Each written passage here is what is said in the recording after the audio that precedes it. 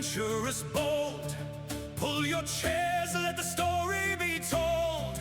Candles flicker, the dice awake. Fate is thin, ready to break. From tavern halls to dragon's lair, one voice guides us everywhere. With a screen for spell books glow, the dungeon awaits. Let the session roll. No map survives the first mistake. Every roll's a risk we take. Steal your hearts, enable the fable. The DM speaks beyond the table. Beyond the table, roll the die. Nat 20 dreams are a brutal fail. Blaze, clash, spells ignite. We live and die by candlelight. Heroes rise, legends stable. When the story spun Beyond the table, chaos is part of the game. Every crit, every saving throw echoes loud in the chat below. not just dice, it's blood and trust. A party forged in myth and dust. No rails, no mercy, no rewind. Only fate and a twisted mind. If you dare, then grab the cable. Plug into worlds beyond the table. Beyond the table, roll the die. Nat 20 dreams are a brutal fail. Blaze, clash, spells ignite. We live and die by candlelight. Be now both foe and friend. This tale bends but does not end. When hit points drop and hope runs thin, the table laughs and rolls again. Failed check, laugh it off. TPK, we stand back up. From goblin caves to gods unnamed, the fun survives, even the pain. Beyond the table, hear the call. One DM many, but we rise as all. Ink stain notes, fate unstable. Every choice leaves scars and labels. So raise your dice, let legends enable. This world lives on. Beyond the table.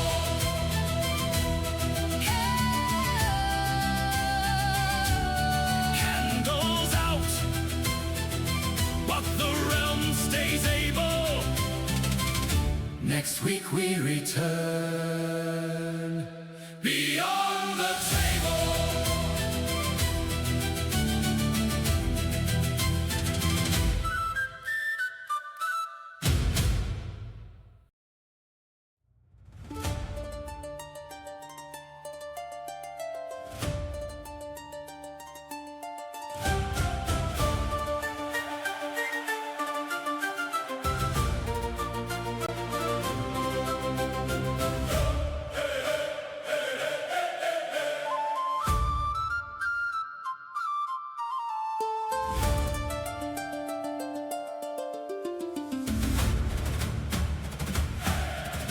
Gather round, adventurous bold. Pull your chairs, let the story be told.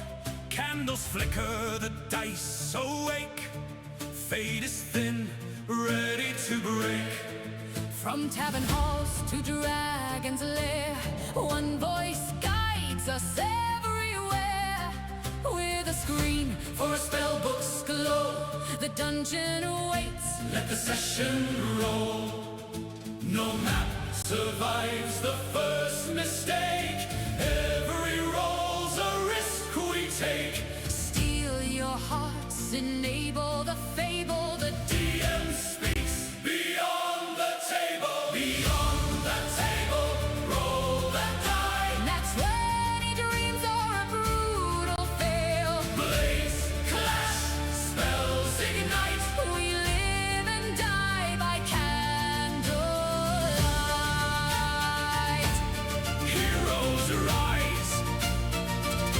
legend stable. When the story spun Beyond the table. chaos is part of the game. Every crit, every saving throw echoes loud in the chat below. Not just dice, it's blood and trust. A party forged in myth and dust. No rails, no mercy, no rewind. Only fate and a twisted mind. If you dare, then grab the cable. Plug into worlds beyond the table. Beyond the table, roll the die. Not 20 dreams or a brutal fail. Blaze, clash, spells ignite. We live and die by candlelight. Be now both foe and friend.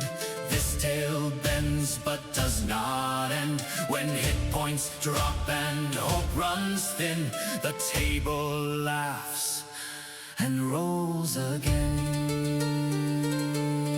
again. Failed check, laugh it off. TPK, we stand back up. From gobbling caves to gods unnamed, the fun survives, even the pain. Beyond the table, hear the call. One dear lady, but we rise as all. Ink stained notes, fate unstable.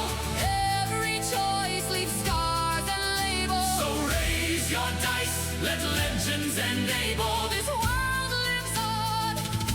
Beyond the table.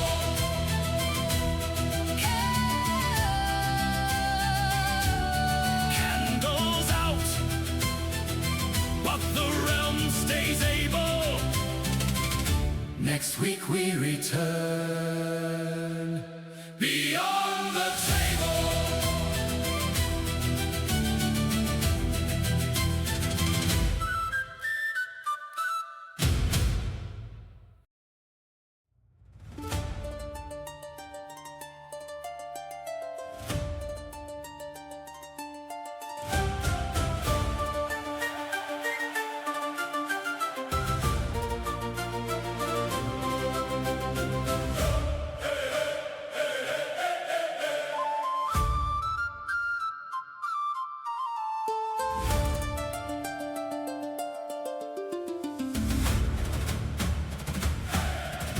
Gather round, adventurous bold.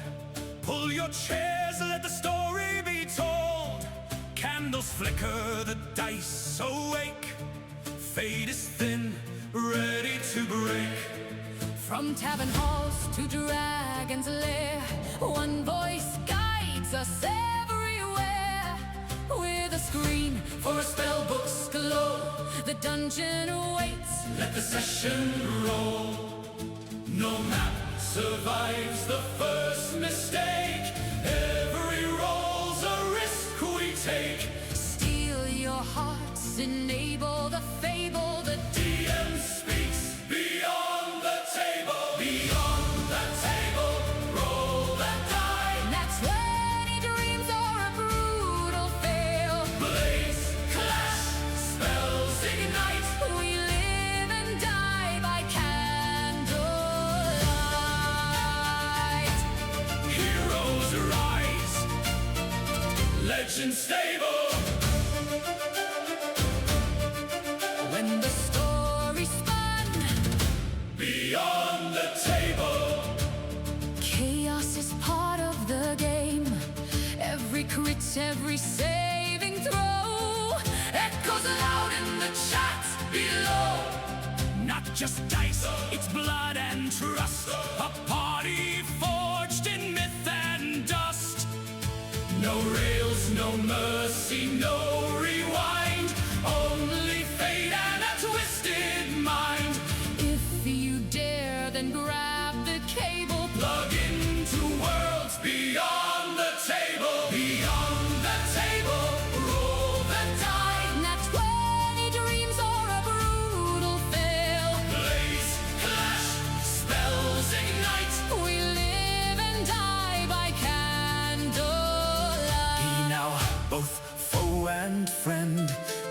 tale bends but does not end. When hit points drop and hope runs thin, the table laughs and rolls again. Failed check. Hello, and welcome to Beyond the Table and Friends, episode 14 of Runeswynd Chronicles. As we do on every episode, and if you watch the previous, we have done this 14 times. Now, today, we're going to introduce everybody.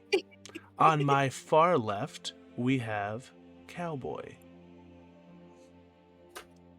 Yes, hello, I am the Chaotic Cowboy, and I am playing Brumon Embertusk, apparently the guy's name who everybody has struggles with.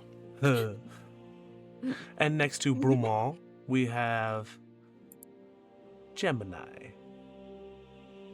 You struggled not to say it, didn't you? Hello, I am Gemini Hayes, and I am playing our Tiefling Bard Tinsel. Otherwise known as Gemini. And I am their illustrious dungeon master. Beyond the Table. And I will be torturing at least two of these players. Characters. I gotta preface, they're characters. Got it. So, and on my right, we have music. Hello, I am Music Asylum. Today I will be playing the swashbuckling captain, who is currently trying to figure out how this shit is going on and how she can get back to her crew and be the captain she's meant to be. And next to music, we have Ghost. I am Ghost. I play the mysterious drow Lyriel. He's been sowing some seeds and we love that for you. ended alive. And next to Ghost, we have Bella. Hello, I am Hatsune Bella. I am playing our resident Furbolg Rosalie, who is trying to figure out how to investigate while being with this chaotic bunch of people. Alright. So, is there anything anyone needs to talk about before we start, or are we just going to jump right in? No? Okay. So, where we last left our adventurers, the death of a character, a party member, and a brother to some, hit the party hard. And the arrival of Paladins of the Warrior came for his body. There was a moment of closure as each of the characters had a moment with their fallen friend. And after a bit of mourning and a bit of grief, they closed up their campsite, packed up their carts, and continued on towards capital.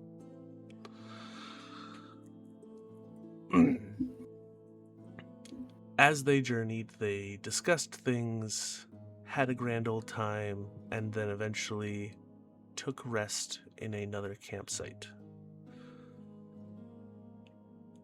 The party had discussions with each other, and then went to bed, and during a watch, a certain individual arrived, speaking with Tinsel, a eccentric tiefling who has introduced himself as a friend and veiled threats of killing them and everyone around them. So, where we last left off, the two tieflings that had infiltrated the camp and had an interaction with Tinsel have left. And Tinsel, you are currently the only one on watch as Tinrin is asleep next to you. Uh-huh. Great. I'm thriving. You are. So, That guy was awful. Ugh. So like I fully watched them like walk away. they walked into the darkness. Into the dark. Now, of course they did.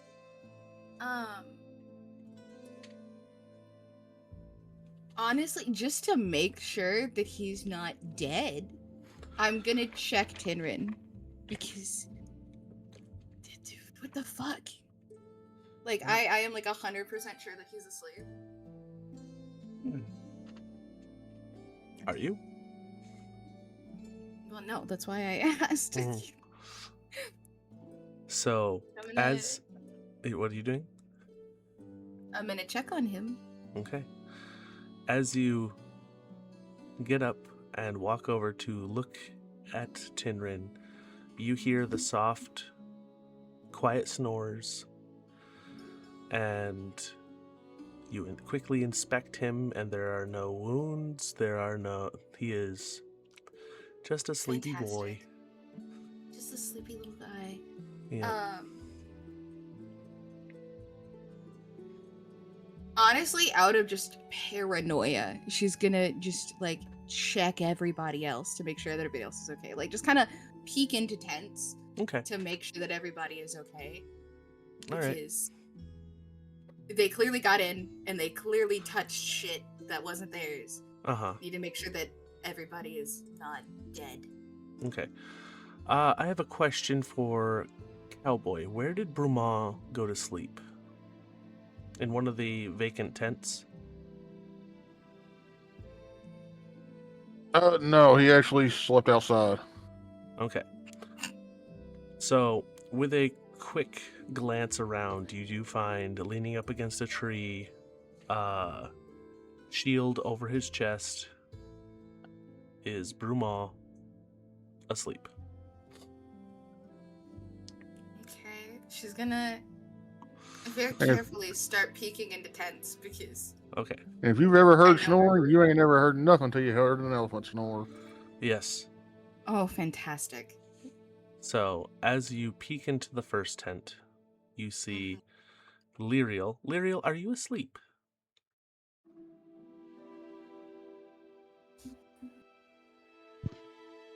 I think no. So as No. you I'm peek not into sure. the oh first hi buddy. as you peek into the first tent, you pull aside the flap that goes over the entrance, and your eyes meet the eyes of Lyriel sitting in the darkness, alone.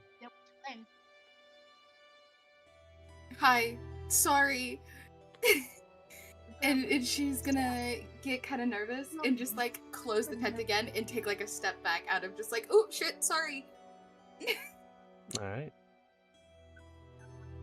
Lyria's unfazed. Yeah. Yeah, honestly fair. I'm surprised you didn't pull me in and force a conversation. You had to put that out there. Yeah, don't put that into the air.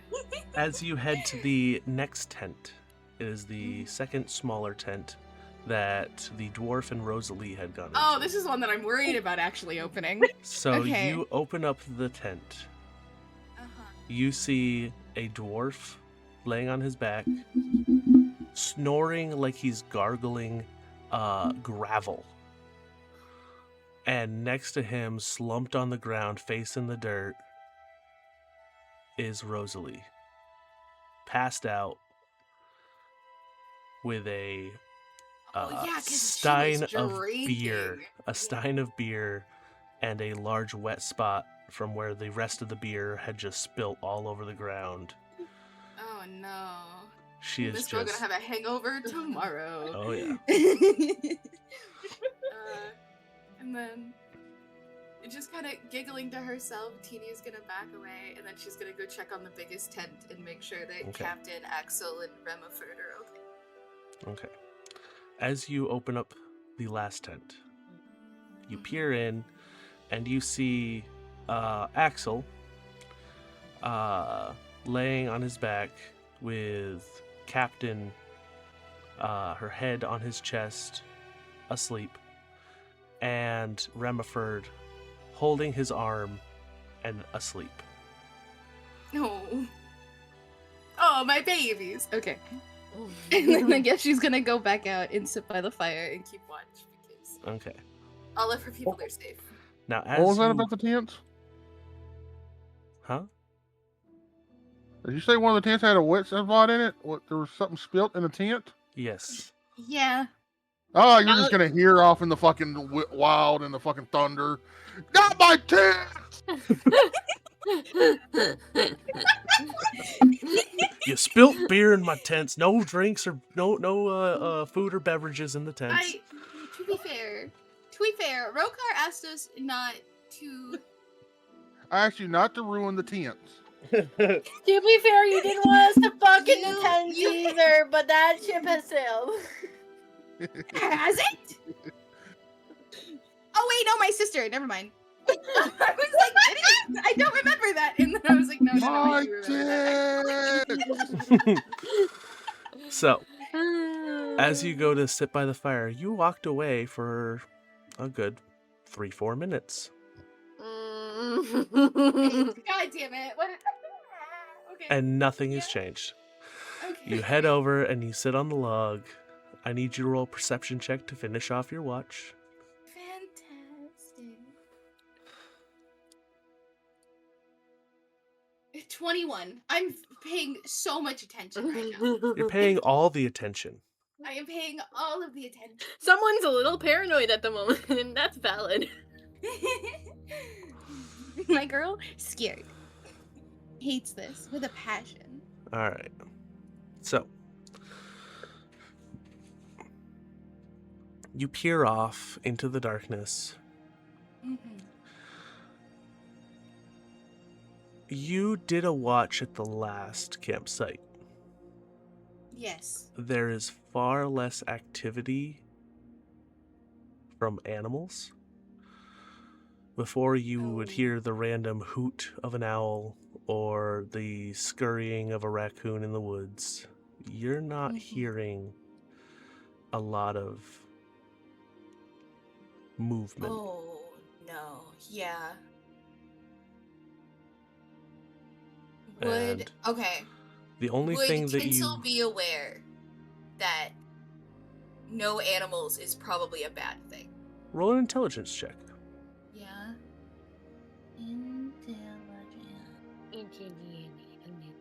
Thus. 14. 14. It's definitely not a good sign. So with that intelligence check, you would know that there are times when animals will leave certain areas, typically areas that have had forest fires, earthquakes, natural disasters of some kind. Animals typically feel these things before they happen. Great, fantastic, we're thriving. The only thing that you hear other than the crackling of the fire is the occasional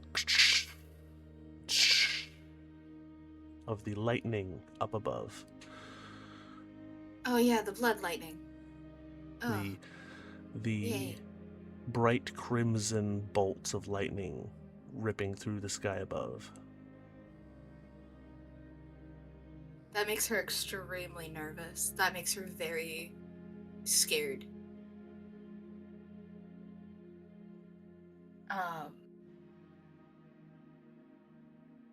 I think that's all Teeny's gonna do is just be hyper aware of just everything. Mostly out of fear, All right. because scary. Mm-hmm. So, your watch feels like it takes forever. Who's going to wake up for the third watch? I think Rosalie's too drunk. Somebody would have to go wake her up. Yeah, I'm gonna wake up somebody. It just depends on who wants to do it. Who did the first watch? Brumal. Brumon. Brumon. Captain would be fine with doing the third watch. Yeah. Brumal watched, but nobody really went to bed until Tinsel took watch. Yeah. Y'all were just running off into the woods having conversations. Rosalie went to sleep. Rosalie during did. the watch. Yes, Rosalie did. Well, Rosalie went to drink. Oh shit! Is it a magical sleep? I don't know if I will be able to move Tinrin. I am sleeping. I love that for you. Yep. Am I gonna leave Bird Boy outside? Can I try to wake him up to move him into the tent with me, or is he just fucked? Yeah, do you shake him awake? Yes, I'm going to try. Okay, you give him a slight jostle and you see his head whip up and he goes, I wasn't asleep. You're fine. Get in the tent. Our turn is Right. over. You see him like roll off of the log to catch himself and then stand up, and slowly dragging his feet, he walks towards the tent. God, gotta love a himbo. And I'm gonna follow him, talking at like kind of a normal volume and being like, "Hey, Cap, it's your turn."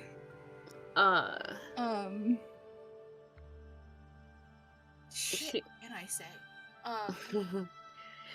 She's gonna wake up and be like, "Did anything happen last watch?"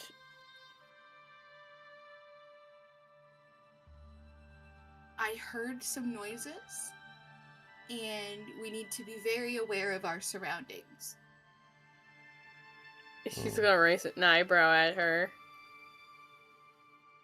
Hey, Cap, it's late. I want to go to bed. It's so late. I'm gonna ask this. Can Captain roll an insight check? Because a certain drow has put thoughts in her head. Mm-hmm. Thoughts of can you trust Tinsel, so I don't mind. But that's up to table. Technically, Tinsel hasn't said anything deceptive. Just heard some noises. She's lying by omission. insight isn't always. And that's what I'm isn't going to do always- is say roll an insight and Tinsel roll a persuasion.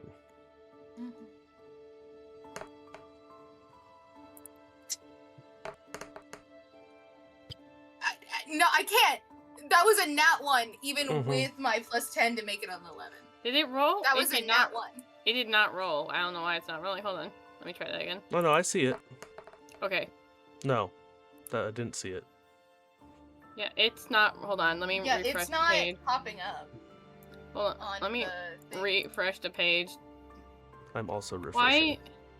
Why is it crashing repeatedly? Okay, there we go.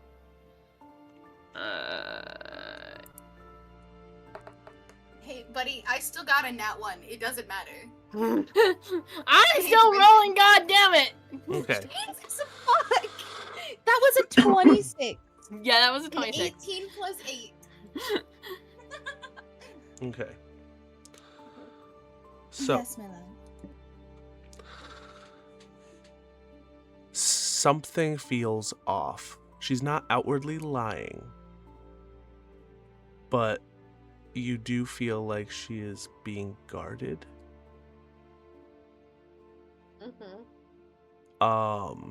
But I'm sorry The to quick- pause. This man just left and brought me flowers. oh, What the fuck? so What? I love you. I'm playing D&D. Fucking leave. that's great. So, but you don't get it's not a long interaction. So Yeah, yeah. You get a feeling that she's being guarded, but she didn't outwardly lie. And then before you can continue to read this pink tiefling, you see her lay down in bed next to Tinrin and pass out. I'm going the fuck to sleep. With the uneasy feeling, she is going to gently shake Axel. Okay. He wakes up and goes, "Well, yes?" She's like, "Want to say something's off? You're doing watch with me." When isn't something off? And she's gonna give him a fucking look, a look of, like, that was an order. He goes, "Well, all right." Gets up out of his bedroll. Goes, "So, are we sitting by the fire, or would you like me to run a perimeter?"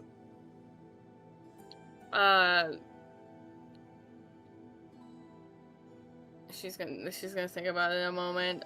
She goes, "I'll run a perimeter, you sit by the fire." Well, all right. He walks off towards the fire, sits down. You see him toss a couple of branches into the fire and start stirring the coals to get the fire going again. She is going to walk around the perimeter of the campsite. Okay, roll a perception check.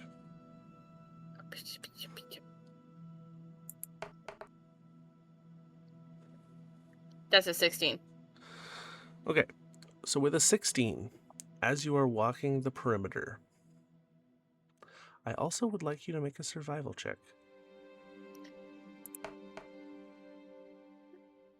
That's a 9. Sounds good. You walk the perimeter, keeping an eye out. Nothing's really catching your attention except as you're going around the back of the camp, you listen for a second. You don't hear any animals. There's no hoot of an owl, no scurrying of nocturnal creatures. It is quiet, except the occasional crack of thunder from the lightning above. And you walk around the camp a couple of times. Nothing out of the ordinary. She's also gonna keep watch for the sister again because it spelled bad news bears last time. So, I need, once you finally go to sit down after you've done your perimeter, roll a perception check for your watch. That is a 22. All right, with a 22, yes. You keep an eye out. There's nobody coming down the road. Your watch goes by uneventful. And you occasionally look over and Axel is half asleep.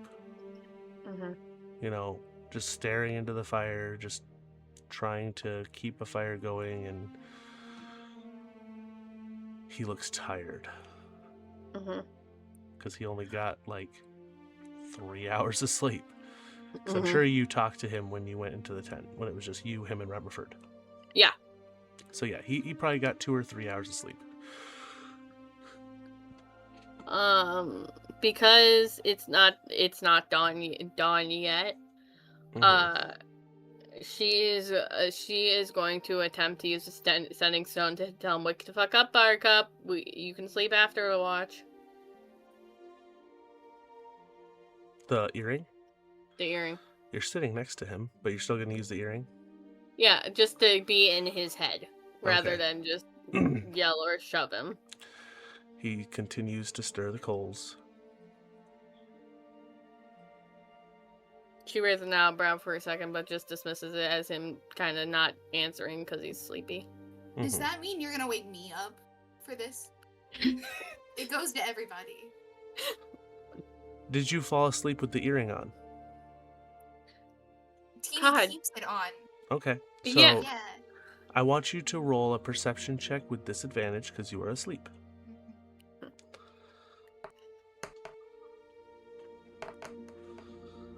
That is a 3.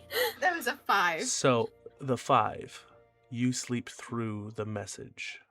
Okay.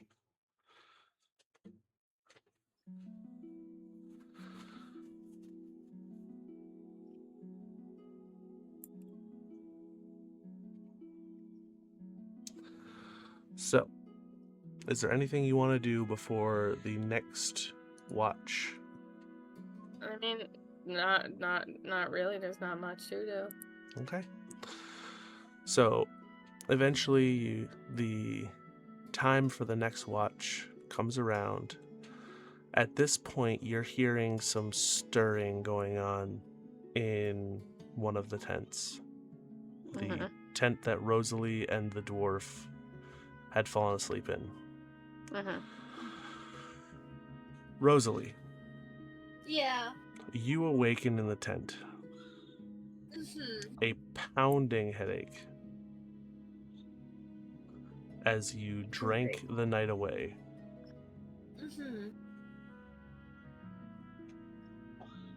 But you have had your long rest.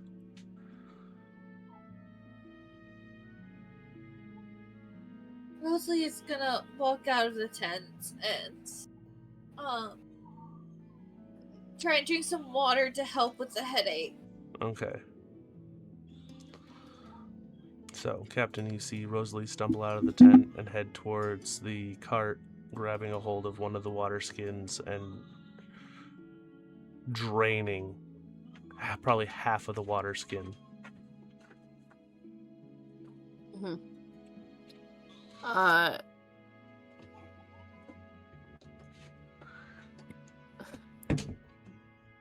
She's gonna look at her and be like, "Yeah, that bad, huh?"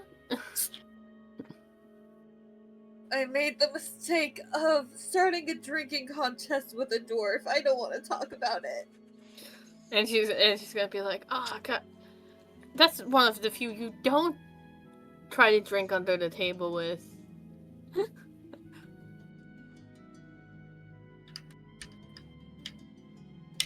To be fair, I almost won the first time. I had to remember what happened that night. She goes, "Yeah, that was luck, not a pattern, mon cher." Not to mention, he had been drinking most of the day before you decided to try to have a drinking contest with him. He was Look, she already tried. sloshed, and then you went up to, you took advantage of that dwarf. She tried, okay? That's all you can ask a girl to do. Yeah.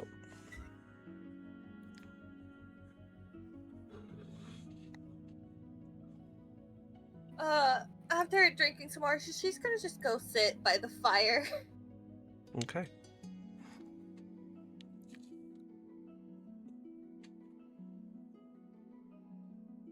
And she turns to Captain like, I have it from here. You guys need to go rest. Looks like your friend over there is passing the fuck out. And Axel is periodically, his head is bobbing a little as he stirs the coals. And seeing Rosalie taking a seat on one of the logs, he looks over at you, Captain, and goes, "Well, do you mind if I finish my rest, Captain?" Go on. And he stands up and goes, "Thank you kindly." And looks over at Rosalie and goes, "Good morning." Shuffles past.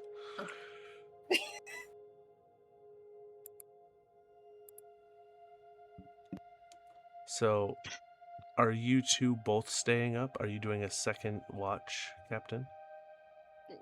Yes.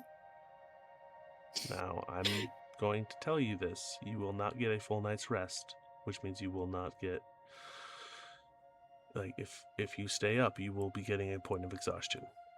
Okay, then she probably should go to bed. Yeah. Because she already has one. Yeah.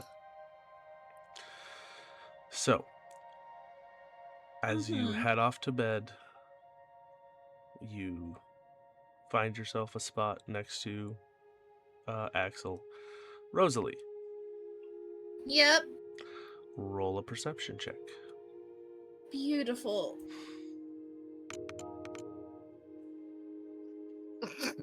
Her having a hangover is not helping. That's a 9. No. So, Can I spend a luck point to get advantage? sure. Oh, No,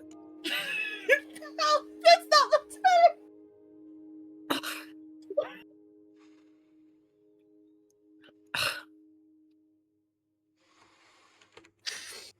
What was the total? A 10. A 10. You sit in the quiet for a while, hearing the thunder up ahead, Mm-hmm. and the sun is starting to rise.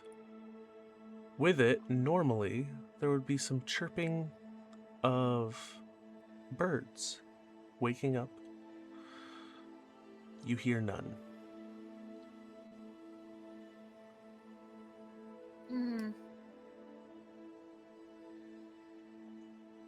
Not hearing the birds, she's gonna look around and see if she can spot any animals at all. You look around. Not seeing anything.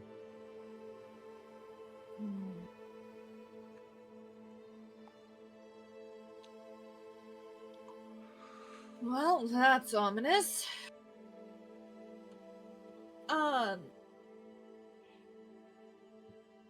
She's gonna continue her watch and basically wait for the others to wake up. All right.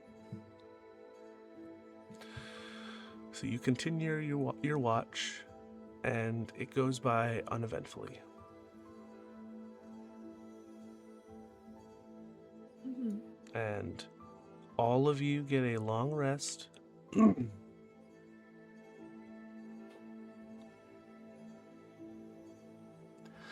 And as your watch is finishing, Bruma, you wake up, well rested. Lyriel, you finish your 4 hours of meditation.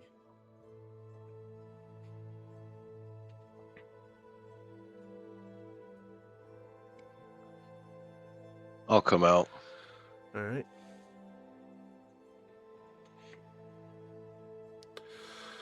As you exit the tent, you see Rosalie sitting by the fire, and Bruma is currently tightening the straps on his armor and getting ready for the next day's travel.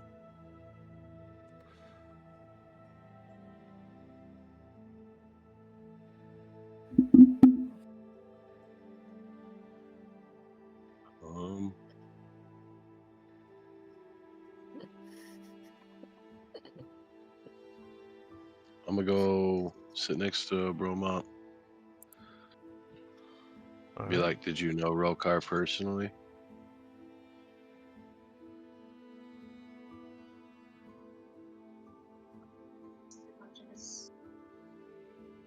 So, as Lyriel sits down next to Brumon, Brumon's still, preparing. He'll look over and be like, not as personal as you did.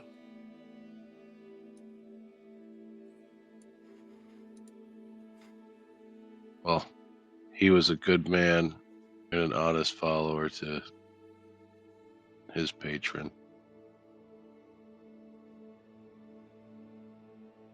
He had his Not a- flaws, but yes, he was a decent human. Well, decent being, let's say. Unlike some of the company he kept.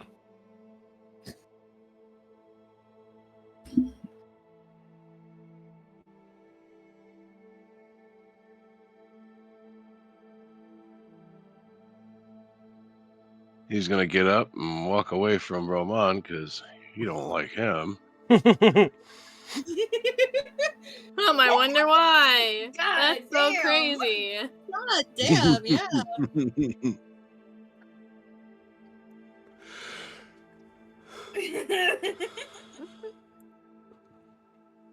About now, the dwarf stumbles out of the tent, looks over at Rosalie, and goes, "Well,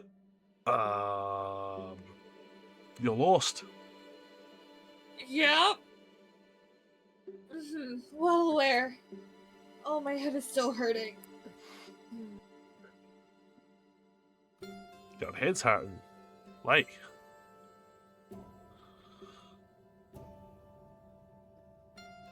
Well, considering I woke up on my face and tried to drink you under the table and failed. Right. I've heard of the other species not being able to handle their drink. Dwarves don't get hangovers, so never experienced one.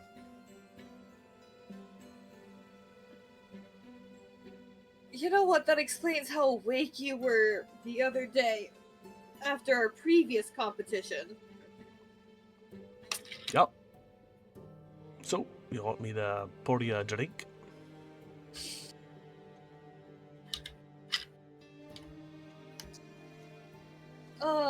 As much as I would love to do that, we are about to leave here soon. That's why I'm getting a drink.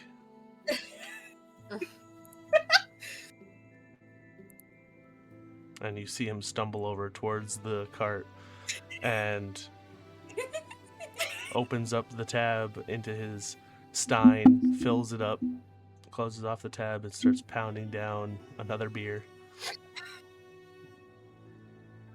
I love that for him. I love that for him. And it's about now, Tinsel, you awaken, and as you do, you go to stretch, and your arm is pinned underneath Tinrin, who is quietly asleep. Oh, great. So I'm stuck here.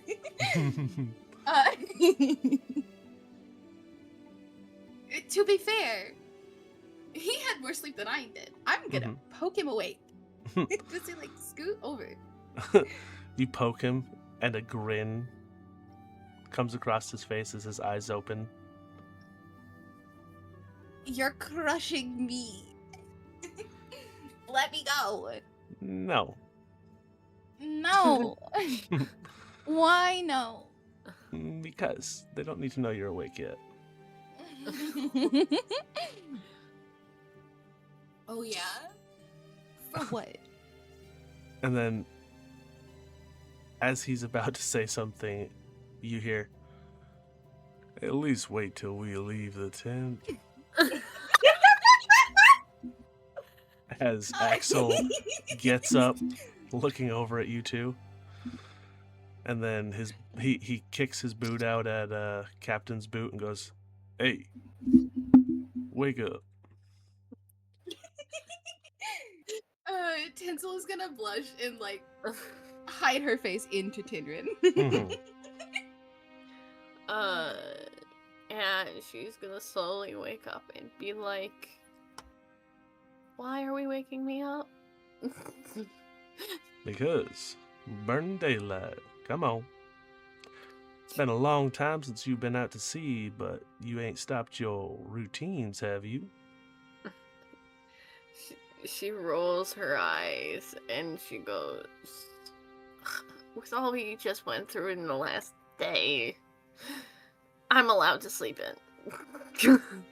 Sounds like an excuse. Do you need me to go get a bucket of seawater to throw on you? Where are you gonna get a bucket of seawater here? I would love to see him go get a bucket of seawater. He literally would just go into the pack, find salt, put in water, and then splash. Come on now. We got our workout routines. You gotta stay in shape. Come on. she sighs and she turns to Tinsel and she goes, "Sorry, lovebirds, that one's coming with me." How is he bossier than you? And she smirks. He's like, who do you think he got it from? And she's gonna be like, "Now you," pointing to Tinsel, "come on. You're a part of my crew. You can be lovebirds later. Come on." Axel, No, you watch as Tinsel's gonna Axel turn further turns. into Tinrin. You watch as Axel turns and then kicks Tinrin in the rump and goes, "I heard you part of the crew too. Come on now." No. And she whispers. She gets up and whispers to Axel, "You grab Wonder Boy. I'll grab the cupcake." With a smile, he just reaches down and grabs his ankle, opens up the tent, and starts dragging him out as Tinrin grabs Tinsel. He's like, "Why?" No. Tinsel's gonna scoot away because fuck that, I'm not being dragged. Absolutely not, I'm not being dragged. I will burn this tent down before I'm dragged. My kid! I'm just imagining Tinsel just like boots Tinrin in the face, like, "Don't grab me." Captain goes to try and bridal carry Tinsel. You beat the high score. Yeah? Yeah. Are you bridal carrying me out of this tent? Yeah. I need a strength check. Do it. Hell yeah. If Captain can pull this off, I won't even fight it. Oh, that's I'm a gonna two. be Fuck shocked. you. No, that's a two. Okay. Oh, can I fight it and try to pin her? Why are we doing this? We don't need to be doing this. All right. So, as Captain goes to grab you and lift you up, do you want to try to fight it? I mean, yeah, if it's only at 2. All right, roll a grapple check. This will be contested athletics. Dad, it has to re-download. I'm sorry, It I feel needs stupid. to What are you? What am I doing? Update. Update? Let me see. Table, what am I rolling? Contested athletics. Oh, that was almost a 4. That was a 15. Do I need to roll? Yes. Yes. Okay. That was a 6. I like those dice. I don't like So- the sound they make. So, Tinsel, Mm-hmm. after you were able to scoot away, Mm-hmm. you then grab a hold of Captain, and with a swift kick with your feet, you kick her feet out from underneath her, and then roll over on top of her, pinning her arms down on the ground. Hi, Captain. Good morning. Captain winks and she goes, "Cupcake, if you wanted to do something with Wonder Boy gone, you could have just asked." And they're both giggling, like. As you both are giggling, you watch as Tinrin comes crawling back The in. boys walk back in. Comes crawling back in, gets about halfway in, looks at both of you and goes, "What's going on?" And before he can finish what he says, you see him pulled back out of the tent. Oh. And outside the tent, you hear, "I want to see at least 30 push-ups, 30 sit-ups, and 10 pull-ups from you before you can go anywhere near Tinsel."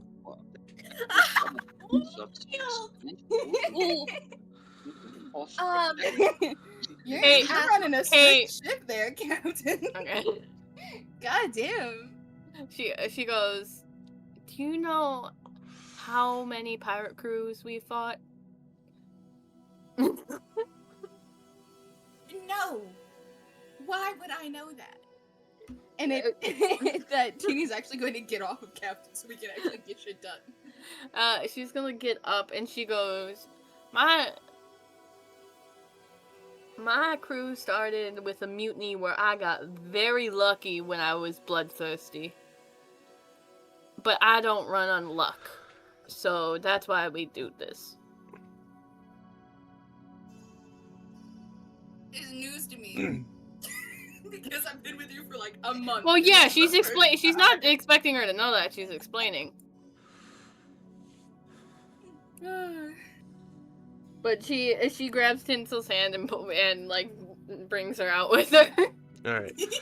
As you both exit the tent, the first thing you see is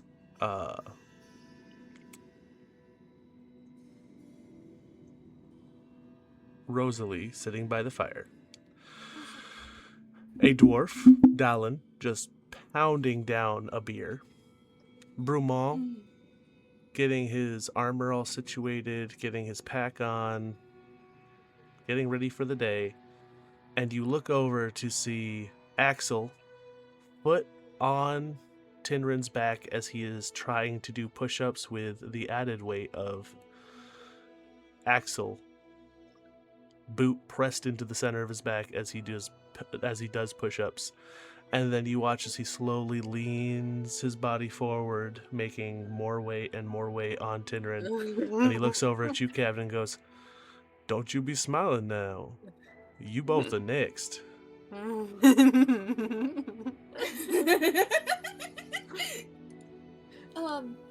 Does Rosalie see all of this? When did he get mean? Oh, yeah. He was stupid 2 episodes ago. You need to stop teasing the himbos, because the himbos are gonna come back and beat our asses. I know. It's currently what's about to happen. Rosalie's gonna look at Captain and ask, why is the fishman standing on the golden retriever's back?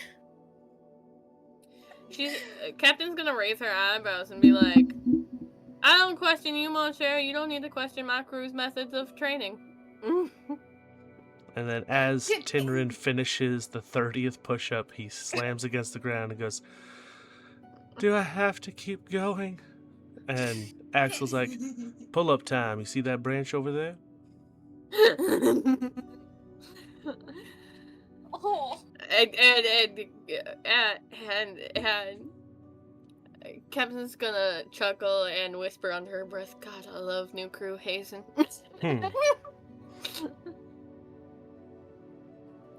And as Tinrin jumps up to grab the branch and starts doing a pull-up, Axel strides over to you both and goes, "Well?" Do you gotta be so mean? She at the word of "God be so mean," and she goes, "Mean? When would we ever be mean?" And then she pushes the Tinsel forward, offering her as the next person. No. You look up to see he's normally a very jovial individual, but he's starting to get Captain back into a routine.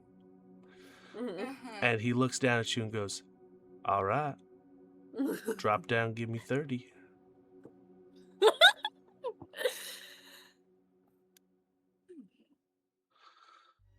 No. Just no. Are you part of this crew? Because if so, you do as the captain and I say. We run a tight ship. Can't be having you losing muscle." And Captain calls out, "You want to protect your family? This is how we protect our family." I can do a lot better with magic than physical. I think I'm fine.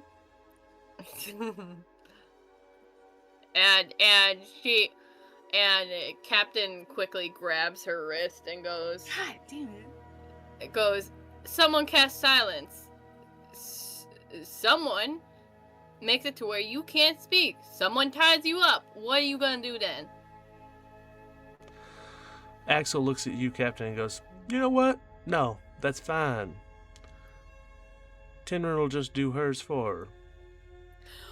Oh, God damn it! No. We'll see how Am long that I lasts. within earshot of all this? Yes. I'm just gonna cast darkness on all of them What do you want to do this? Fuck to literally prove Captain's point. All right. Son of a bitch. Hold on. In the darkness, with a smirk, Captain's gonna try and pin Tinsel for payback as from before. All right. Oh, can I fight back against it? Yep. Yeah. So this will be contested athletics, and you were both right next to each other, so it's not going to be at 18. disadvantage. Hold on. Athletics.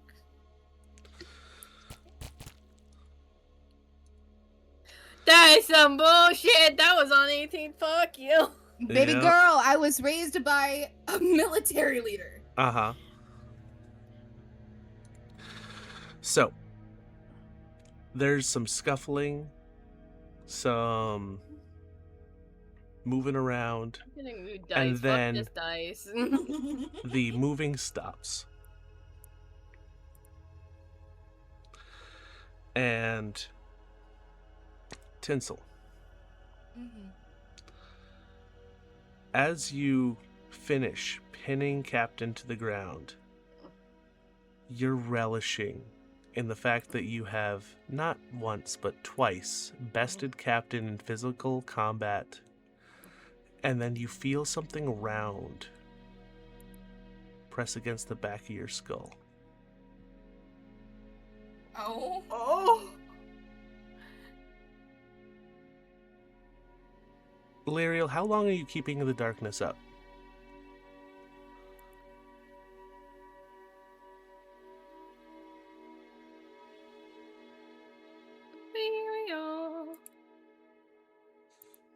Disperse it after a couple minutes. Well, I think it only lasts a minute, right? So yeah. Okay, so after You- the you minute get is what I up, as you finish the wrestling between you and Captain, you feel something press against the base of your skull. The darkness starts to lift. And Captain, you see standing directly behind Tinsel, wearing interesting looking goggles, is Axel, I just want to say it like.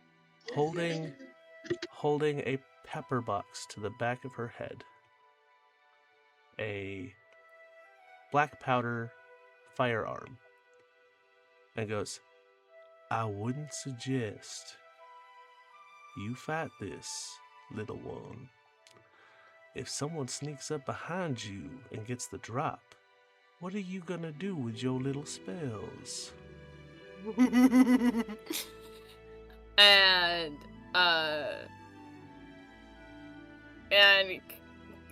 and Captain's gonna smirk and be like, "Don't be too rough on her. She just put herself in the best position to do those push-ups." She did, didn't she? God damn it! And you feel a boot start to press against your back as you are lowered down towards Captain. Can I very bitchily kiss Captain on the nose? Very bitchily. Yeah. Yeah. Just like to make a point and just go mwah. As I continue the push-up. All right. And as you're doing the push-ups, you hear Tinrin drop off of the branch, looking over and being like, "What is with you two?"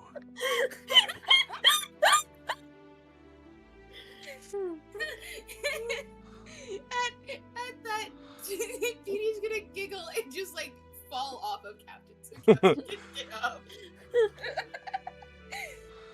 You And feel the boot remove off of your back. as she sits up, she smirks and she as she sits up, she smirks and looks to Axel. "Powder monkey, correct me if I'm wrong. I didn't count 30." Well, I figured you could do the rest, not on top of you. True. And he looks over at Lyriel and goes, I appreciate you proving the captain's point for her. Out of character question. Yes. Would the persistentness of the exercising be a trigger for Tinsel because of her father?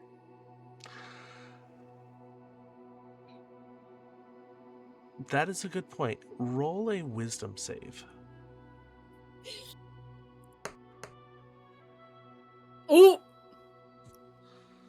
That's Yeah. a 9. That is a 9. I figured. So, Mhm. as you're laying there, and you hear Axel, well, come on, more push-ups. Come on now. And then his voice changes, and you take a blink.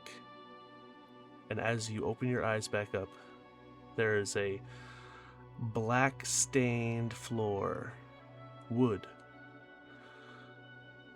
And you hear, come on, do your push-ups. You need to become big and strong. After this 10-mile hike.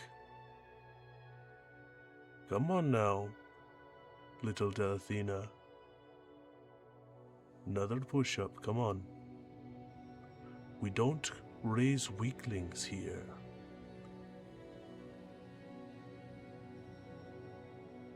And you blink again, and you hear, well, you gonna do them push-ups or not? And being slightly triggered, she is gonna grit her teeth and be like, enough. And she is going to, at the ground, because she is not trying to hurt her friends, but shoot off like a firebolt just to kind of separate Yep. people from her. As you do, you hear the backup steps of Axel as he stumbles back a few steps and looks over at Captain and goes, did I push too far? My apologies. Her shoulders are kind of shaking just a little bit as she gets up, not meeting anybody's eye, and going back into the tent to start packing up her shit. Alright. Captain is going to run after her. Alright. And while you two are in the tent, you do hear Axel quietly talking to Tinrin. But as you enter the tent, Captain does follow you.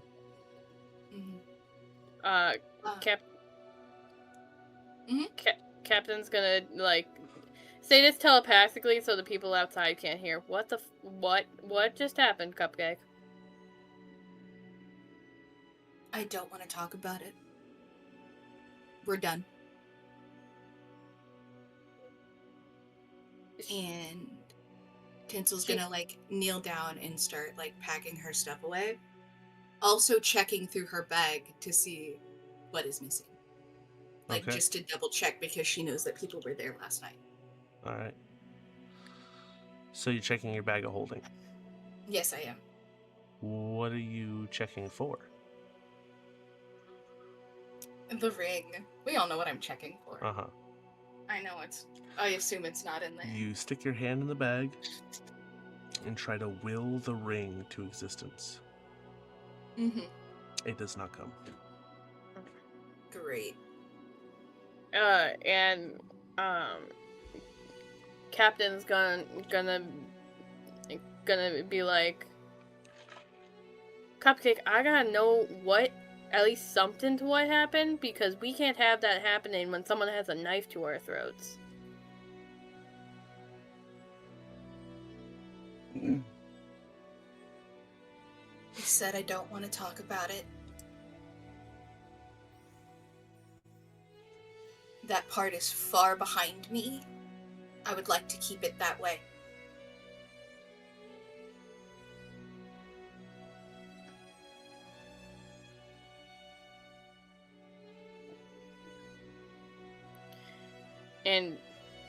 And she goes, you know more than anyone that past love creeping up on you.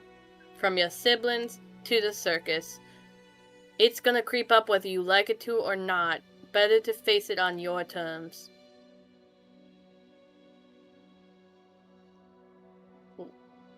Why do you think I'm planning for that bastard ex-fiance to show up? Because I want it on my terms. Was Captain aware? Like, did Captain hear the whole, like, all of Tinsel's laundry being aired out? All of the bullshit? Or was Captain not there for that? Captain was there at the house when it was brought up. Oh, you may not have heard everything. Fuck. Okay. She came upstairs and was like, well, your brother has been fucking with your sister, and I think that's weird. I forgot about that part. But, and said he had daddy issues, but that's besides the point right now. Tinsel's gonna stop what she's doing and finally meet Captain's eye, and they're just like not falling down her face, but her eyes are like she's about to cry.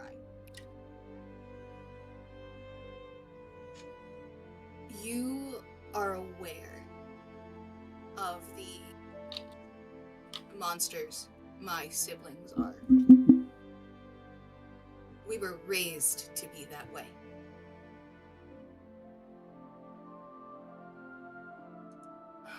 He was awful.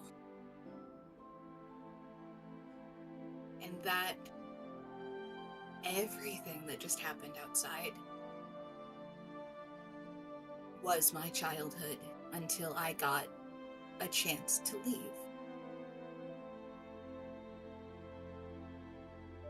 Again, it's far behind me.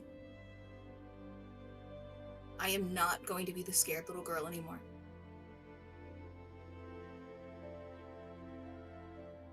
And she's gonna turn away and continue to pack up her, like, bedroll and stuff.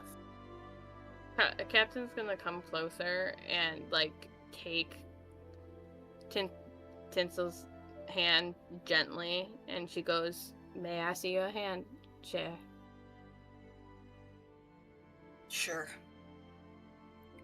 And she takes it with both of her hands, and she's looking at the palm. Mm-hmm. And she goes, you know, I see the hand that helped us in battle. I see the hand that healed us. I don't see no monster's hand. But what I do see is a girl who needs to take her destiny by her own hands and not by some scaredy-cat men who think they can install fear into her. And running away from things, that's a scared little girl, and you ain't that. We both know you ain't. Now we can pause on the workouts today, but I need you as part of my crew. And I will get there.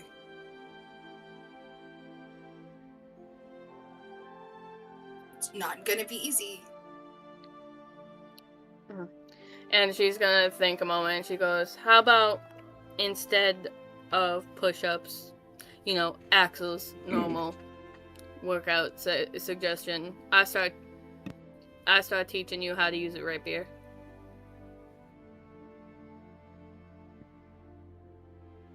Would that be easier? Yeah, a little bit.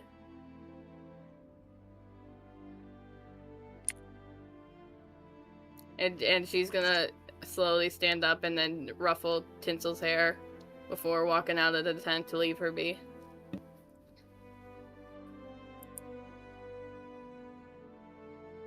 Alright. A few minutes after Captain leaves, you see stumbling into the tent is Tinrin, who falls face first into the tent and shifts his head so he can look at you and goes, "Why am I doing workouts first thing in the morning?"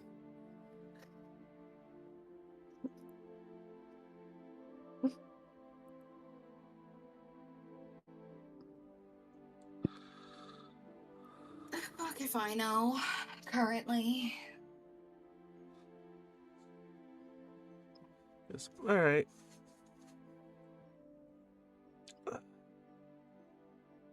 Do you need help packing?" No, I got it. Okay, I'm just gonna lay here for a minute.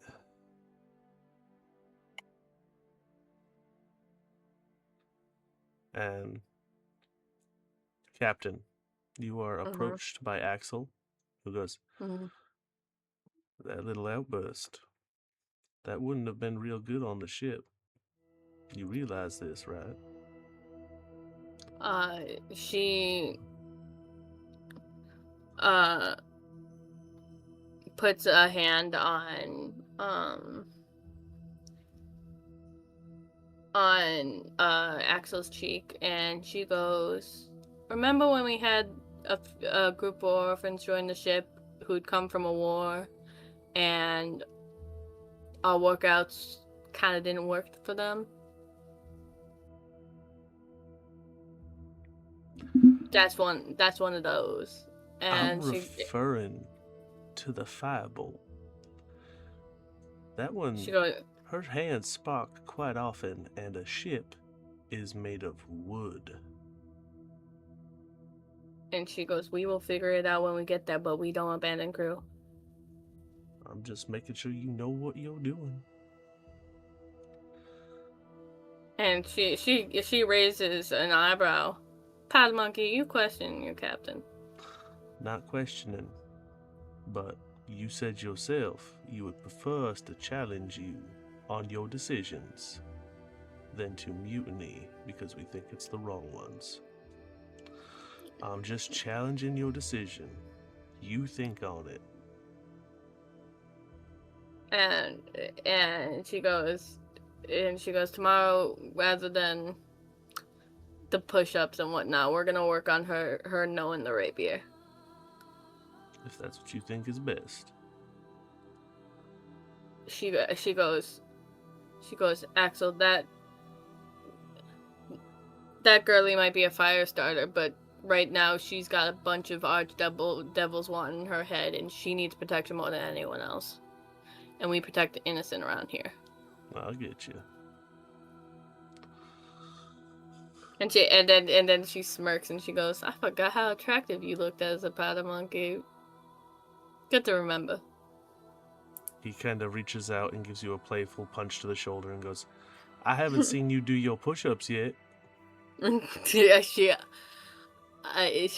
rolls her eyes and smirks, like giving him a playful punch back, and she goes, "What you gonna do about him, powder monkey?"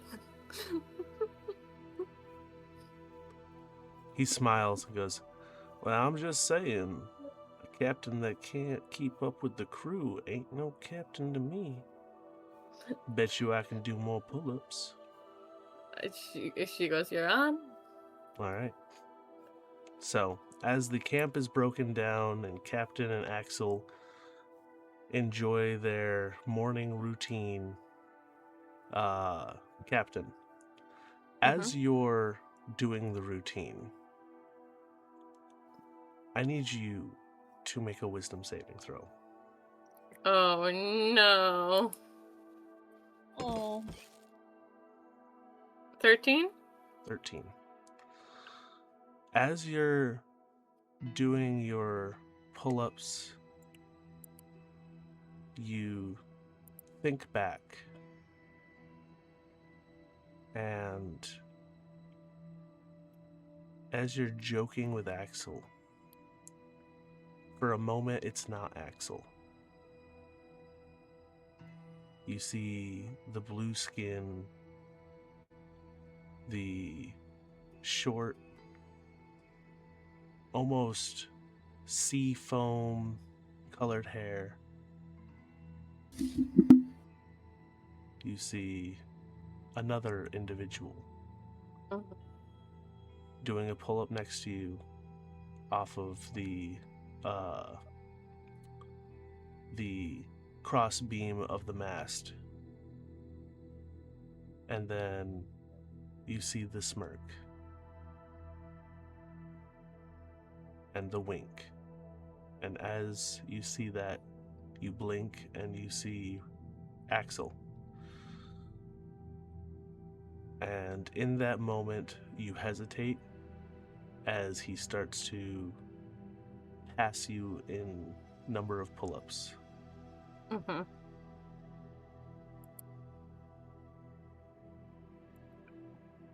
And what is your strength score? 11 plus 0. Okay. You do not catch up to him, and as your arms feel like they are on fire, you eventually drop. And you look over at Axel, who does another 3 or 4. And then he drops down and goes, "Well, I'm glad I got you back on the routine, because I remember a day when you used to be able to out-workout me every day. Don't want you to go And soft." she is looking down at her hands, and they're shaking. As she goes very quiet for her, and she all of a sudden mutters, "I need some air," and goes to walk into the forest. Alright. So, Lyriel, what are you doing while the camp is being broken down and people are preparing to head off for a new day? I am helping break down the camp and kind of just being quiet, Alright. listening to other encounters. Alright. Bruma, what is your morning routine looking like?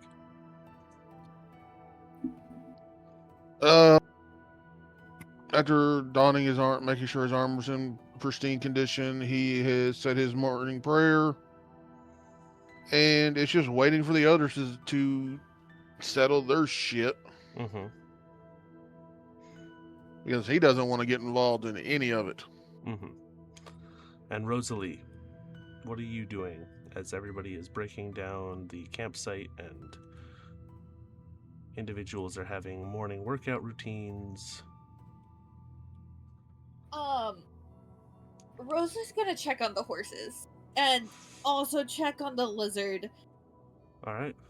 Make sure they're doing okay. The horses you all fed last night. Mm-hmm. The lizard, has anyone fed it in the last 2 days? I That mean, would you be guys a did- Lyriel question. No one's fed it 2 days. Yeah, because you fed it before you left, and reptiles typically don't eat all the time. The lizard does look a bit more energetic than it was the last 2 days, because after they eat, they get lethargic. Mm-hmm. So, Is It the is. lizards or the horses saying anything specific to Rosalie, or are they just vibing? are you casting Speak with She's Animals? a furbolg.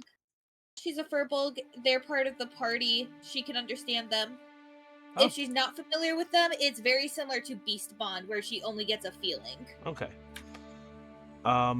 They're not really saying anything in particular, the horses.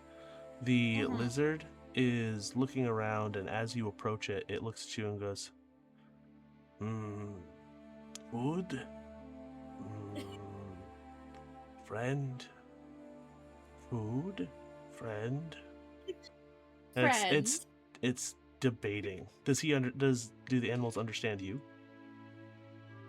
Oh, I'm not sure. I would assume so, because normally animals understand at least common. So this is a subterranean lizard raised by drow. It might understand Undercommon, but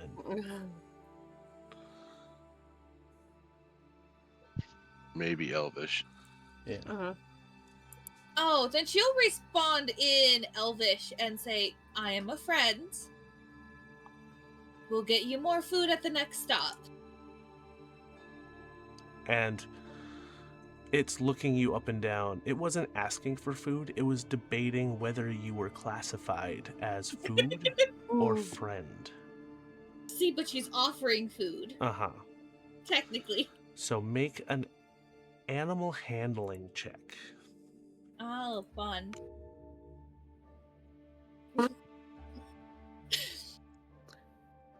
This is not the character that is used to actually built specifically for animals. Yep. That's a 9. So with a 9,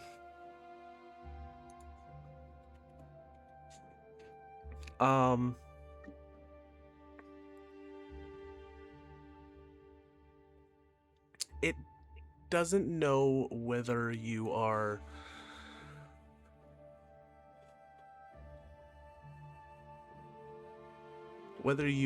trying to somehow deceive it in some way. So it is still looking at you, trying to decide whether you are food or friend. Because those that aren't friend are food.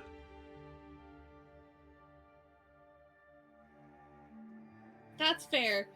And Rosalie did not really get a great impression of Lyriel with her first interaction. So, Captain,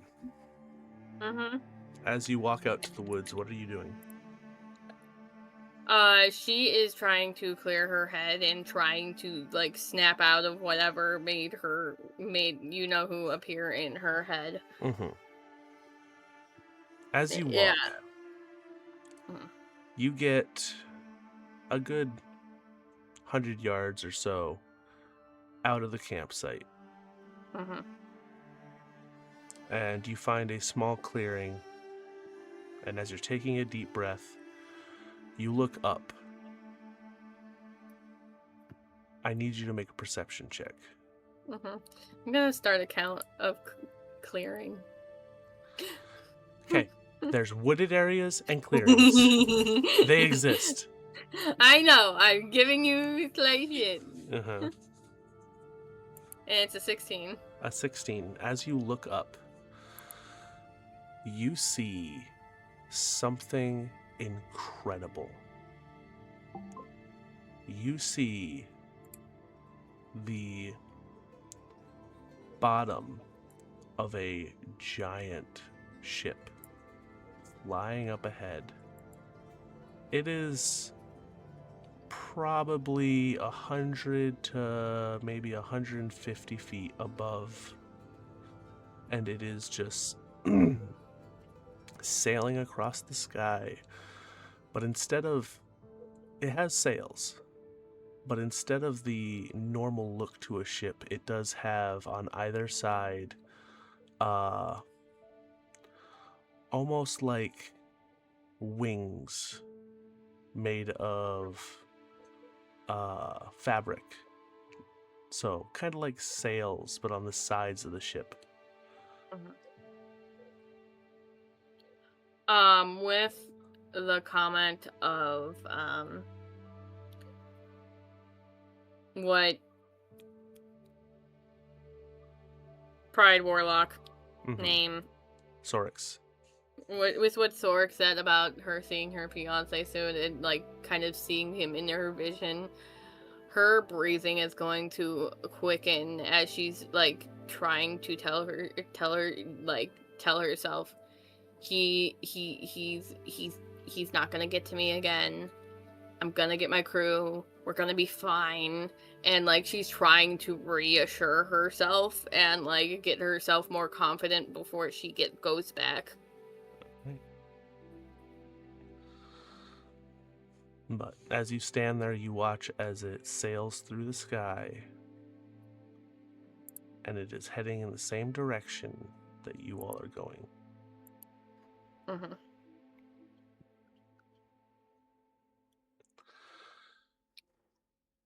Tinsel. Mm-hmm. As you finish packing up everything that's inside the tent, Tinrin eventually rolls over and sits on the floor of the tent and looks at you and goes, "So, I feel like I need to apologize. For what? I've kind of been a little standoffish, especially with your friends." And that's fine. You went through a huge adjustment. Mhm.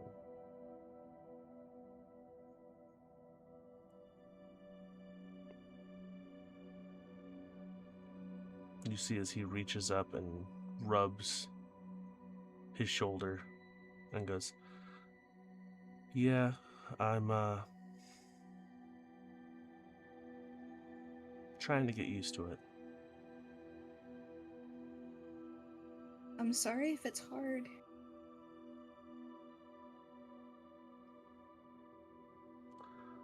You know, if I had mouthed off like that to Lucian, I probably would have had new scars.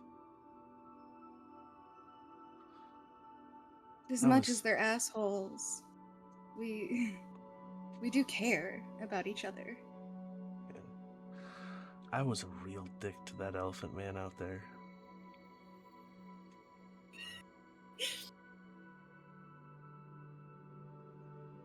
Honestly, I think we've all been a dick to him. We weren't really the friendliest of people. I think I'm gonna go talk to him. I can go with you if you want. Sure.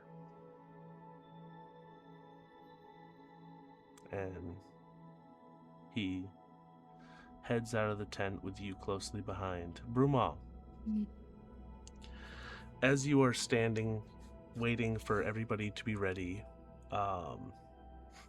you are approached by the seemingly human man who you had a discussion with the night before.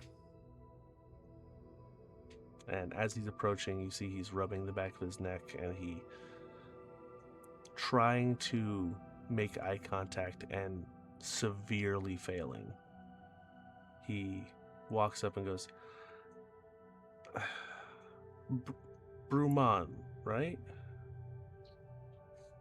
Yes.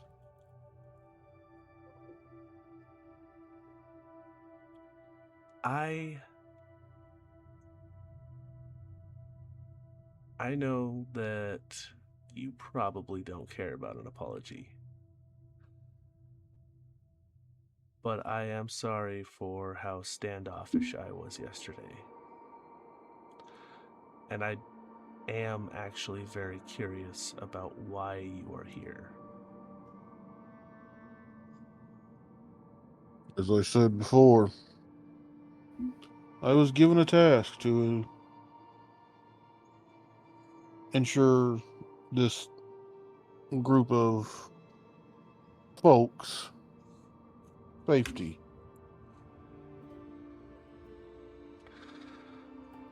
Just to the capital, or with everything else?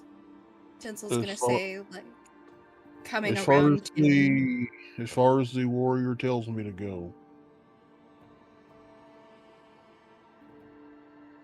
Oh. I don't know much about the warrior.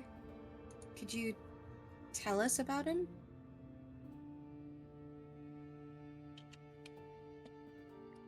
Well, the warrior is a great deity. He handles all matters of justice and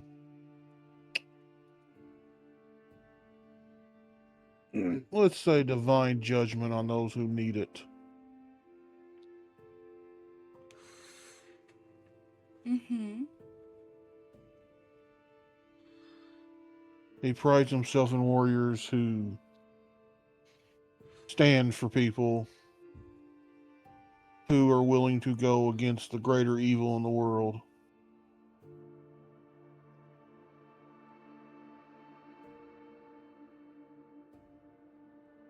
Rokar did that well. And thus is why he earned his spot where he is. Did you know Rokar? Not at all. Oh, okay. You see, Brumal, you see Tinrin is staring at your holy symbol.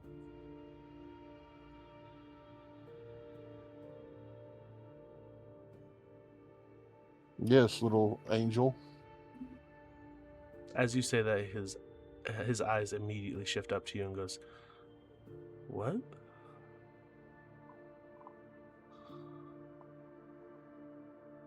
Yes, I know what you are.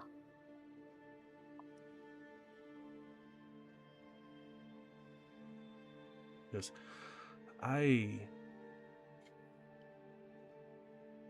That's surprising because I don't even know what I am. The warrior is very wise. He sees a lot of things.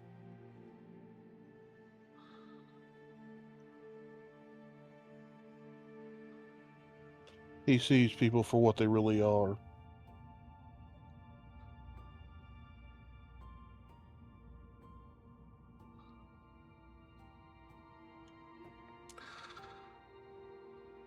Well, I've never met a holy folk before. Hold on, I got somebody knocking on my door. Give me a second. Yep.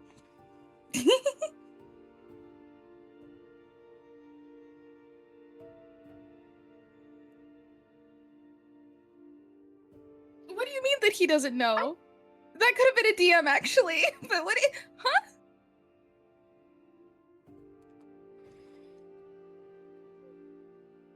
You know, I'm remembering the fact that Serenity never actually said she was a cleric whenever she officially got to meet Tinrin. Was she when she met Tinrin? Yeah, when she first met Tinrin and gave the... Yeah, because you guys, like, yeah. after your tussle with Demshaw, you guys walked into the circus. Yeah. Yeah. And that's when she made her comment of, oh, Teeny has a very specific taste in friends. And revealed her shifter thing. I know we did that. I'm just trying to remember if that was after. Mm-hmm. Huh. Tibble, you didn't answer my question. I'm working on it. Oh, that makes me scared, actually. What do you mean?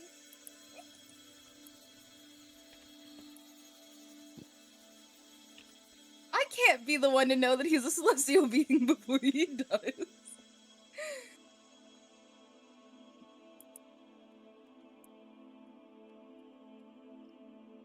Oh, jeez. That makes that even weirder. Huh. Okay, I'm back. Sorry about that.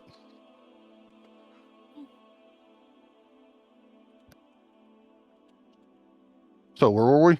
One sec.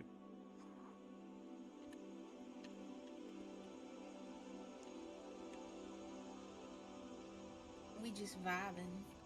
Mm-hmm. I have the hiccups.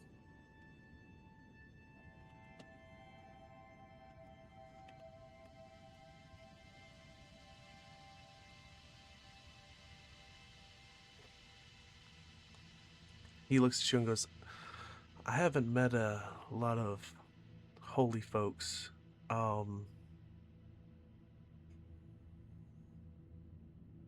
know that I'm different from a lot of humans, but I just thought it was like some kind of magical thing.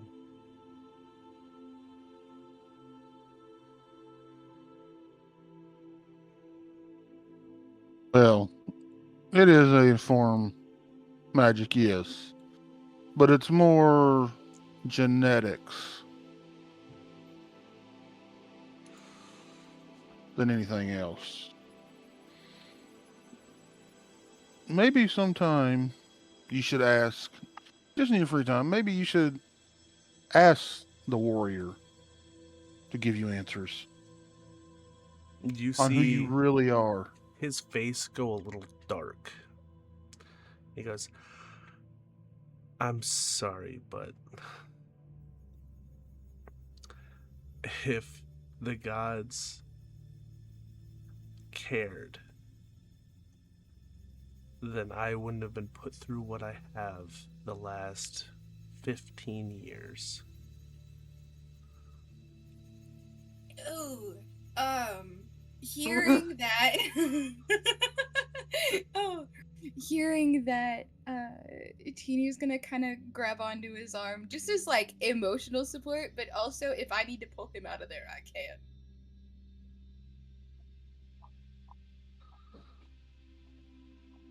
This I can understand why you would have an opinion on deities. But you must also understand we all face trials in our lives. Trials? Yes, trials. We. You watch as he reaches up and starts to unbutton his shirt. Okay. And then, as he pulls off his shirt, he turns away from you and goes, I have been abused by some kind of fiend for probably a little under a decade. And that's a trial? And you see long rents.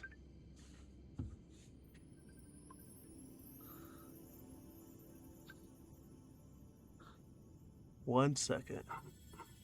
You're good.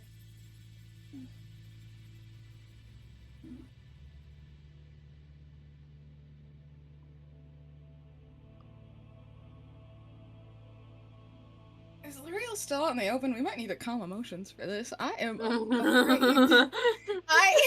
don't know anything that's about to happen right now, and I don't like it.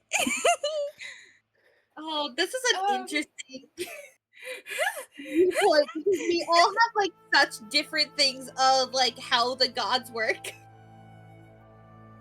No, because honestly, I fucking get it. Being abused for years, you start to believe that the gods don't exist or that the gods don't care about you. Why do you think Captain doesn't believe in the gods? Yeah. Well, that's why I personally fell from Christianity. Like, so like, hearing that, I'm just like, oh shit, oh shit, oh shit. No, I have an idea where this is going. Also, Jem, did you see what I sent you? No one yet, I'm afraid. Ooh. Oh yeah, no, I see it. Sorry about that. Mm-hmm. So You're good, Tinrin, Bessie. you see down Tinrin's back, some fresh, some not so fresh, and some very old scars across his back. And they are all the freshest ones. You can actually see the device used to quote unquote punish him was some kind of bladed whip. And in some of the old scars, you can still see embedded metal.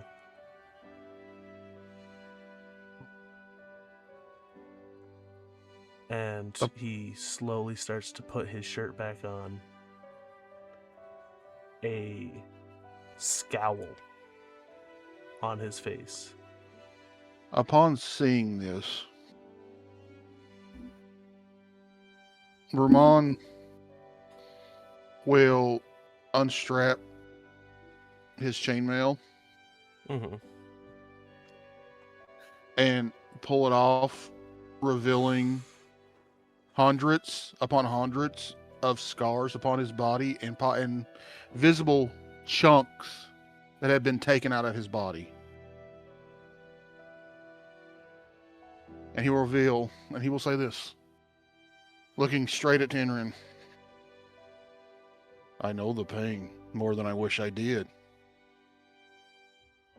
10 years of change, blows and voices trying to carve weakness into your bones. That changes a person. It leaves scars no healer can fully mend. But listen to me carefully. Surviving it didn't make you weak. The fact that you are still standing after all that they did means that there's something inside you that they could never kill. Hell, I spent years believing pain was all I was meant for. Every strike, every cruel word, every night wondering if tomorrow would be worse. And one day I realized something. That enraged me more than the suffering itself. They wanted my spirit to kneel. Long after the beating stopped. I didn't give them that victory, neither should you. Your past may live in your memory, but it does not own your future. The ones they gave you are proof that you endured. The proof of what you deserve. You're not broken because you're hurt. You're not lesser because you survived ugly things. You're a soul that walked through hell and still breathes. And someday, when your hands stop shaking and your heart remembers what peace feels like, you will understand this. The strongest people are those untouched by suffering. They are the ones who looked at the darkness trying to swallow them and said, you do not decide who I become. That is the salvation the warrior gave me. That is the salvation you could have when you understand yourself. And he'll put his chainmail back on. All right. I adore y'all. You're gonna have to start paying for my therapy. Yeah, what Yes. Fuck. Fuck. Okay, sorry, continue. Tinrin, having stopped, buttoning his shirt, seeing you reveal all those scars, goes, it's gonna take time.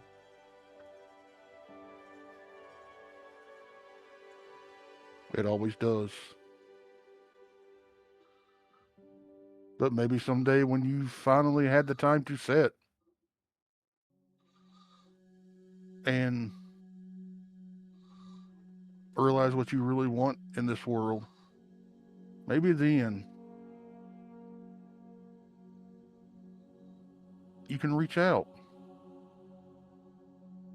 And if you choose not to reach out to the warrior, that's your choice. But reach out to someone.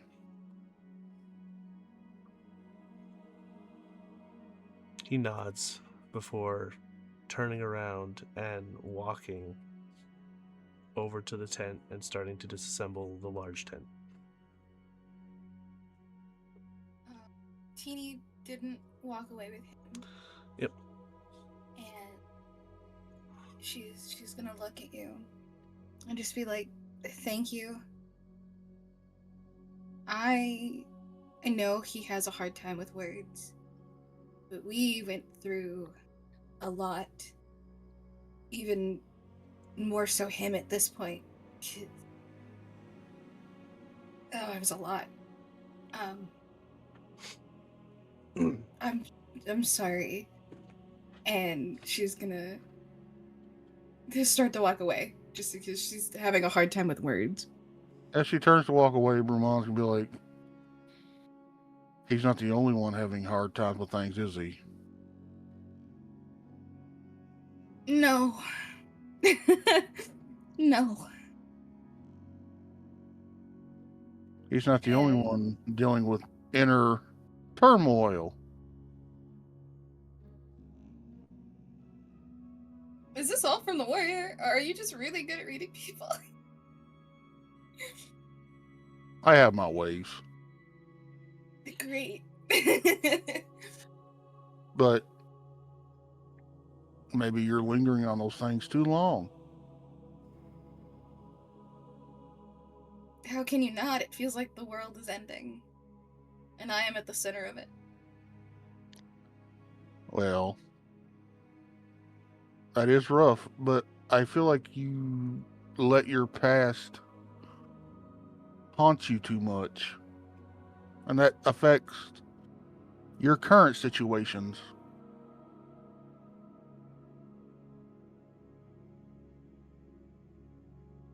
What are we if not an amalgamation of our past?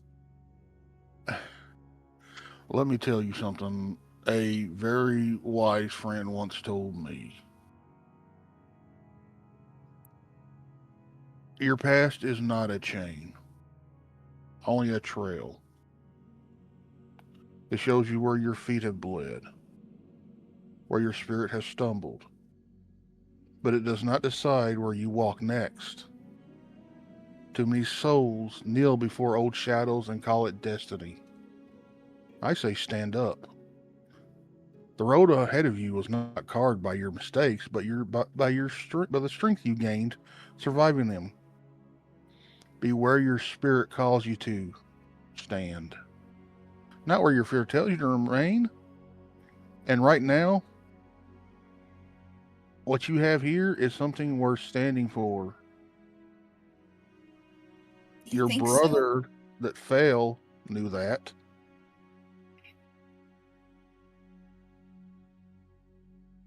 Why else do you think he stood against something that he couldn't beat?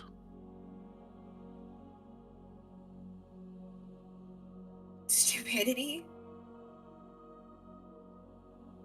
No, because he saw you all as something worth standing for, something to be in the way of a greater evil, to keep you safe.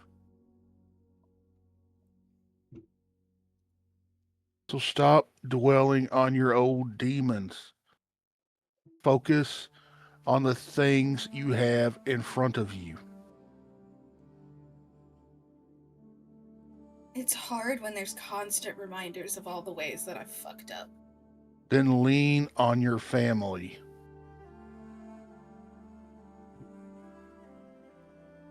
That's what they're here for.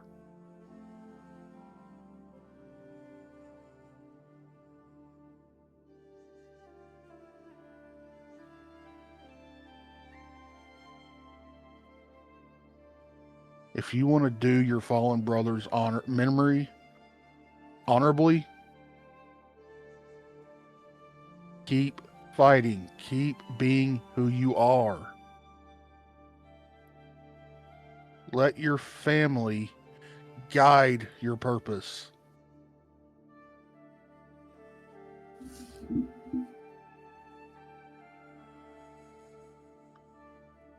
And he won't say another word after that. Tinsel's just gonna walk away because she just doesn't know what to say. Okay. Anybody else want a therapy session? No, actually, thanks. I'm done. The character that needs a therapy session isn't with the group, god damn it.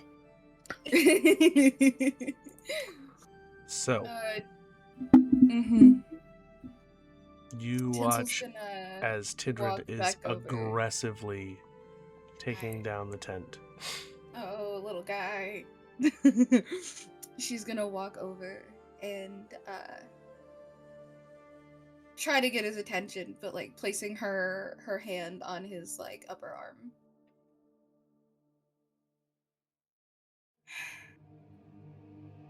I know I can't I can't apologize for everything that you went through. I know that me leaving has a lot to do with it. I'm sorry.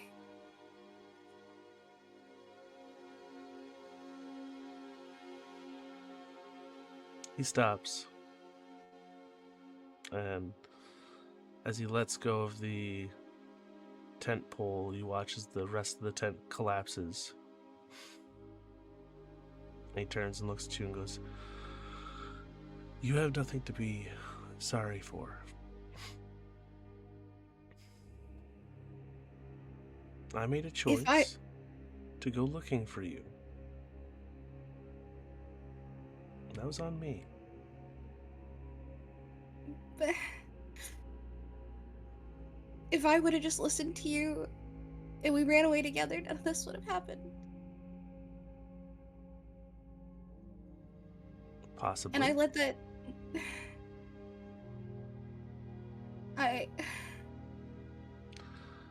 But if we had ran away together,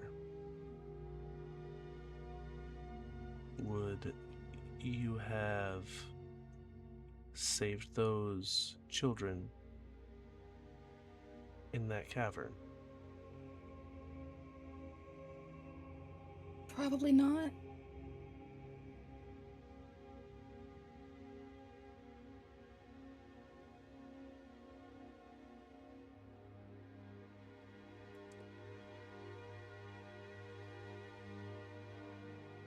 I know it's corny, but everything happens for a reason. You can't say that and deny gods exist. And she's gonna laugh at the absurdity of this. Not saying there's a plan. I'm just saying your decisions, not some gods, your decisions led you to a place where you ended up helping some children. I feel like that's the only good thing we've done so far.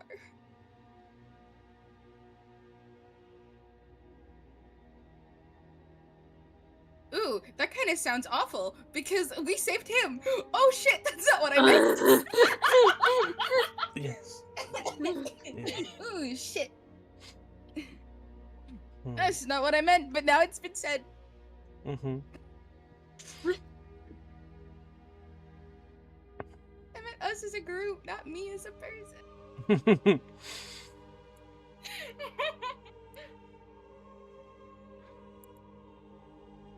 I know you've gone through a lot in your last month as well. And I'm sorry that I wasn't there to help you with that. What's his name? Azazel? Yeah.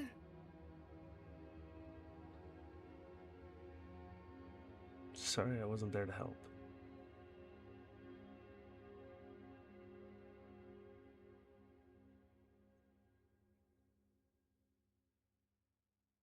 Sadly, our fight isn't over. I know. And if I see By the him, lightning, it's only getting worse. if I see him come anywhere near you again, I will cut him apart, finger by finger, toe by toe. Sorry. sorry. That was wild. Okay. That was a wild way to phrase that. Okay, I'm sorry. Because if he's gonna keep coming at you, I'll kill him. So terribly sorry, I'm back. You're good. I appreciate this sentiment. I feel like the next thing we need to work on is threat assessment. Because Tinsel can't say what she wants to say. God, I hate the lying by omission. This is awful.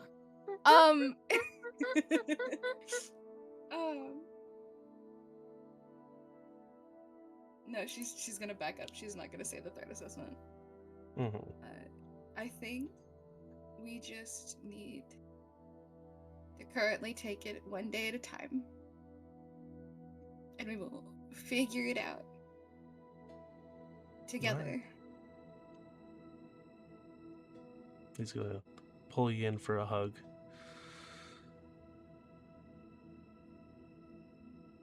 Promise? Promise.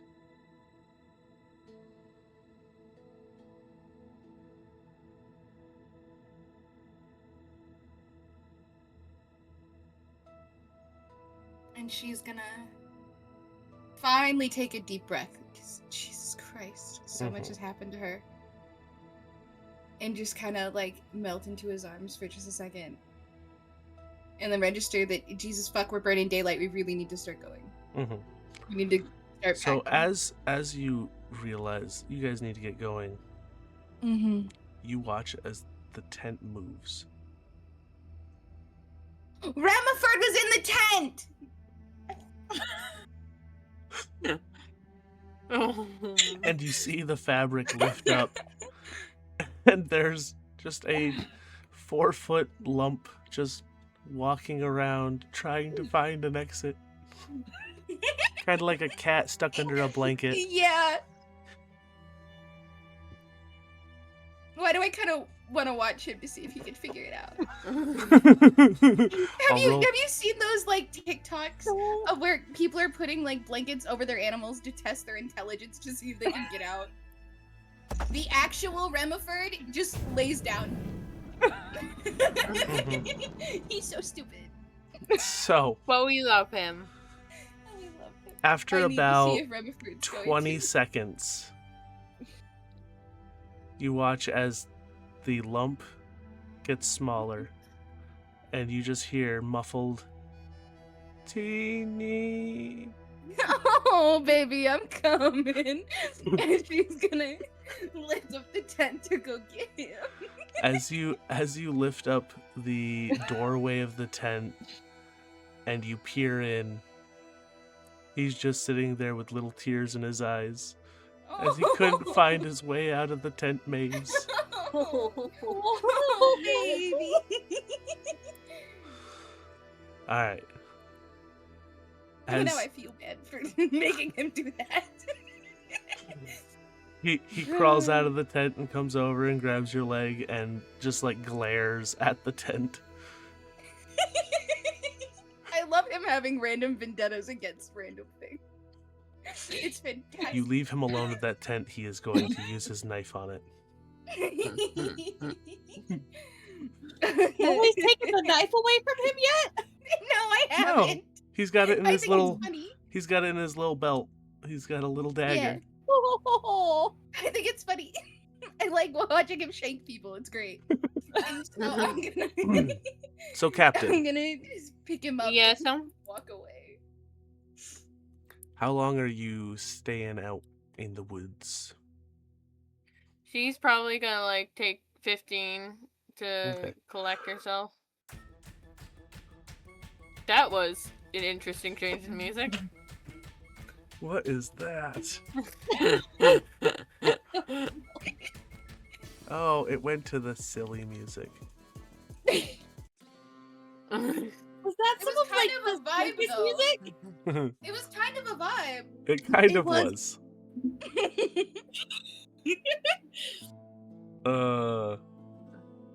That would have been great if that had happened while Remiford was trying to find his way out of the tent.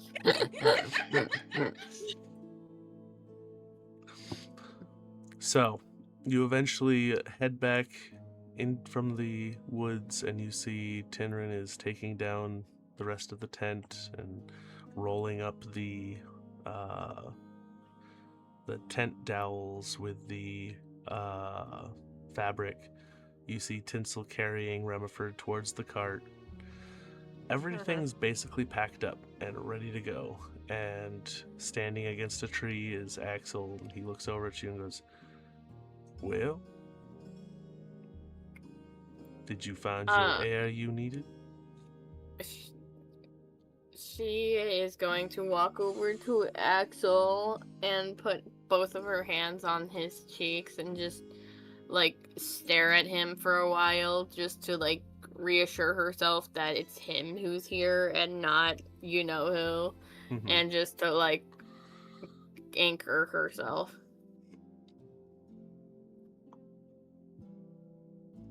before going towards the lizard cart. All right.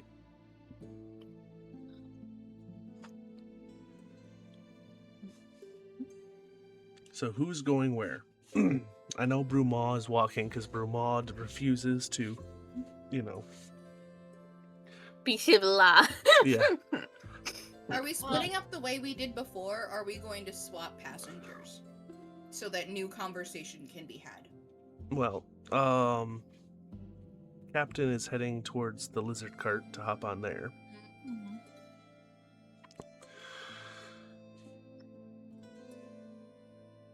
And I'm sure. And I guess the same we did before. Yeah. Yeah, I'm we sure did before. Axel's going to head over there. Tinrin's going to sit wherever Tinsel is. So is Remiford.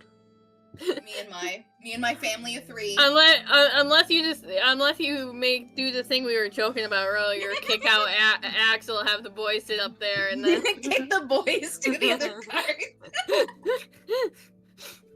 I just remembered Rosalie saw Tinrin get whipped, and she has not checked on him as she's the one person that apparently knows how to do medicine checks. Yep. I was gonna say he's vibing, but he's definitely not vibing. He's definitely not vibing. I guess just the same as it was before.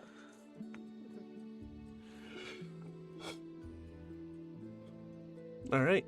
So you all hop onto the carts, and Rosalie, you are leading the carriage? Yep. Alright, roll a animal handling. Let's hope How drunk are you? Still. Yeah. I How don't hungover know, are you? I don't know. Table, how hungover is she? Because you're the one that dictated that she just drank until she dropped. I'd say you still have the haziness and probably a little headache.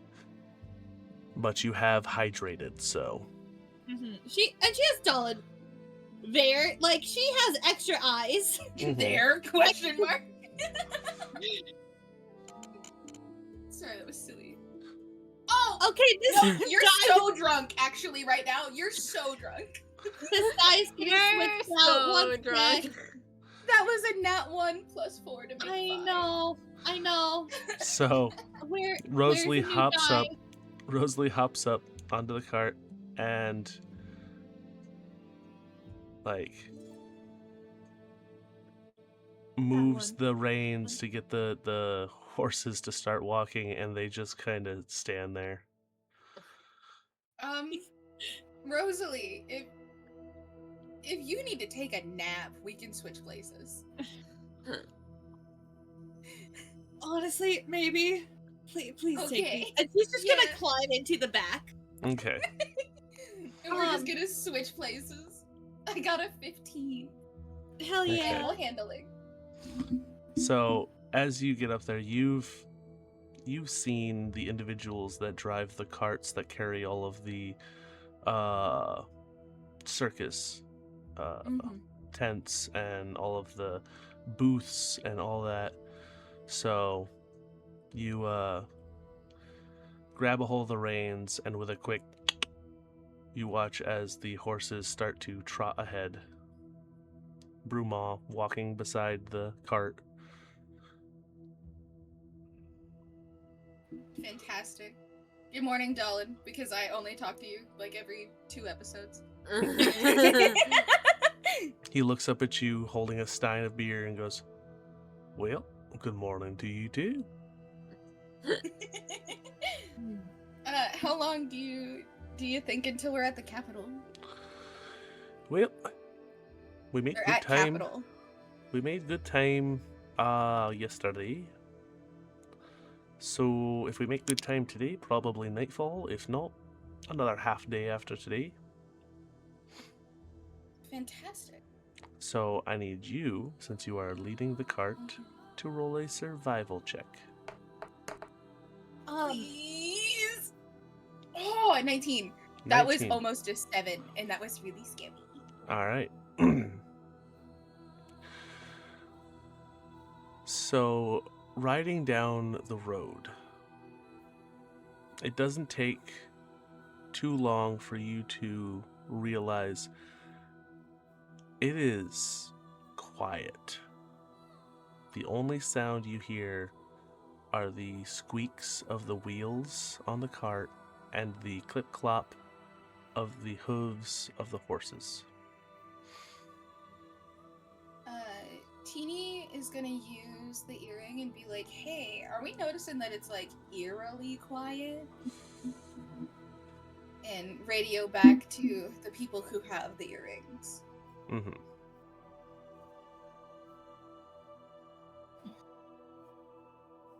Captain. Sorry. You're good. Distracted. Anybody else noticing that it's eerily quiet?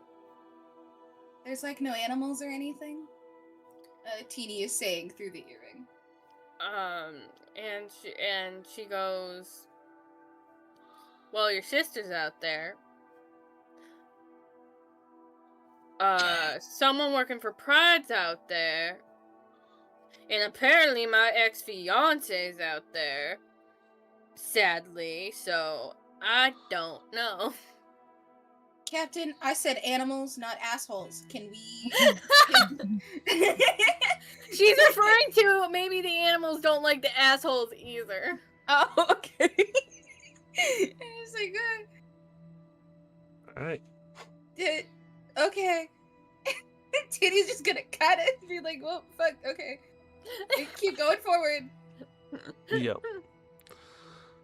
So, as you are riding, day starts to wane into evening, and you see Dallin is getting anxious as you start to pass one of the signs, and he goes, well, we got two options. We could look for a place to rest for the night, or we could continue and we'd probably make it by daybreak. But we'd be driving in the dark. Ooh.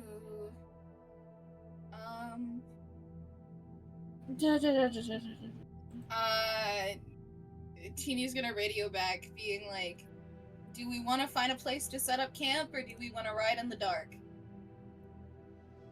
Because I ain't got nothing to help with that. And with the question of the camp, Captain goes, are we gonna see your sister again if we can't? I am not her keeper. Are we camping or are we riding? Well, she's more making the fact of we've been having. She's been finding people around our campsite. You didn't. Oh, She- you didn't tell that to Tinsel. Like, that's what you're alluding to. Oh yeah. So at this She point, go- it sounds like you're just making a fucking joke to me. Oh no, she's go. I thought she told that to her. No, ma'am. Yeah, she told her your sister's not to be trusted because she saw him with the Pride Warlock. Oh, yeah, asshole. you did. Actually, never mind. I did know that. Tussle, square up. I'll kiss you again if you want me to. We can square up. But yeah, she's gonna say, do we want to see your sister again? Do we want to see that Pride asshole again? It is either we camp or I ride in the dark. And dark vision can only get me so far, not the animals. Seeing that it's now getting dark, Rosalie is gonna tap Teeny on the shoulder, go, Glitter Bomb, do you want me to take over the animals now that I'm not hurting? Honestly, Here, I at this thought point, you- we should. Huh? And I said, and here I thought you were proficient in riding in the dark. Oh. Hey, yo. Would you Yo. like to know? So I'm pulling over. I'm done. Alright. Teeny's gonna find a spot to go camp. 'Cause fuck all of you. Make a None of you are perception helpful. check.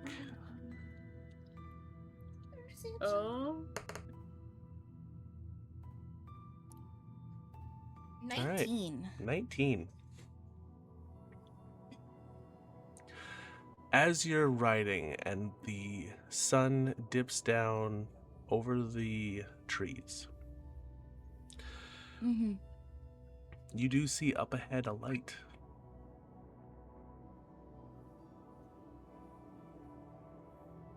Is there still enough light for the horses to like? Um, I'll go towards the light. as you direct the horses to continue, you start to come up on a small alcove in the forest, Mm-hmm. and there's an individual sitting on a log with a small fire. Can I see what this person looks like or no? With your perception check, yes, you can. Fantastic. You see a middle-aged human, silver plate mail, a small helmet sitting next to him, a great sword leaning against a tree just next to where his campsite is.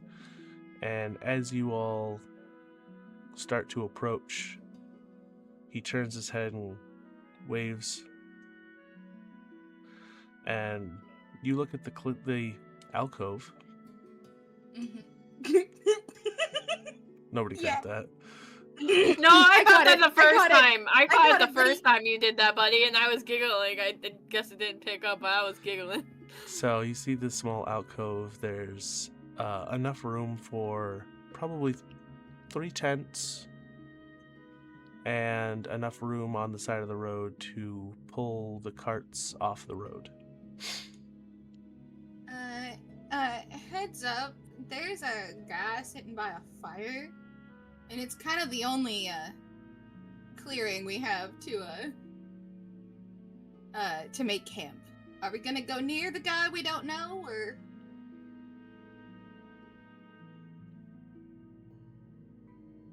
Captain? And she's gonna be like, does he look like a water genasi or a tiefling? Looks like a dude. He's a But he- dude. She's a dude. He's a dude. Couldn't hurt to investigate it. Mhm. Fine, I'm pulling over. All right. Pulling this car over. As you pull over, you see he is sticking a stick into the fire as you guys start to hop off the cart. Hello. Hi.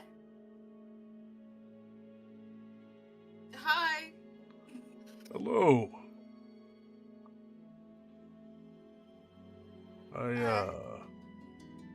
I went fishing at that pond about, I don't know, 150 yards into the woods. I've got fish, if you're all hungry.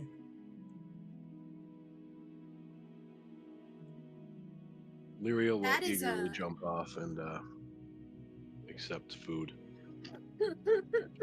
And you see he has several Teach sticks. everyone danger assessment. Okay. You see there are several sticks in the ground with fish stabbed through the sticks and being smoked by the fire. And as you guys approach, he is wearing full plate mail, his helmet sitting next to him. Middle-aged, if not a little older. You see a bit of salt and pepper in the hair, and a tight cut beard. And he goes, "You all look like you've been traveling for quite some time." Hi. I don't think we caught your name. Hi, I'm Teeny. Who are you? How are you? You can call me Cal. Uh-huh. Music got intense. Oh my god. Woo! Brandon!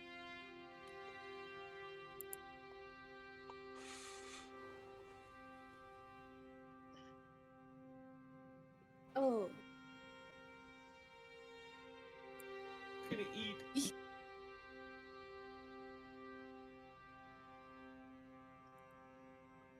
That man just scared the fuck out of me. I didn't even hear him come in this room.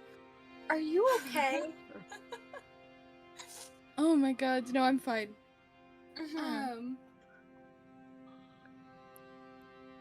I genuinely had the perception skills of like a squirrel. He got close enough to touch me, and that is why I screamed. That was horrifying. Okay, what was that guy's name? Cal. Cal. Cal. Got it. Great. Take up cow. If you don't mind, do you mind if we set up camp for the night? Like on this half of the clearing? Not at all. Sick. I personally Is that find good it for every- safer to travel in a group, so I appreciate you all stopping by. Then where's your group? I'm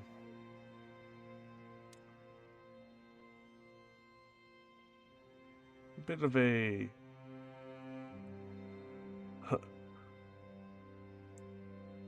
I'm a seasoned adventurer. And unfortunately my friends are no longer with me. I've been doing this for over a decade. Yes. But And I'm sure you young folk with all your weapons and such, you look like a band similar to one that I would have been in my heyday. However, you clearly had food set up for more than just you. Yes, I'm smoking fish. Makes it preserve longer. Okay. You're starting to sound like Captain. I am just a little bit. I don't like this. Illyriel just ran up to go like hug the guy. As Illyriel, as you get close, he goes, "Give them another 10 or so minutes. Those fish are not completely cooked through." Yes, it's hard for me to know. I'm just gonna sit there and wait. Okay.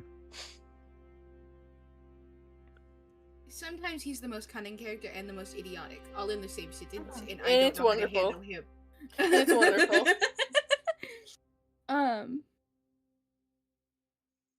Cap. And when she looks over the Cap is like zoned, like not kind of not there for a second, and then when she calls a second time, she snaps out of it and she goes, "Huh?" Are we setting up camp here? I guess.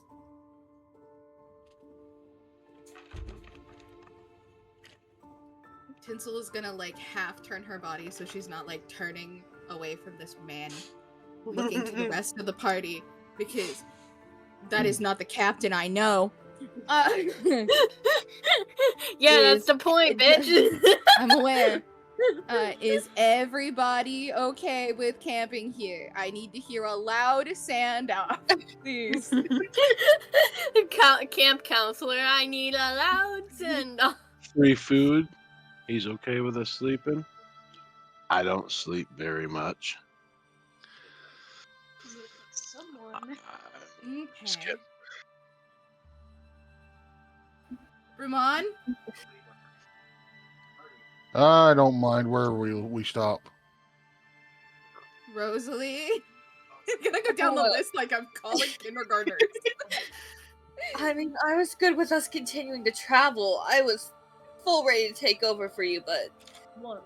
understandable stopping. I'm more worried about the horses not being able to see. We can see in the darkness. They can't. Actually, Table, would I keep my dark vision if I wild shaped into a horse? That's fucking wild. That's so wild. Oh my god. It's a valid question. No, that is such a valid question. And I like was for just 2 like, days, I haven't wild shaped.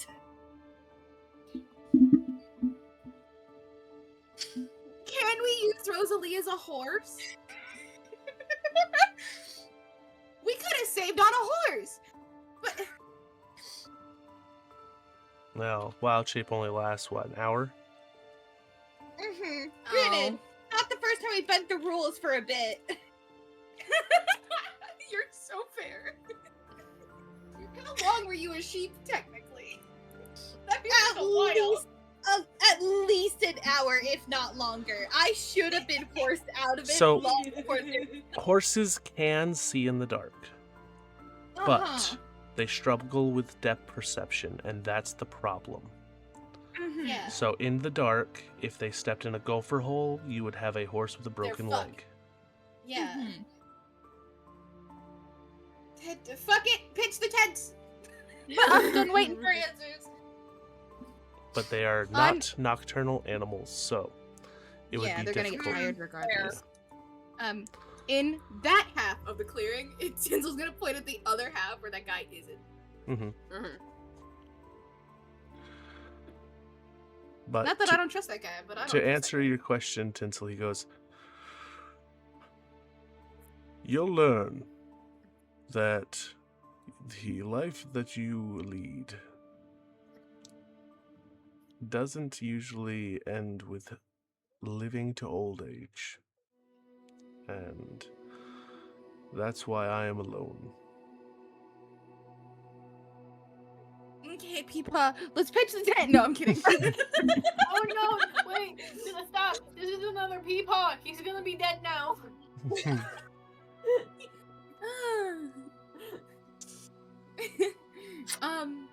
This is implying the second peepaw's already dead. I appreciate your advice. Have a good one. Teeny's gonna turn around and go start unpacking. All right. He looks over at Lyriel and goes, "Your friends are very guarded, aren't they?" Those are really Yeah, they're a little leery around random acts of kindness. We're really leery around strangers.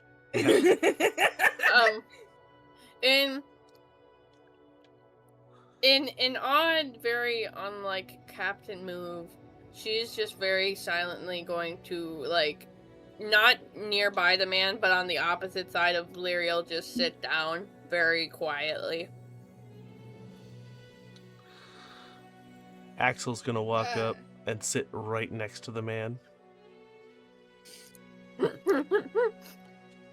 I'm a whistle for any other person next to me. Being like, is that fucking weird? Like, can this be weird, yeah? The closest person to you probably would be Tinrin. Rosalie probably would have stuck close to Teeny as well. Okay. I'm gonna turn to those two and be like, that's fucking weird, yeah? Am I crazy?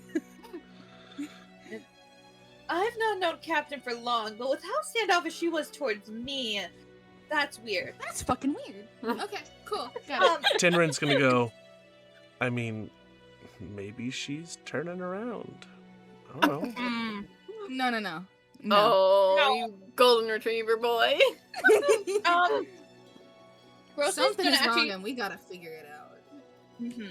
Rosalie is gonna turn to Tara and is like, so, with the whole sheep thing, I saw a lot of things. Is your back okay? And do you want me to check it?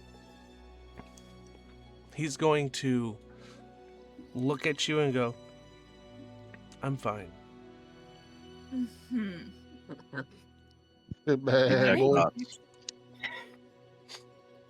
God damn it, cowboy! What did you just say, Lyriel? I'm gonna cast Detect Thoughts on him.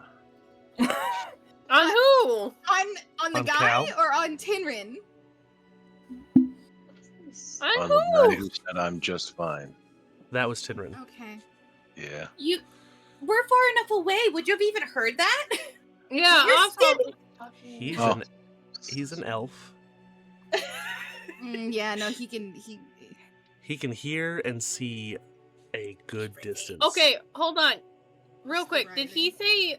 Did Tinrin say, like... Who did Tinrin say was fine? Real quick? Tinrin said that he he was said fine. he was fine to Rosalie. Okay, got it. Understood.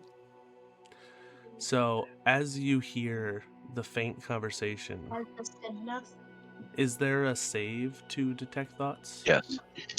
Wisdom? Yes, the wisdom 16. Okay. That's a natural 18. So you do not pick up any thoughts as you... That makes him sound so dumb. There's no thoughts going Yeah, on it in his does. head. There's no thoughts in his head. He's just lizard blinking at you. Just like one eye closes, the other one's open, then they switch. Worth the shot. Yep.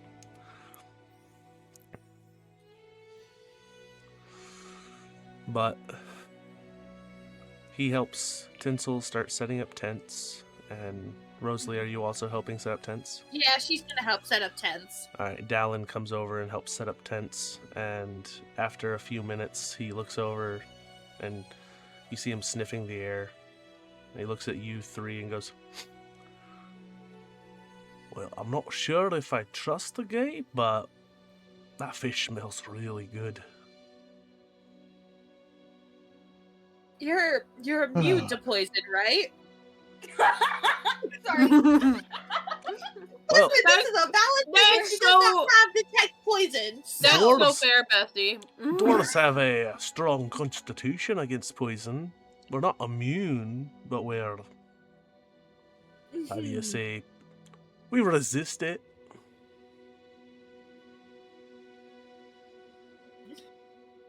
You know, there is rations in the cart.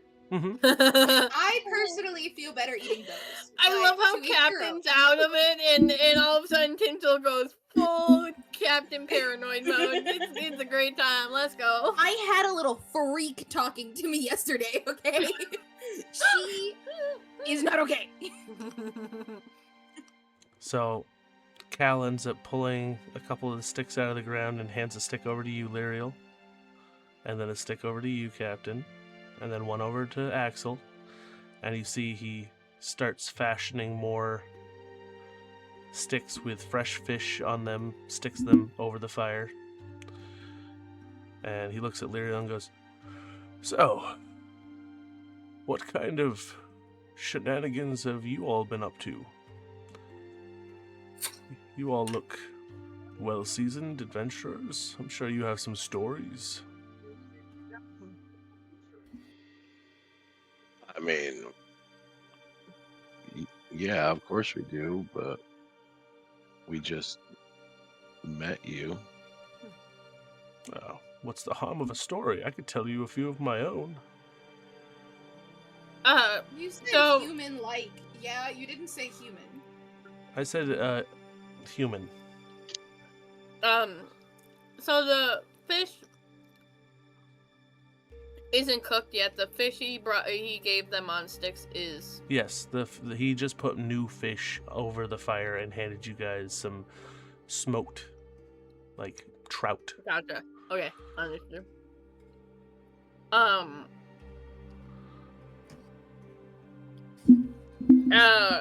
At receiving the fish and smelling the fish, like, all of a sudden, like,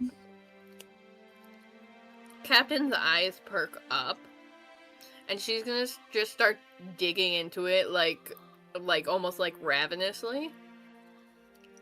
An appetite. Don't worry, I have plenty of fish. And as she is eating, all of a sudden her shoulders slump. And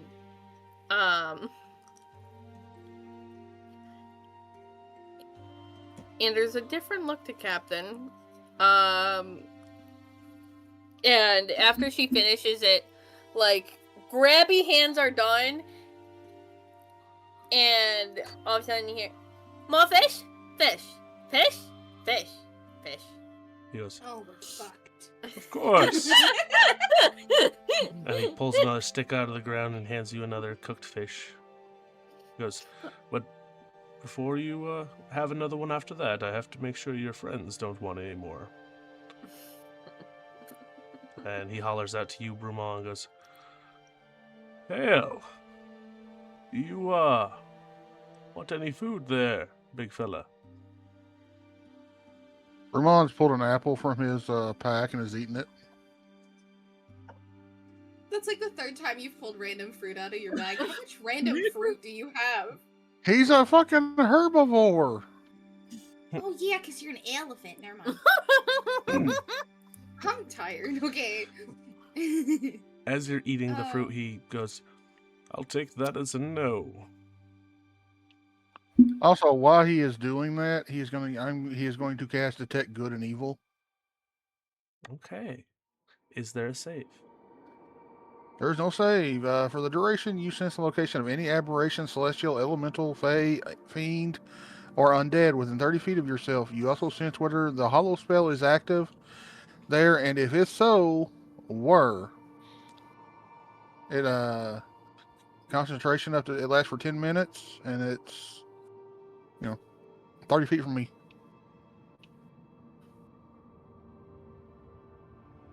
It just senses stuff. The real question, is it gonna radiate off of the entire party and how fucked our people are? And is it gonna detect people outside our camp? Okay. So yeah, it looks for aberrations, celestials, fey, fiend, undead. Hmm.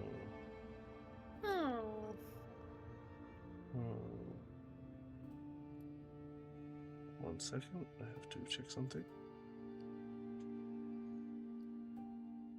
I feel like my suspicions were correct. And this guy is suspicious.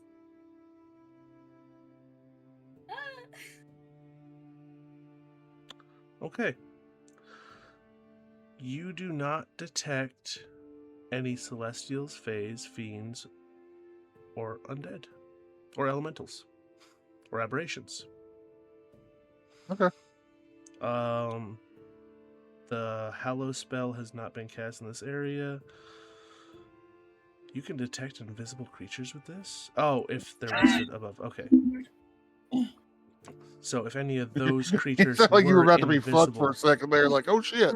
No, I thought that was neat. I thought it just said, because it says it can detect invisible creatures, and that's all I read. I was like, oh, cool. So you could just use this to see invisible stuff. No. Invisible creatures of the types listed above. And it reveals creatures that are possessed. That's neat. Mm-hmm. Man, Yeah, we it's a could very use good that for spell for a Azazel. paladin.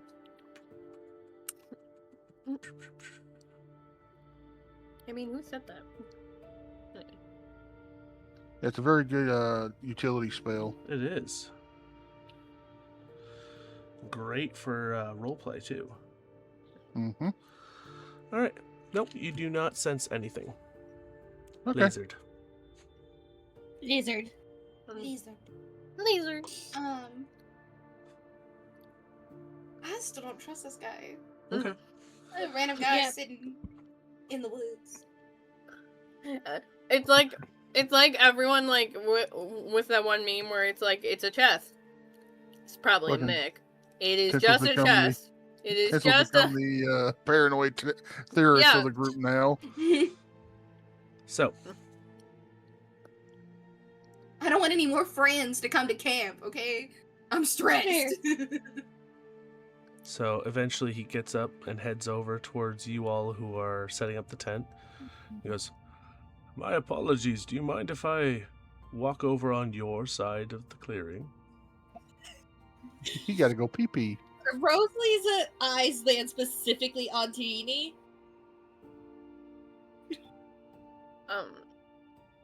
That's Yes. an odd way of. He is holding Huh? 3 fish. Why did he ask like that? Well, you He's did being say, polite. "This is my I- side of the No, clearing." no.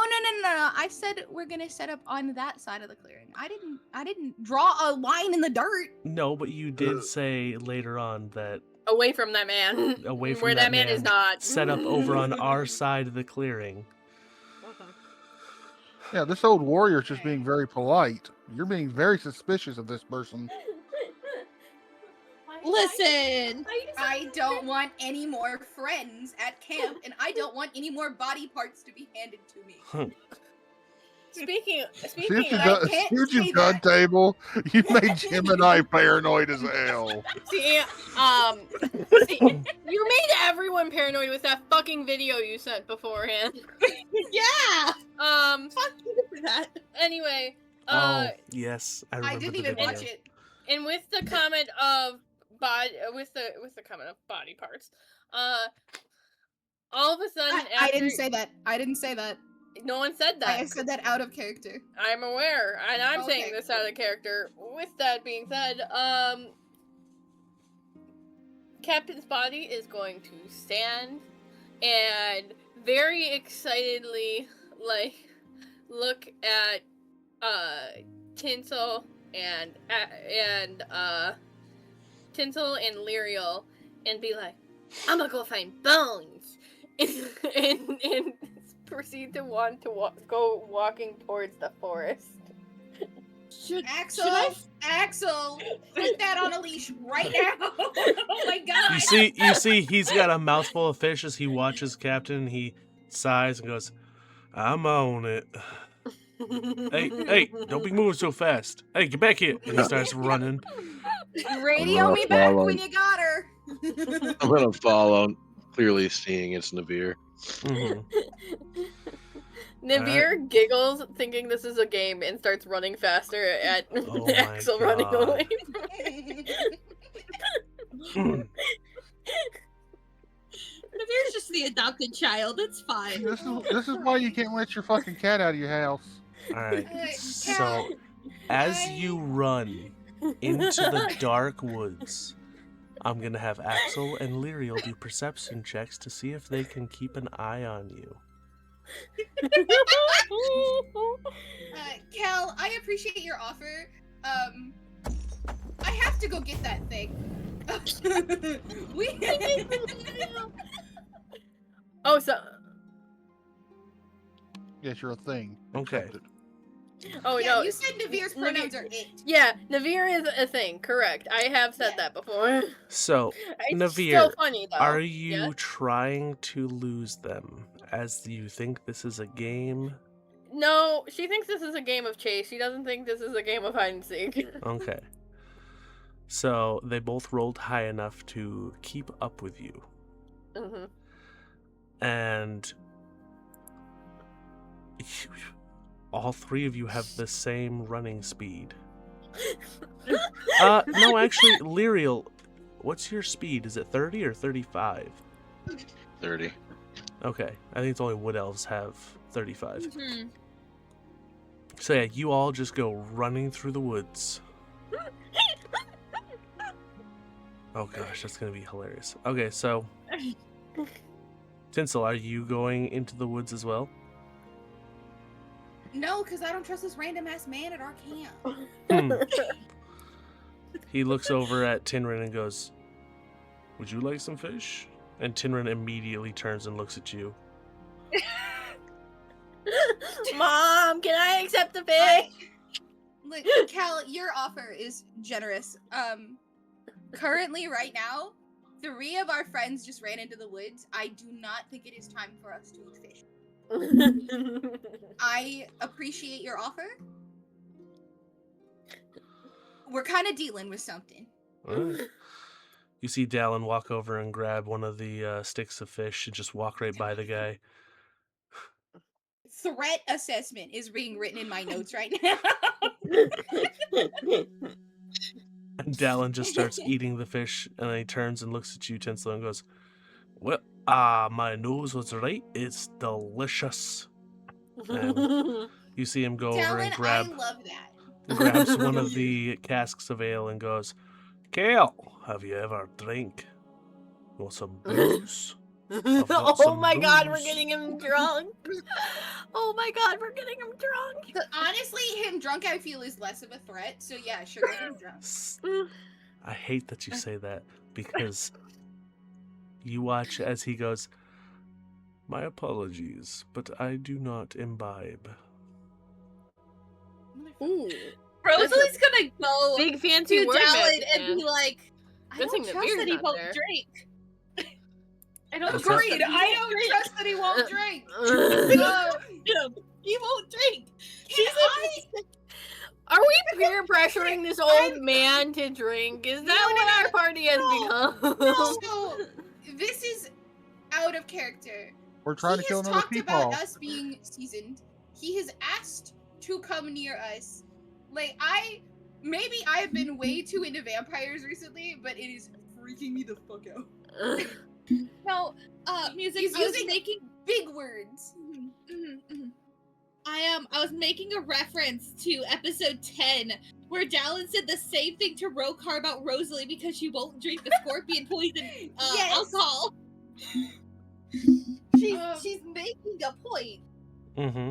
And saying something. And as he declines, Dallin looks at him and goes, looks at the fish, looks back at him. You're not trying to poison us, are you? Also, if he were a vampire, he would have picked up as undead with the detected good neat. We wouldn't know that. Fair, but my point still stands as player. Yes. Yes. Is that vampires track as undead? Vampires are undead.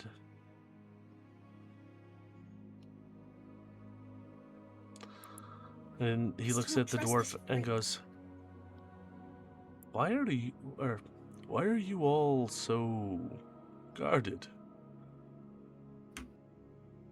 You've been through a lot. In the last month, It's been a traumatic hunted? adventure. You are in the woods. You're not here. You just hear him yell back from the woods. Gosh, he's got some ears on him. in the last month, we have been hunted, almost killed multiple times. Our friend literally died by an archfiend. So sorry if I'm not taking well to your kindness. Ooh, you tell him, Bessie.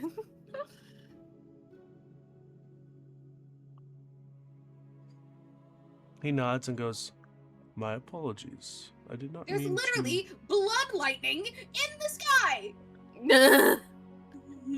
And as you point to the sky, a bolt cracks through the air, and he goes, Oh, I'm aware. That's where I'm headed. It's just a clear night, no fucking lightning. It's just like, this motherfucker's trying to make a liar out of me. That was just tinsel. He goes, Oh, I'm aware. That's where I'm headed. Fantastic. I would like to make sure that my friends stay safe.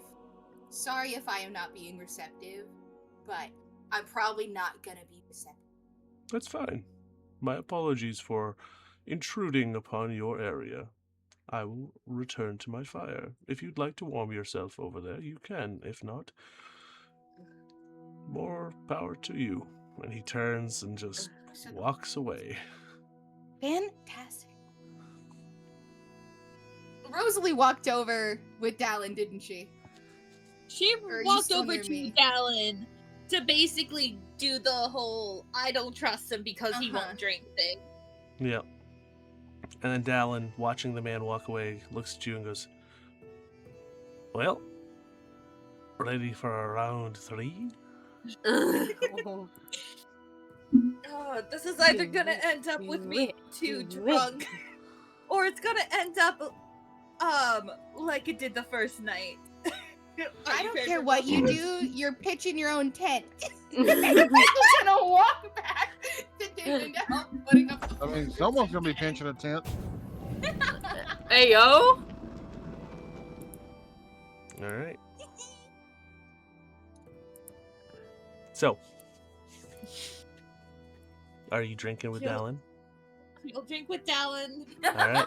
Constitution saving throw. Motherfucker, I'm not putting up your tent. That actually doesn't matter because it's the same either way. That's a 19. A 19, Those alright. dice are pretty. It's the unicorn ones. Actually, is it? Yeah, power of the unicorn. So, as you take the stein from him and you and him both start putting the tent together, Mm-hmm. You guys start strong. Mm-hmm.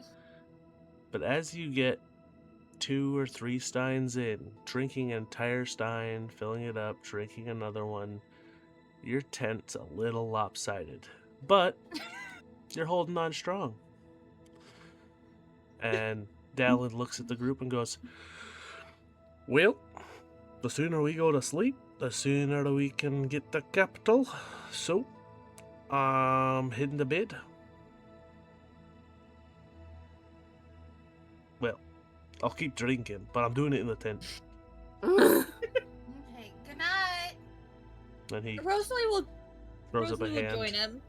Throws up a hand to wave at all of you, and then goes into the tent. And Rosalie then quickly follows him in, and we I wonder fade what's to going on in black. that tent.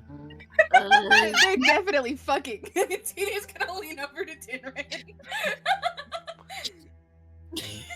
And you see the same confused face as when he was trying to comprehend you and the Minotaur.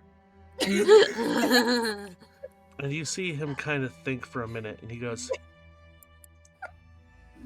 how would that even...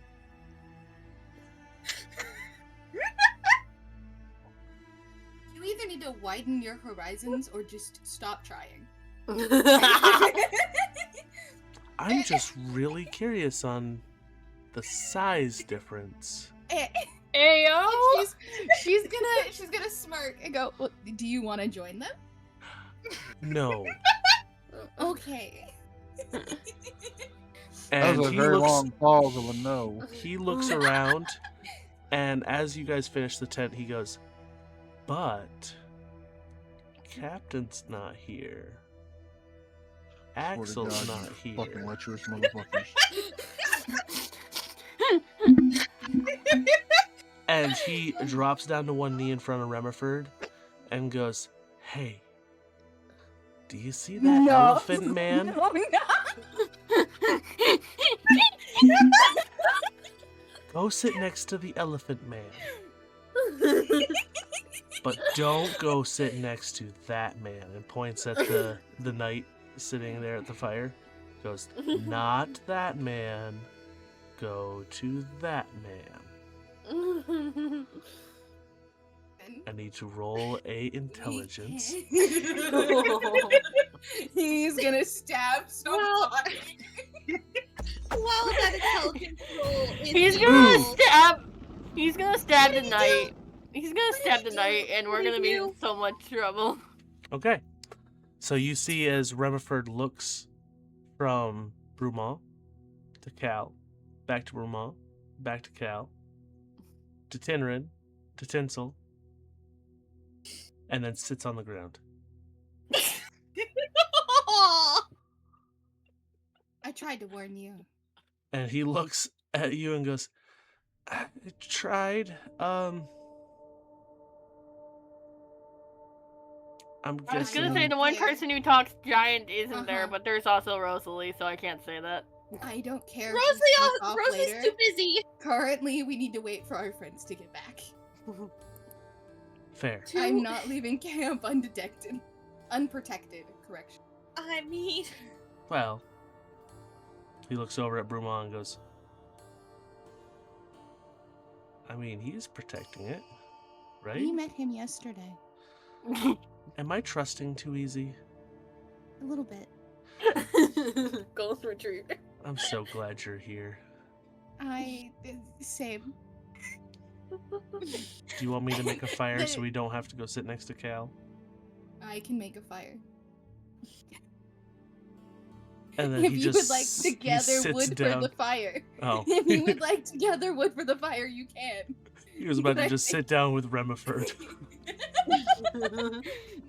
No, if he wants to go gather wood for the fire, sure. Alright. But the infernal tiefling being the one to light the fire is probably easier Okay. than... So you see as Tinrin wanders off into the dark woods. And now it is That was just probably a you, dumb idea. Brumal, Uh-huh. and, well, just Remiford. you, Brumont, and Reniford that aren't currently busy. And Cal. Brumont, Yes, sir. you see this Cal individual continues to eye you up and down.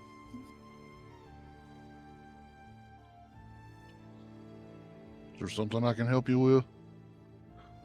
Well,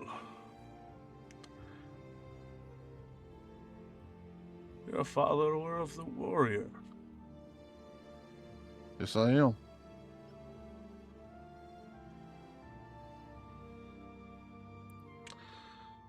Yes. Well, have you seen this? And he pulls out a book similar to yours, but a very different symbol on the front. Would I recognize the symbol? Roll a religion check.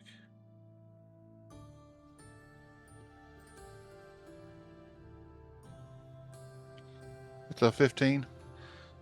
That is the symbol of Dagno, who is the Father, Lord of Light, and the god that the Dawnbringers worship. He is the prime deity. There are two of them, two prime deities, a good aligned and an evil aligned.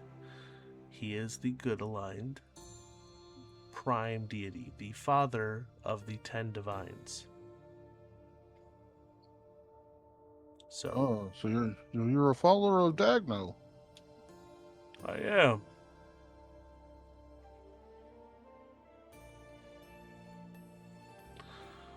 Don't see many of you around much anymore. No, you definitely don't.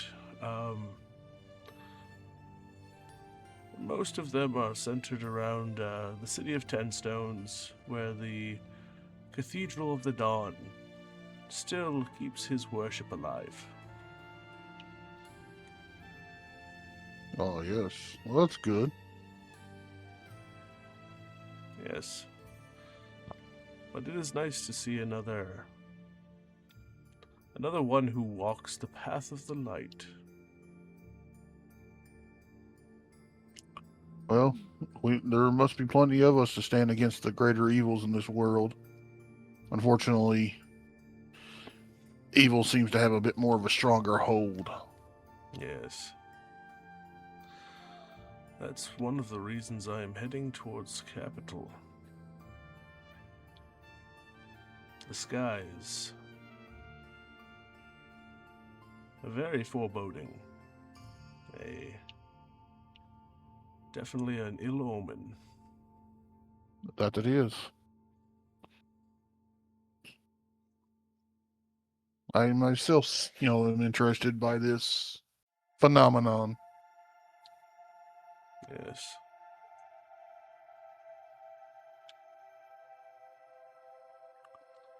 I was sent out a long time ago and have been wandering for some time. I've made friends, I've lost friends,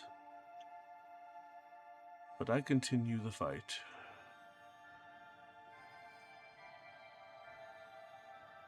Unfortunately, in our line of work, that kind of comes with a job title. It does. I hope that I at least reach the ripe old age of 60. Well, there's a strong possibility you may, but going towards what we're going towards, it may be a glorious death. Yes. It would be nice to actually look upon Dagno. But I'd prefer to wait a while longer.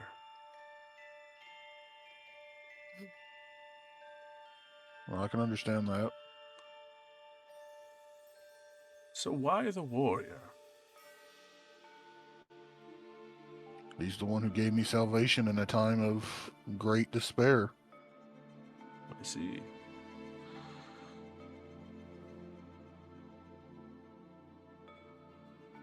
I owe him everything I have become. Why this group? That, on the other hand, is a different story. Well, I have nothing but time.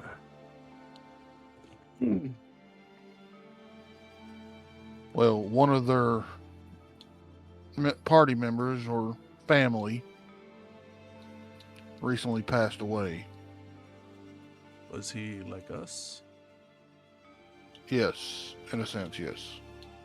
Well, Wasn't exactly as devoted a follower, but he did meet the requirements of a true warrior. Well, you see, he pulls out a water skin and has a small holy symbol on the side of it. He goes, "Would you like some water?" Sure. And he tosses the water skin to you. Now, as you drink, I want you to roll a Arcana check or religion, your choice. Yeah, we'll do religion. That's a 9, buddy. That's a 9. The water tastes off, but not in a bad way. And as you take a few gulps, you see him relax a bit, and he starts to take off his shoulder pauldrons. And he goes, "My apologies. I may not be outwardly suspicious, like your friends over there, but that was a bit of holy water." Mm-hmm. And he pulls out another water flask and starts to drink from it.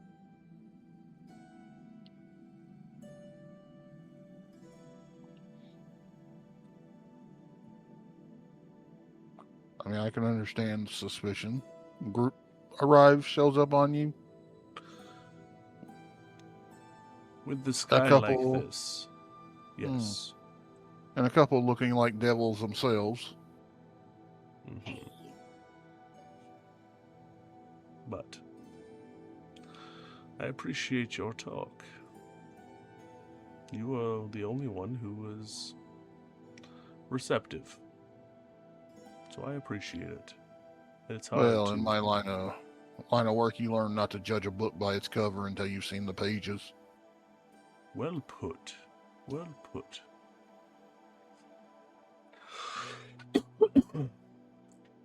Quite a scholarly way of thinking.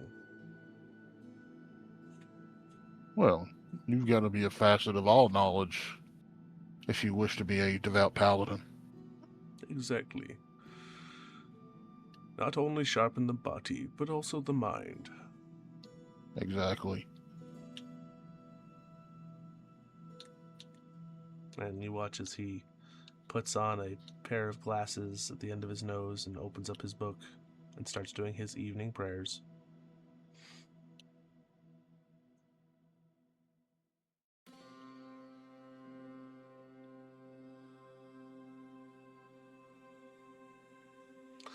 So, Captain, Navire. Before we jump to Captain, we have hit the 3-hour mark if we want to take a break. Yeah, Okay. I was about to say the same thing. Yeah. Okay, we will get to Navire after we take a short break. Cute. Cue. Mugs run dry, but not for long. Take a breath.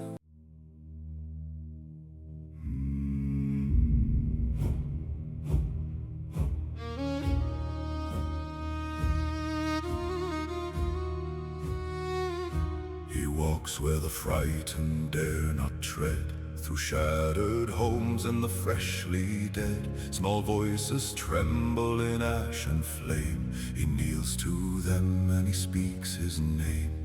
Fear not the dark, no, it hunts the night. For I am the storm that stands and fights. Half-orc blood, but a heart unchained by hatred's call. Rokar Ashbane. He does not burn for glory or gold. His rage is a promise, steady and cold. Not chaos wild, nor fury blind, but a weapon forged and sharply aligned. Rokar Ashbane, let the storm unbound. Crash like thunder, shake the ground. A tempest raging but never lost. Every strike bears mercy's cost. Rokar Ashbane, stand your ground. Where the weak are hunted, he is found. Blade of wrath with a guardian's creed. He answers every desperate need. He's faced the giants, the curse, the vile. War bands stretching for miles and miles. From cavern deep to frozen shore, he stood where lesser hearts ignore. Claws and steel and teeth and flame, all have fallen before his name. Yet not all foes are met the same, for mercy walks with Ashbane. If they cast down arms, he stills his hand. If they prey on the weak, he makes his stand. The storm decides who it will claim. Not all must fall to ash and flame. Rokar Ashbane, let the storm unbound. Crash like thunder, shake the ground. A tempest raging but never lost. Every strike bears mercy's cost. Rokar Ashbane, stand your ground. Where the weak are hunted, he is found. Shield of fury, iron and flame, mercy and wrath, both in his name.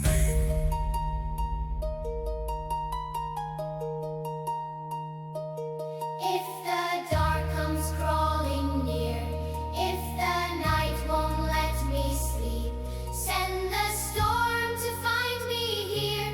Send the one the shadows fear.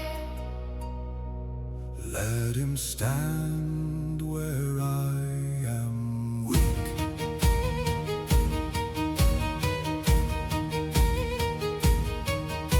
Storm, storm, hear the call. Shield the small, stand for all. Storm, storm, bound and sworn, guard the lost till the dawn. Rokar Ashbane, Hear the sky split wide. the tempest walks but stands as guide. Not for conquest, not for fame. But so no child must fear again. Rokar Ashbane, Sing his name. through blood and ash, through frost and flame, a storm that chooses when to reign. Protector born, Rokar Ashbane. And in the dark, when fear runs deep, they speak his name. So they can sleep.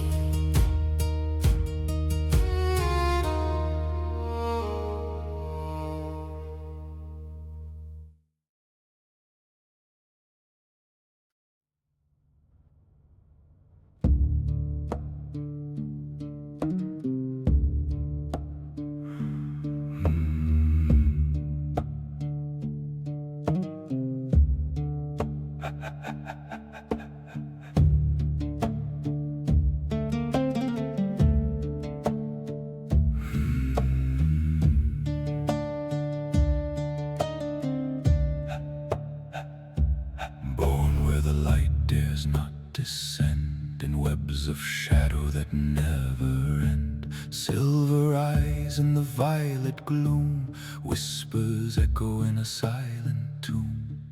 Never knew of the sun's embrace, only the dark and the goddess grace. Steps like silk on obsidian stone. A warlock walking the deep alone. Gold in his palm, power in vain. Every spell a quiet chain. Deals in secrets, truth half spoken. Nothing given, all is taken. Ethereal dusk-grim child of night weaves his will where there is no light.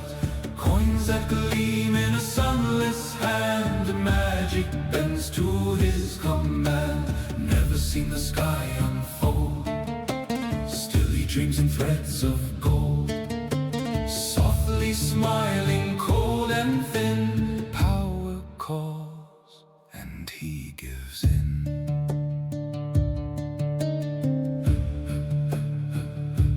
Candles flicker in caverns wide. Ancient runes where shadows hide. He trades and favors blood and lies. Truth reflected in hollow eyes. Surface tales like myths he hears. Endless sky or blinding fears. He scoffs low with a crooked grin. What worth is light when dark lets you in? Pact-bound soul with a velvet voice. Power given is never a choice. Every coin a spell to weave. Every promise to deceive. Ethereal dusk-grim child of night weaves his will where there is no light. Coins that gleam in a sunless hand. Magic bends to his command. Never seen the sky unfold. Still he dreams in threads of gold. Softly smiling, cold and thin. Power calls and he gives in. Gold and bone and whispered names. Power rises, feeds the flames. No dawn breaks, no truth remains. Only shadows, only chains. What is blue? What is sky? What is warmth that does not die?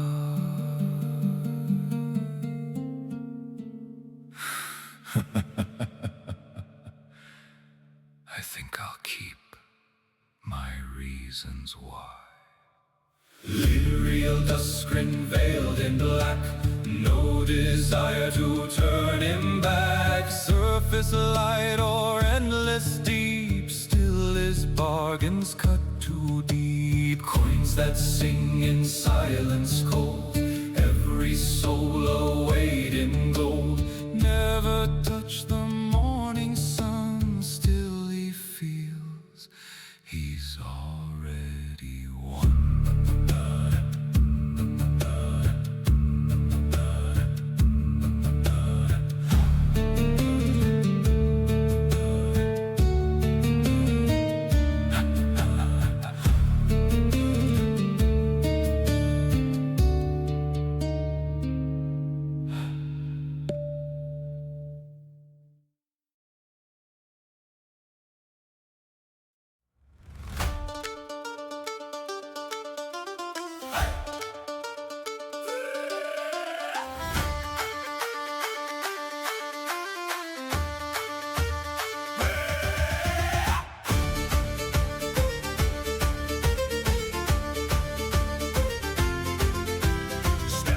Close where the lanterns sway, where gold and ghosts both come to stay.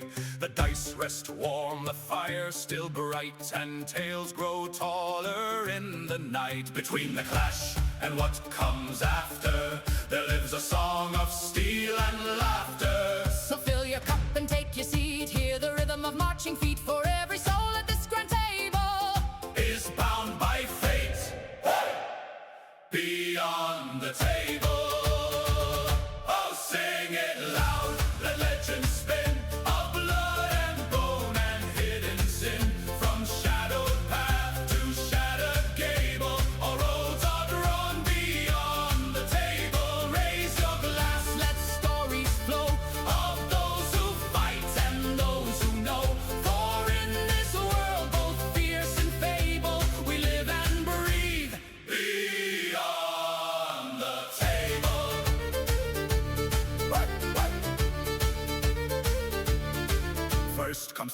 wrath unchained, Rock or Ashvane walks through fire unrestrained. A shield for those who cannot stand, with fury forged in iron hands. Children's prayers in battles cry, he roars, so none alone shall die. Then soft the clink of teeth and gold, Navire, a sailboat sly and bold, a pirate queen with cunning grin, whose bargains always favor sin. She trades in secret, sharp and sweet, and leaves a mark in what she keeps. Through forest hush and silver air, Serenity Star Dancer moves with a watchful care. Beasts at her side, the wild her guide, moonlight dancing where she strides. No path too dark, no trail too thin, the wild itself walks kin with kin.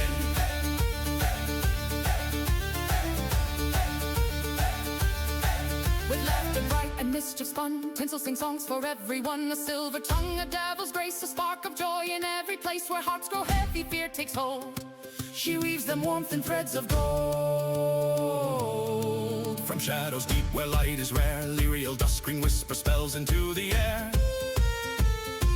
A mind of gold, a gaze unknown, the surface world not yet his own. Arcane fire at fingertips with quiet power on his lips. And who, you ask, spins fate so tight? Who guides the dark and shapes the light? The unseen hand, the fabled guide, the voice you hear yet never spied. A master not of crown or throne, but worlds and wonders of his own.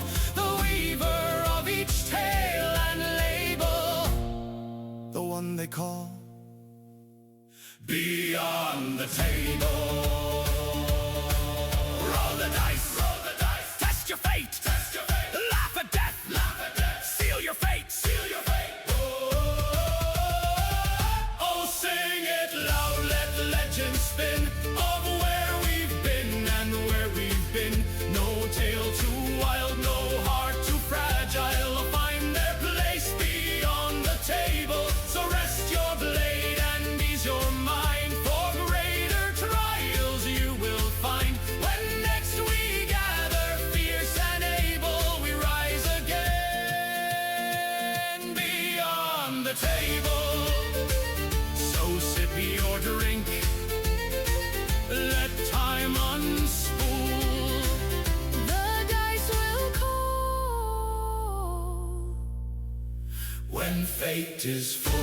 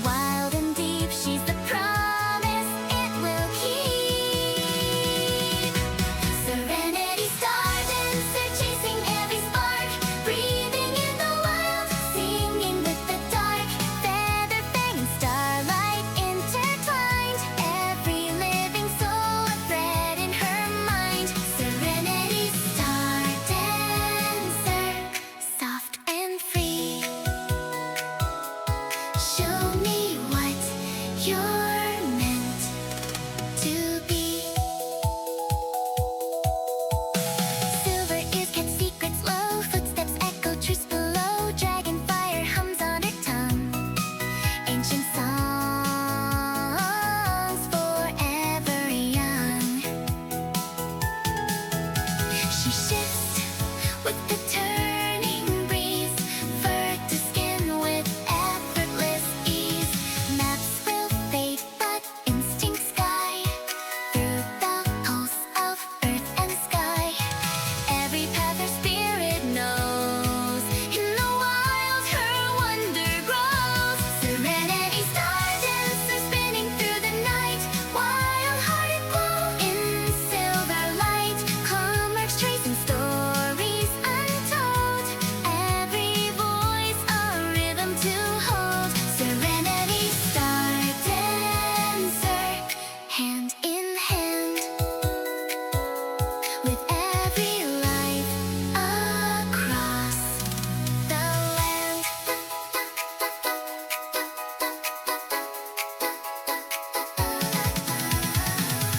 If you tremble, she will stay.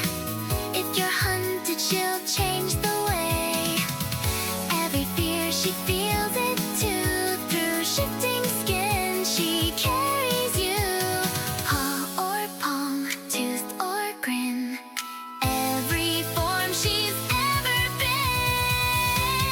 Serenity star dancer, child of pagan sky, learning every truth the winds pass by. Shift your soul with a boundless view, every shade holds something true. Serenity star dancer, can't you see? The magic lives in what you'll be.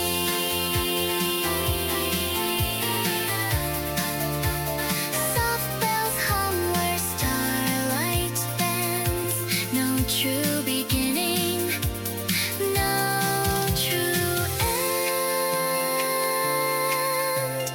Runeswynd dreams beneath her feet, still she wanders, wild complete.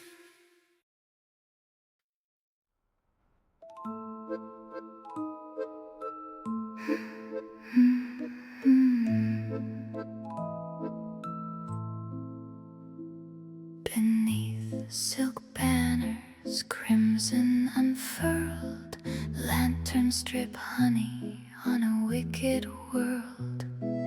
Pink-horned grin and rose-lit skin glows like trouble you're falling in. She glides the wire where secrets sway, whisper sweet lies that beg you to stay. Silken laughter low and slow, blush tone shimmer in the afterglow. Velvet voice with a hidden sting, a devil dressed like a dream on a string. Coins still spin as the crowd draws tight, hearts beat soft in the velvet night. From dizzy heights to the sawdust floor, she gives them dreams, then asks for more. Each note she breathes, each sigh she weaves, turns quiet hope into make-believe. Hear her song, girl, smoke and flame. Every soul aches for her name. She pulls you close, then lets you fall. Makes sweet surrender feel like it's all. Sing for the thrill, for the fantasy. Tinsel the tiefling, your destiny. Firelight kisses rose-tinted skin, a soft warm glow that pulls you in. She wears her past like lace and wine, lets you taste it one note at a time. Spinning stories with a teasing bow, every truth dressed soft and slow.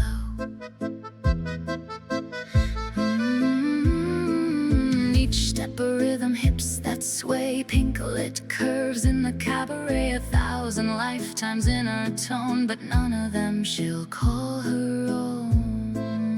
She never hunts, she never pleads, she plants the want, then lets it breed. No blade could carve, no spell could bind, like honeyed hooks inside your mind. She turns your ache into a refrain and makes you crave that sweet, sharp pain.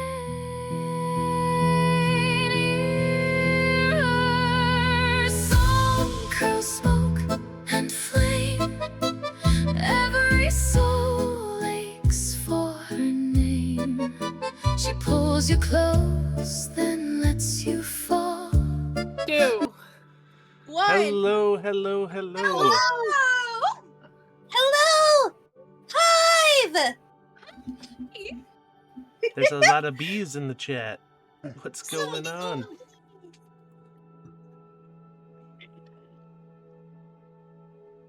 Was Oh, everybody hello. back from break, or did we just get excited because of the raid? I got excited. We I got excited. It's okay. we had like a 15-minute break, so Okay. We're good. we're good. We're solid. But welcome in, Yeah. all of you hive bees and peoples. We are currently playing a game of Dungeons and Dragons. We are on episode 14 of Runeswynd Chronicles. I need to start saving this as like a copy paste message that I have.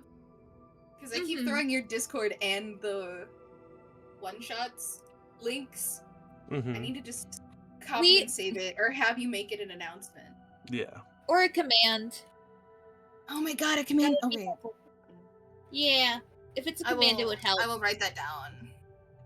Now, if there's anything that I haven't done that I should be doing, I'm Ye- on it. you do have control of my entire Twitch. No I pressure. just don't. I can't make commands for you. I'm gonna have to walk you through that, Mark. Okay. Yeah, command. You technically can. You just have to give Gem moderator and editor on I already Stream got elements. it because I've been. Oh yeah, stream elements. Yeah, fair. Okay. But thank you for the raid. We're going to be jumping right back in. We typically do not talk with chat, but we appreciate you guys swinging by. And feel free to, hydrate, do all the things. We like to waterboard this. Yeah, we like to waterboard this DM to I was make up for referring- the sadistic he has. I was referring to them. 'Cause Yeah, well, too bad. They have just been streaming and watching another stream. Please take care of yourselves. Please, if you've got a raid and run, we understand. Excuse me. Or stay to drown us. Or stay to either drown or. us. Yes. Drown. Round But on the table. where we last left off, Navire. Is Ghost back? Yes. Should be. Yeah, I'm back. Okay. Stick. So, where we last left off, Navire, you were running through the woods. Yes, I was. How far are you running? Are you just going to keep running? If she sees people running after her, she thinks it's a game of chase and she runs, yes. Okay. So, I need you to make a survival check. Or perception, your choice.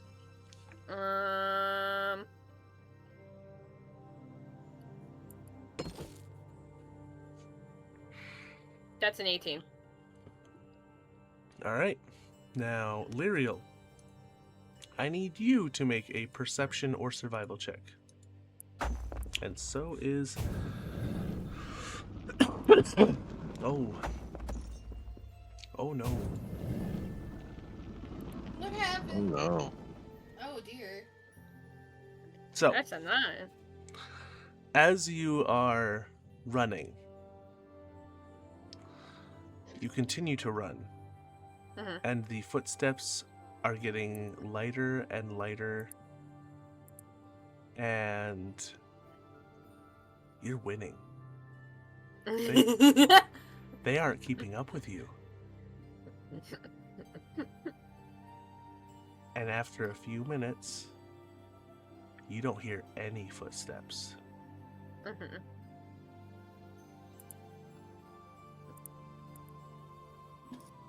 Lyriel, you lose track of where Navire is. You lose track of where Axel is.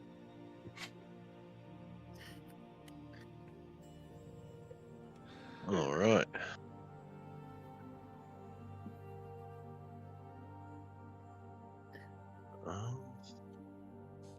What do? Can I like look at my surroundings? See what I got around me. Nope.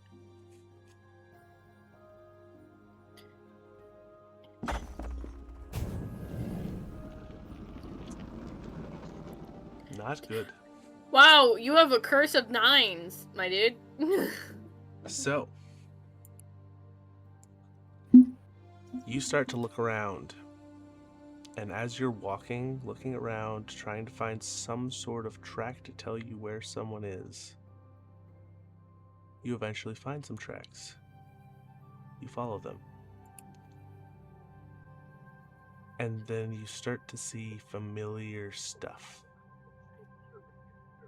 A tree that branches off from a V from the ground. And then you see it again. You are walking in circles.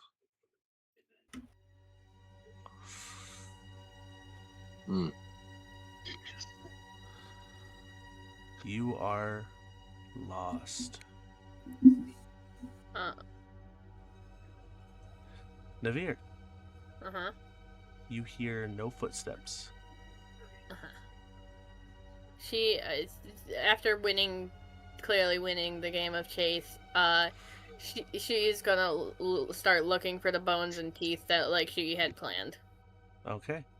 Roll a survival or perception check.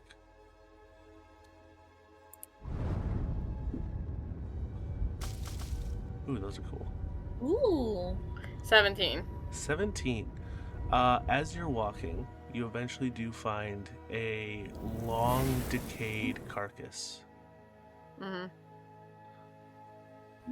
And it is a carcass of some form of animal that is indistinguishable unless you want to make a nature check.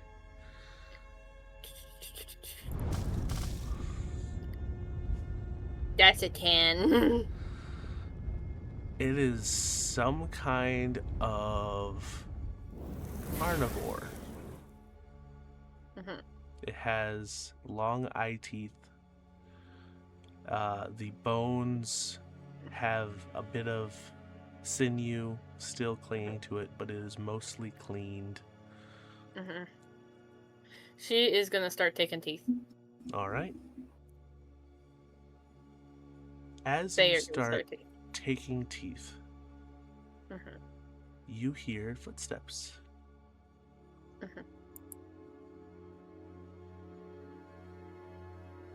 She's focusing on teeth. Okay. The footsteps are approaching. Teeth. Okay. And then the footsteps stop about 5 or 6 feet away from you. And you hear a hello.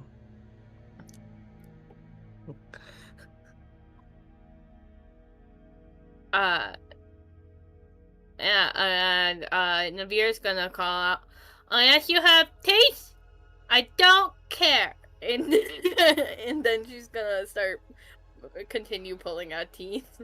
All right. He goes, you are so interesting. And you start to hear the footsteps walk around you. And he intentionally walks to the point to where he is within your line of sight, and you see him crouched and his head cocked off to the side looking at you. Yes. You have very beautiful scales. Yeah. And she looks at him, like, cocks her head confused, and she's like, you look like Friend, but Friend gave me teeth. Ah, you like her teeth? And she nods. Yes. I might have something. Let me look in my bag. And you see he pulls out his bag, sitting cross-legged on the ground, and starts shuffling through, and then eventually pulls out a necklace with a long tooth. This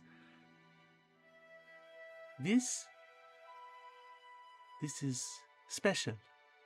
It's my necklace. Do you like the tooth? And she nods, and she's just staring at the tooth. They're just staring at the tooth. Fuck! I need to remember my own character's pronouns. Fuck! Anyway. But yeah, they're just staring at the tooth. And he reaches out to hand you the necklace with the tooth on it. And like, Navire just starts giggling and holding the necklace.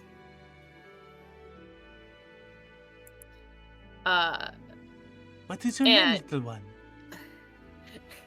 And she goes, I'm Navire. I got a bunch of teeth, and she pulls out her bag and jingles it with all the teeth. Can I see? And like, her eyes light up, and she starts pulling out each of the teeth. And you see him shift over to where he's sitting closer to you, and he goes, "Where did this one from?"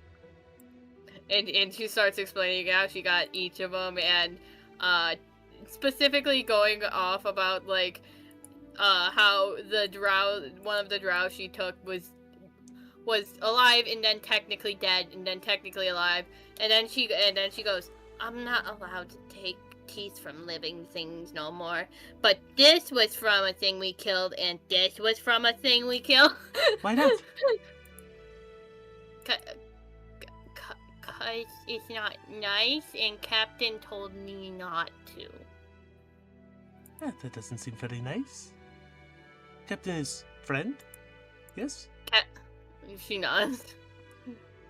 Why would friend tell you not to do things? Because people get mad at us if we take their teeth, and then it's harder to make friends, and I take teeth to find friends. Are you looking for friends? He's like, we looking for old friends, but we've made a few new friends with teeth. We met a pretty pink tiefling. She gave me my direwolf tooth back. But Captain had to trade that tooth to get my face back. Captain traded one of the teeth you liked? Yeah, to get my face.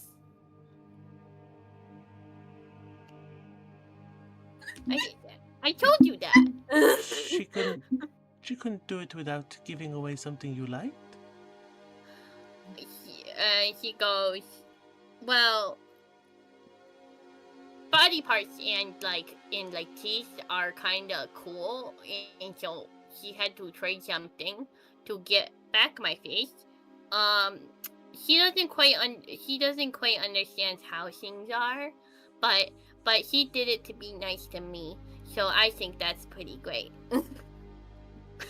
Alright. What is your name? I told you, it's Navire. Navire. That is such a pretty name. I am Eskel. And she goes, What are you doing in the woods? And why do you have this necklace? See, I like to find bones and teeth. And I saw you with bones and teeth. Do you like walking through woods? And she goes, well, I was gonna go to look for bones and teeth because we were camping over there, but then they started playing a game of chase, and I won. And now I'm still looking for teeth. You must be so fast. And she nods.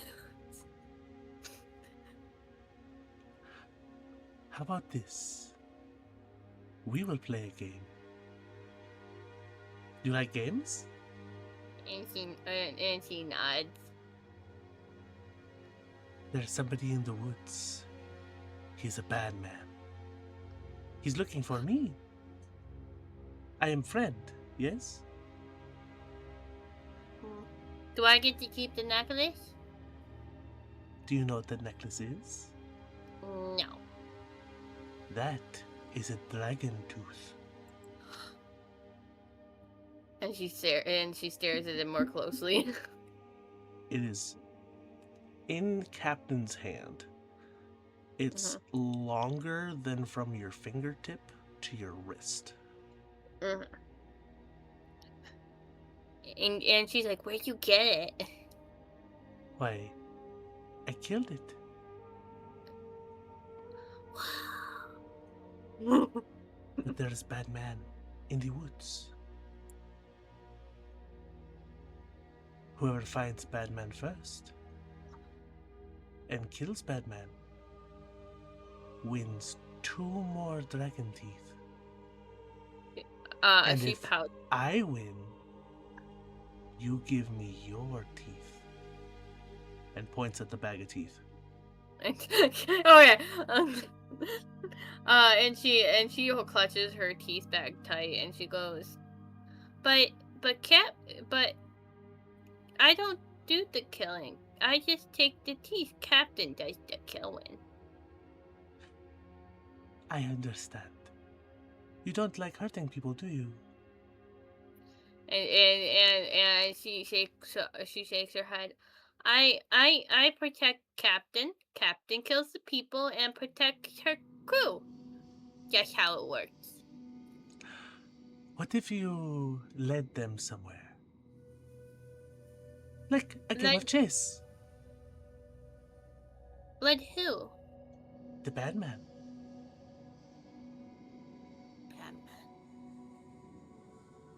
You lead the bad man away. You are much faster than he is. You lead them away. And if you can do that, I will give you 2 more dragon teeth. She nods, but she's like, how do I know what Batman looks like?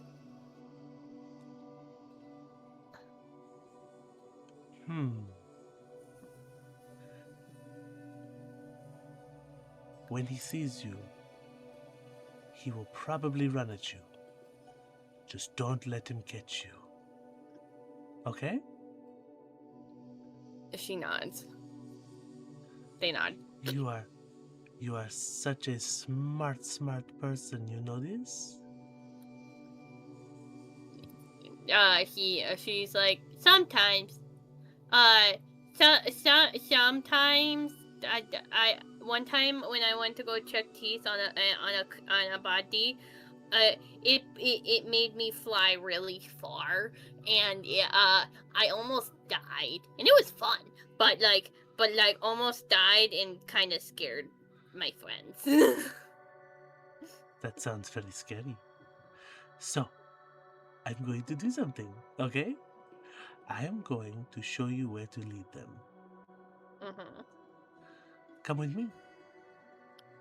And she follows, like putting the tooth necklace in her bag. As you follow, he brings you out and then around in a wide circle.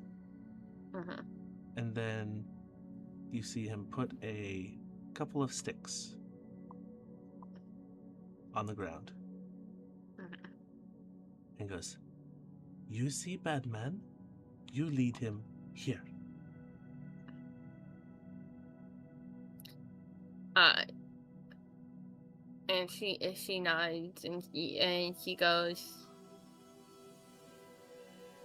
Captain's not gonna be mad at you. I don't like it when Captain's mad. I don't know this captain, so I don't think so. Okay. Alright. Just remember, if you see somebody who runs at you, lead them here. She nods and starts like fiddling with her teeth bag and the earring and looking around for the person he's referring to. Alright. And you see as he starts walking away, he puts his hands up and goes, now you wander around in this area, but don't go far, so you can remember where to lead them. Navire nods. Okay. And he starts walking into the woods, into the darkness. Mm-hmm. Make a perception check.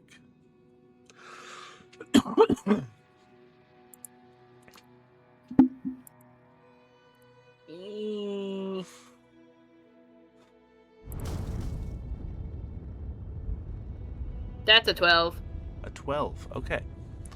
As you're walking,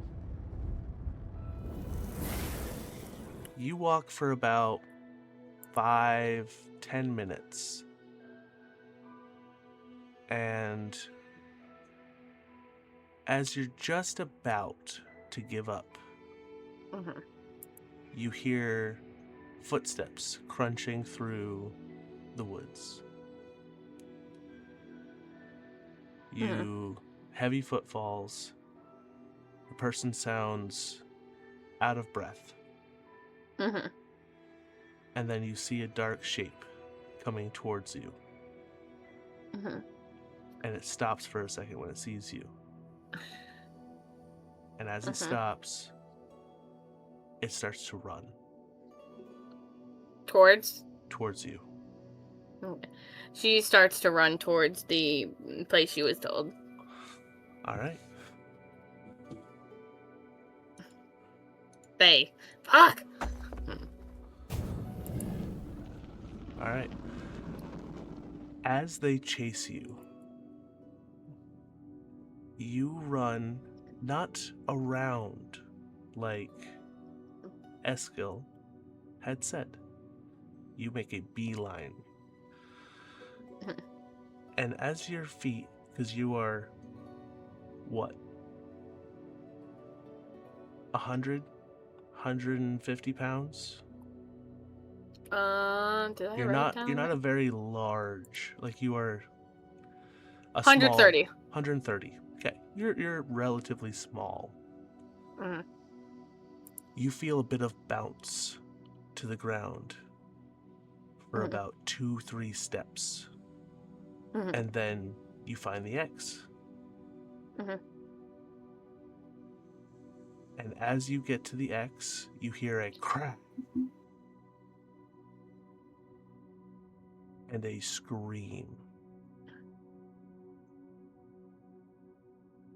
and a familiar voice. What the hell?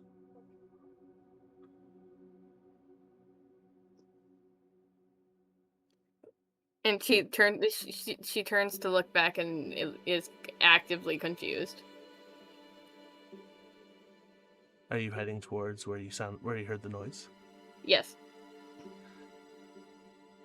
You walk about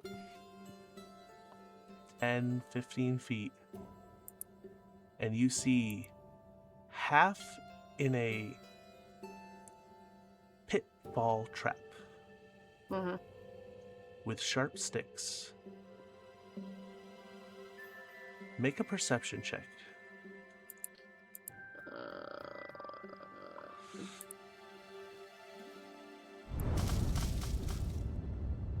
18. He has blue skin, large, muscular frame, and currently impaled through one leg and his hip is Axel. And like their eyes widen. They're like, Kevin gonna be so mad at me.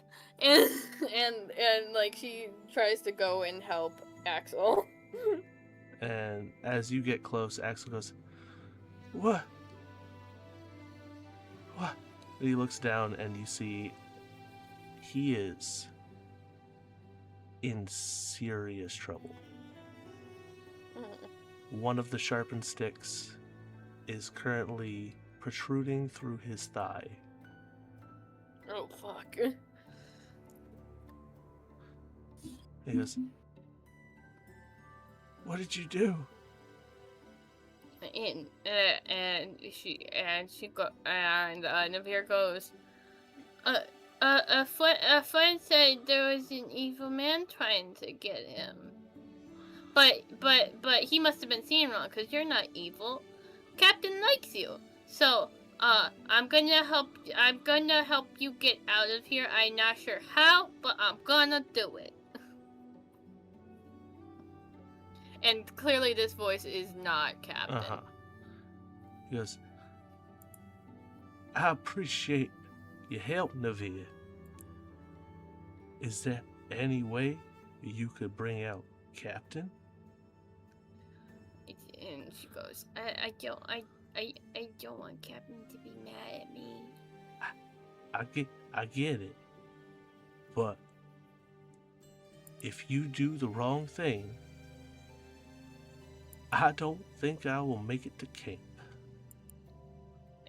And she goes, oh, okay, I gonna get Captain. And she stands for a second and she's like looking off into space for a moment. And then posture completely changed, confident swagger back and that. And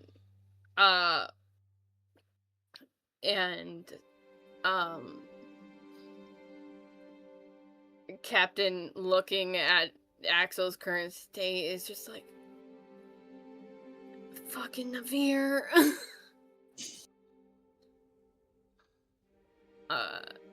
And Navire went running into the woods. I lost her. Then I found her. And I went to catch the little rascal. I'm hurting, Cap. And she because it's been a day, so the earrings are still good, yes?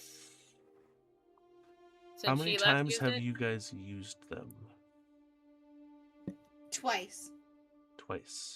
So there's one more use.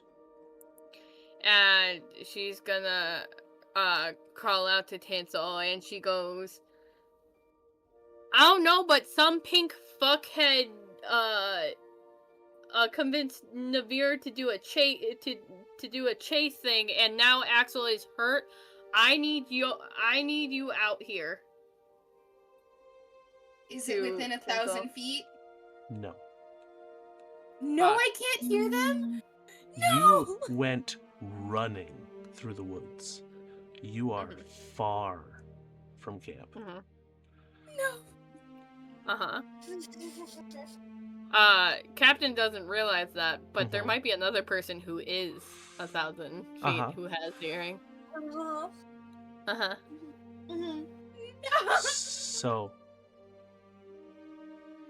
as you are currently having to try to get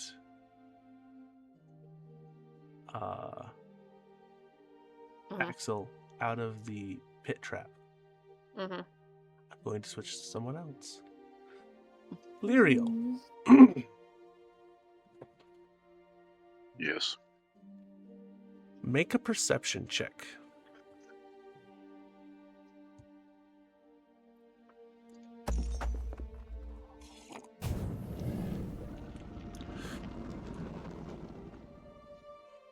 Better now. Mm-hmm. As you're walking around trying to find which way Navire went, you catch out of the corner of your eye a man leaning against a tree. He has deep purplish red skin and horns, black hair with streaks of red. And he is currently picking his teeth with a toothpick.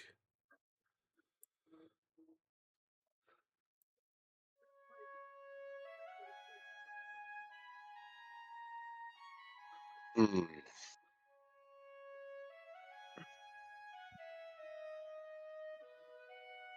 So I'm gonna slowly start approaching the would-be tiefling, hopefully. Alright. Are you being stealthy? Yes. Roll a stealth check.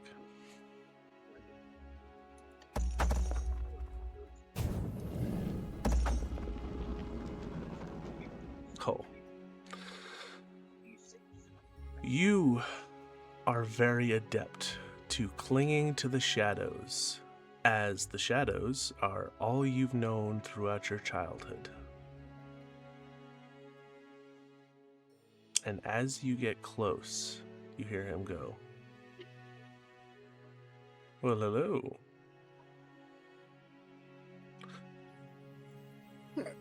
I know you're there, and by your light feet, I'd say you'd be Lyriel."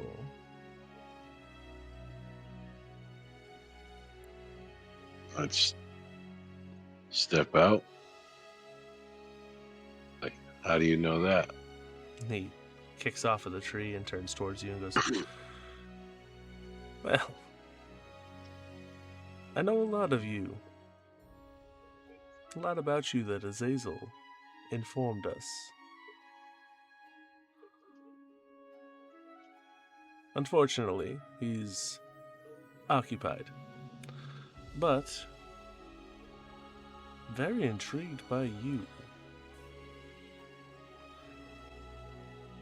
Would that be?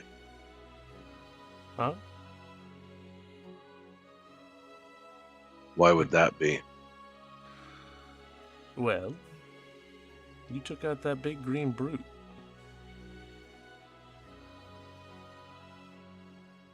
Am I My wrong? friend Rokar?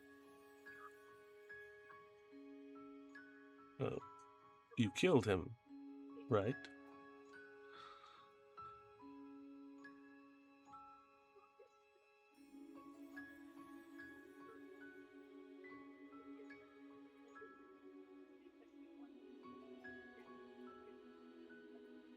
Did what I had to ensure my survival. And that right there. Self-preservation. I like that. To hell with anybody else, as long as you make it out alive.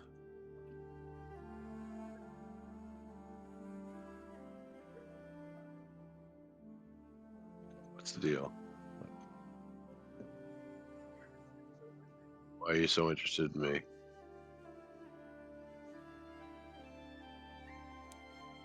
I mean,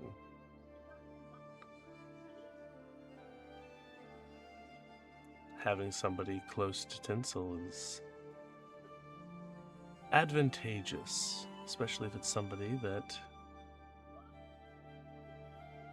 won't stop certain things from happening.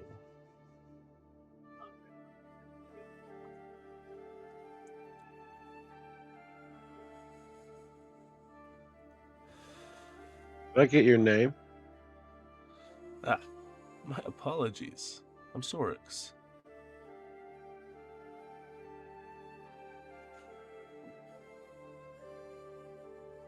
Okay.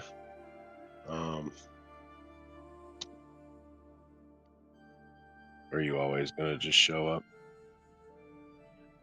when I'm alone? Oh, running across you was completely by accident. I'm actually waiting for a friend.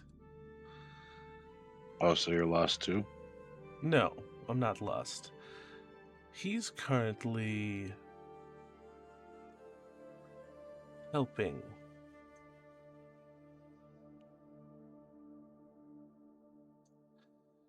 So if you're not lost, can you point me in a direction? Of course. Your camp Back to my camp? is about a quarter mile that way.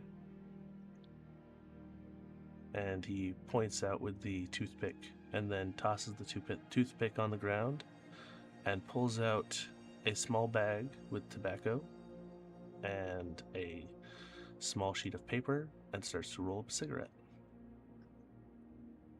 He goes, "You head that way. You'll run across your camp. But if you walk that way," and points the opposite direction, about the same distance, you'll run across Navire. Navire is currently having such a terrible time. I'll take off towards Navire. We'll talk soon. And as you're running, what's your passive perception?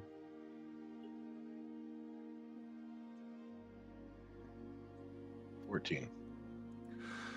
You would see off to your left a ways a pink tiefling with piercings and tattoos wave at you with a big smile as he's walking towards where you just came from.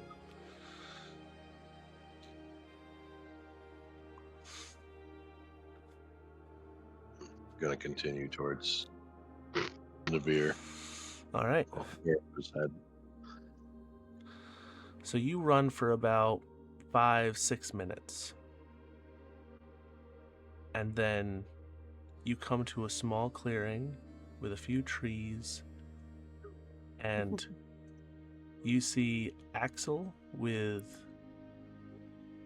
half submerged in a pitfall trap with a sharp stick shoved through his thigh and his hip.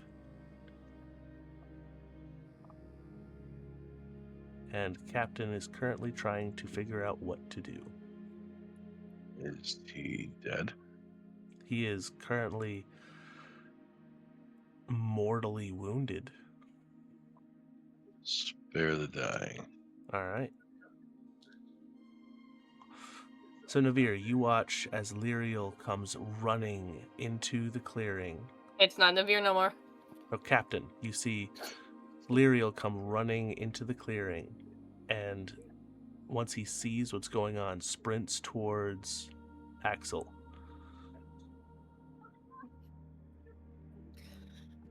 And she goes, "Some pink fuck convinced Navire to fucking do chase for a stupid dragon tooth." Ah! and like she's panicking, yeah, which is unusual for Captain. Axel looks up and goes, "Oh, hell. Hello, Lyriel. I seem to have gotten myself in a bit of a situation." Yeah, we all kind of got split up. And he looks over at Captain and goes, "So, any ideas?" Can she do a medicine check to try and figure out how to get him out of this? I will say sure. Roll a medicine check. That is a 21. Thank God, because the DC was 20. Yeah. She's a pirate. She's made this fucking trap before. So, looking at this trap, if you don't pull him off in the right way, he would bleed out almost instantly. As it is, he's probably not going to remain conscious. Mhm. And Does he she is know? very wounded. Does she know how to pull him off in a way? Okay. Then she is going to do that. All right. So, lifting him off in the same direction that he fell, and it's going to take 2 of you. Mhm. And an immediate medicine check to staunch the bleeding will save him. Mhm. But you know how to get him off without further harming him. Mhm. All right, so who is going to make the medicine check to stop the bleeding? So Well- we can't both make the medicine check, is what I'm hearing. So either one of you makes the medicine check with advantage, or both of you can make a medicine check. Because Who has either one takes the help action, or you both try. What? Mine's Who plus has- 1. Mine's +2. So advantage, I guess. Yep. Okay. It did not roll 2, but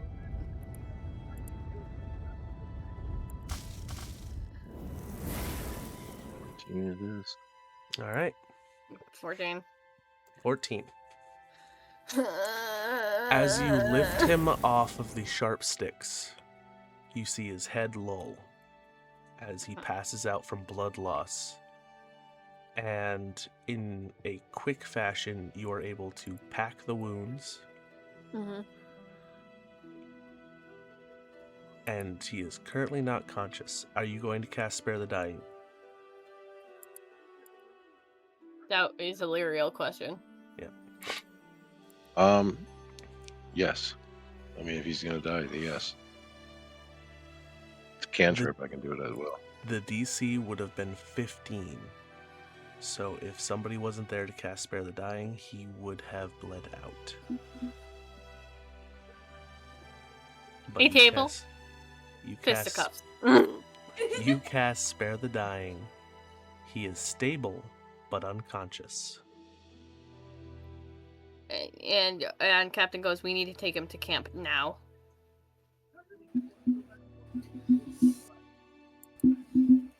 I'll cast Cure Wounds. I fucking forgot you had that. I forgot you had that. Is that a warlock spell? It's gotta be, because it's not on the sorcerer spell list. That must be a warlock thing. Must be. Alright, so you cast Cure Wounds. Roll your Cure Wounds.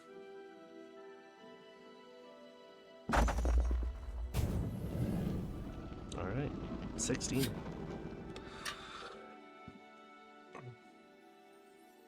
So as you cast the spell, the fabric that Captain had pushed into the wounds is pushed out as the wounds start to knit themselves back together with your red magic that almost takes on the image of sutures as it starts to sew up the wounds. And he's still a hurting unit, and he's going to need help. So you guys are going to be walking slow, like one under each arm, like half carrying him, half helping him walk back to camp. Tinsel. Yeah. As you're The anxiety I have on the sidelines was insane, and now it's my turn. as you're sitting in camp, you hear something from your earring. Mm-hmm. Hello, friend. Hello. Don't make a big scene, but Uh-huh. I need to speak with you. Yeah. Yeah? Say you need to What? use the bathroom or something. Yeah, I'm walking into the woods. I get that. Yes, but I don't want others to follow you. Okay. Uh. Shit. Okay. And Tinsel is gonna walk over to Cowboy. I forgot how to say your character's name again. Bruma. Thank you. And be like, hey, Tinrin hasn't come back. I'm gonna go check on him. And she's gonna walk towards the woods. All right. Because my golden retriever technically didn't come back, and that's technically not a lie. Mm-hmm. Technically, no one's following me. Shit. I have the child. No, the child's sitting. The child is sitting Cool. next to the tent. If he's gonna sit there, I'm just gonna walk away. Okay. So you head off towards the woods, and then you hear in your head again, hey. And it's not through the earring. Hello?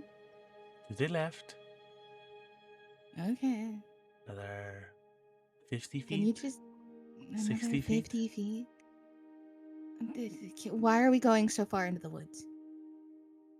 I want to speak with you without your friends. You're speaking to me telepathically. I am. No one's here. Speak to me like this. No, I want to see your face. But you've seen my face. My I face have. hasn't changed. His pretty face.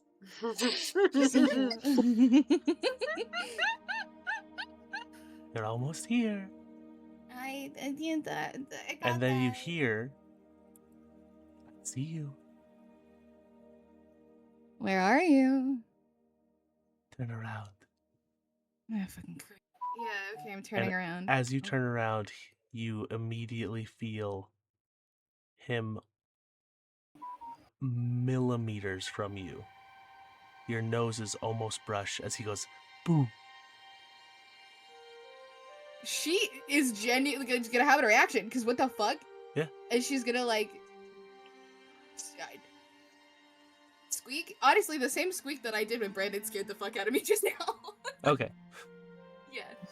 And he goes, Just like... shh. Well, people wouldn't be startled if you didn't scare them. I wanted to say hi. Hi! Hi. People wouldn't scream if you didn't scare them. Sorry. Okay. I met one of your friends. Which one of my friends? The one that likes teeth. Oh, I almost forgot. And he reaches into his bag and pulls out 2 long teeth and hands them to you and goes, Those are for the friend. Okay. Yeah. And she's gonna put them in her bag of holding. Anything else? I played a prank. It was a fun joke. Was everybody laughing? I was.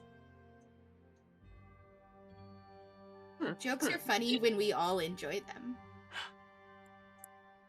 Well, I told your friend that there was bad man in woods. And I showed your friend where to run when bad man chases.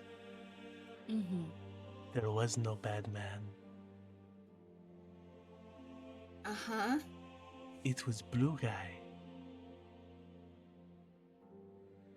Blue Guy chased and fell into a hole with sharp sticks. No. Yes. There's a good chance he's dead. That's... No! Yes, that's what happened. Okay, and she's gonna kind of put her hands up and like take like a step back because she's panicking. No. You are friend. Are my friends okay? The one that likes teeth is fine, yes. The blue one, is he okay? I don't know. I didn't stick around. I heard the scream. Wait.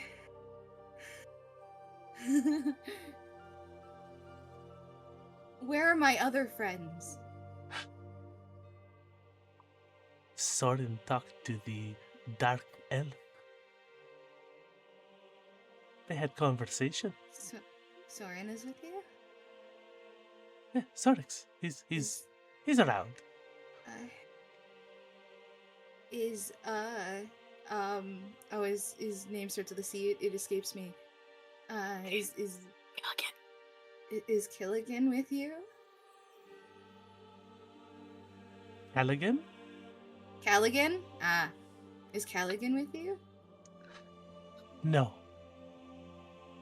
Callaghan is on special mission. Uh-huh.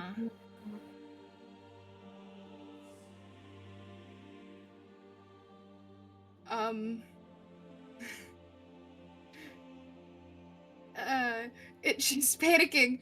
I am actively hyperventilating. And like you can see like the panic fall and rise of her chest as like she's trying to just figure out what to say. Because clearly they already know too much, but she doesn't want to drop more shit in case they don't know everything.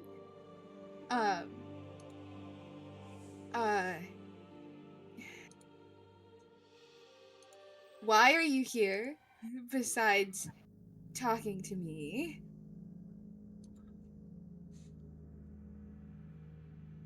I am here because I wanted to see you and your friends. Uh-huh. Yes. Normal people say, hey, let's hang out. Why are you putting my friends in traps? It was a joke. Do you not like my if they joke? got hurt. No, sir. Not if they got hurt. Why did I kindergarten him? I mean, fair. I mean, you saw how him and Navire were talking. That's fair. We don't hurt our friends. We don't hurt friends as friends. But that's so many people. Because let's say we're friends, but I have friend, and you hurt my friend. Have I hurt your friend? No. Period.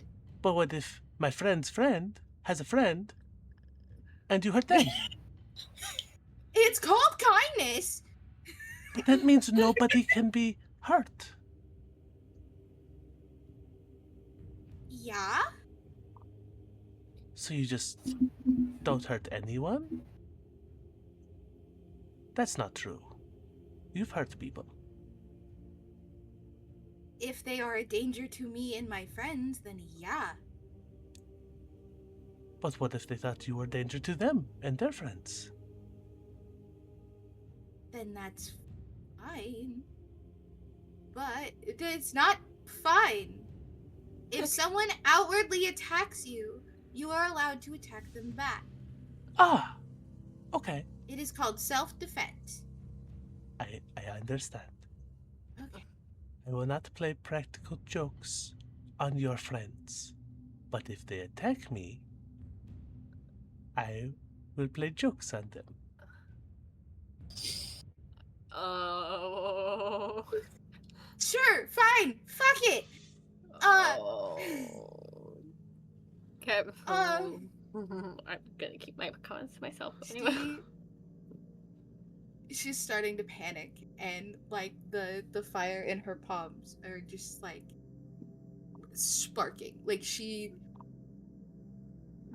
hyperventilating, not full panic attack, because she's trying to process, like, how the fuck do I talk to him and get the fuck out of here? Because if both of them are around, and now I am in the woods by myself, I'm fucked. And I don't know where Navire, or I don't know where Captain is, I don't know where Axel is, I don't know where Lyriel is, and Tinrin's still in the fucking woods. And there's a stranger at the camp. Here we see Gem's descent into madness. And so, like, her breathing is picking up, and she's, like, getting more panicky, being like, what? Where are they? Like, what? Why? Who? Where are my friends? Oh. There's some at camp. The ones that are hurt? There's... Oh, which ones? Which ones? Yes, you have many friends. There are some on their way here. They have long journey. Who is hurt? Who is hurt? Well, one of the ones in the long journey, he is hurt. There is the blue guy, he is hurt. Sorix is somewhere in the woods. And so is one of your friends. Unfortunately, he does not know not to make practical jokes. You've only just told me. So the game is, you find your friend, and I try to find mine. Whoever finds theirs first wins. No. And hopefully we find them before they find each other. Son of a bitch. I hate this game.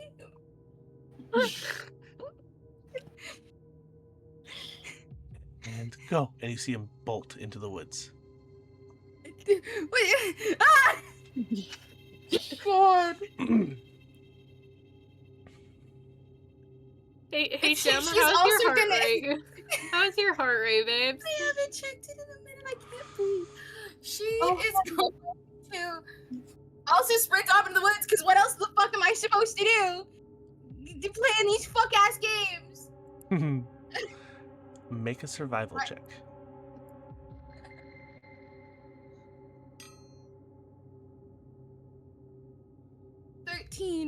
Okay. We're at 120 on heart rate, by the way.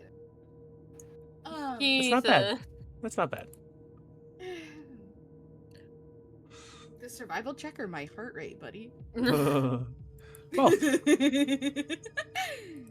So, as you're running through the woods, you lose sight of Eskil. Can I'm gonna call out. He didn't say I couldn't scream. He said I couldn't scream during our conversation. He didn't say I couldn't scream during our game. Yeah.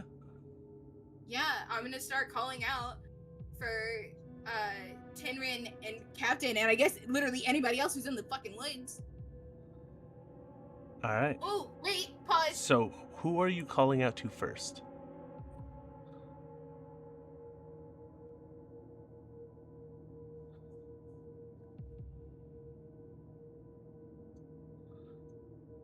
This is a 30. Look, I'm finally gonna use thaumaturgy, and I made sure I knew how to say it when I was gonna cast it. God damn it! Bless you. Bless you. For a minute in a 30-foot area, we're gonna do booming voice. Your voice booms up to 3 times as loud as normal for 1 minute. During the duration, you have advantage on charisma/intimidation checks. Okay. And she is gonna call out for Tinrin. All right. As you call out for Tinrin, you hear in your head, "That's cheating." No. You. Now there's two of us looking for this Tinrin. No. Did I at least? Did it work? Like, Yep. Was it heard? You hear further on into the woods, "Tinsel? I found some dry wood." And then you hear in your head, "Found him." Shit.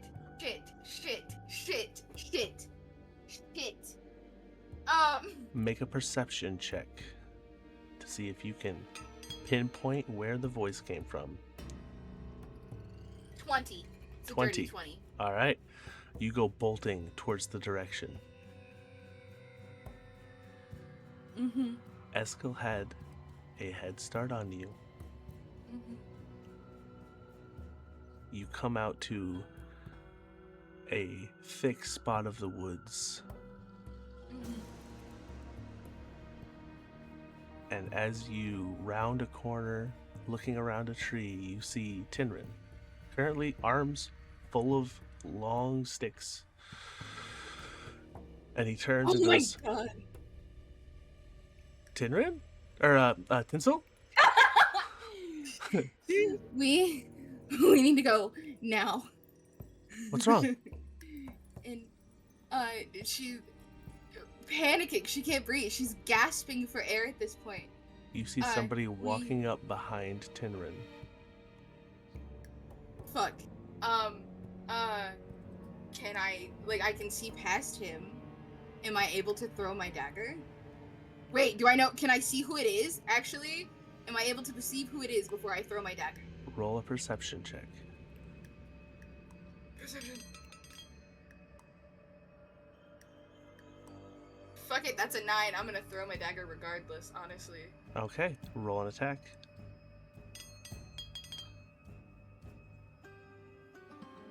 19. All right.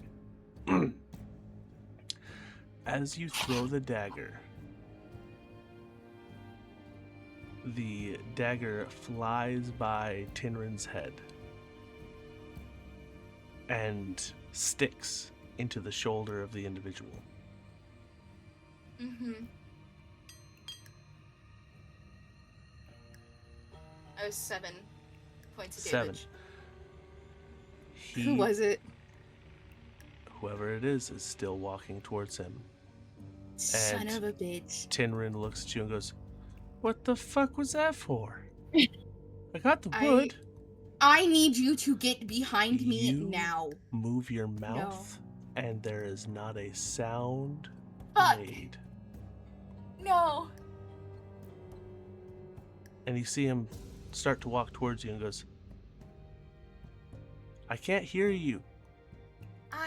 Oh my god. And you see walking out to the side of Tinrin is Eskel. No. I need that boy to have more perception. I swear to God. I don't just throw daggers willy-nilly. I don't do that. That's his thing.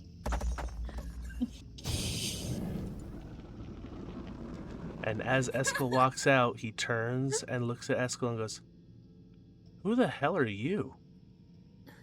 And Eskel looks over to you, and oh, no, actually, you're in silence. You can't hear the conversation that's happening. Can I continue to walk forward, though? To get beside Tinrin? Regardless if I can hear or not? You continue to walk forward. Mm-hmm. And as you do, you see Eskel put his hand up.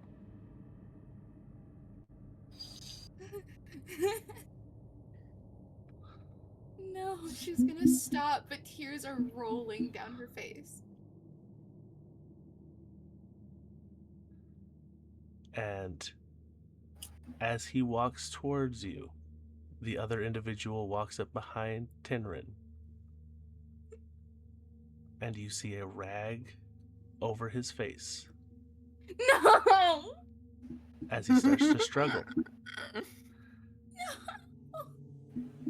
And Eskel's going to use prestidigitation to start drawing in the air. And it leaves a nice little trail of colorful light.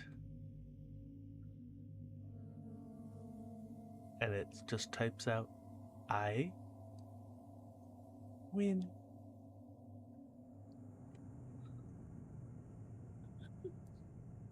No. Please. We hate it here. Why?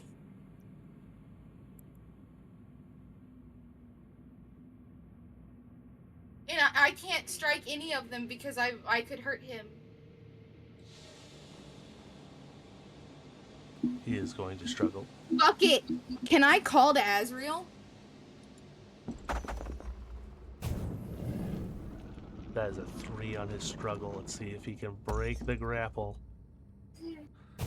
That's a 17 for Sorix.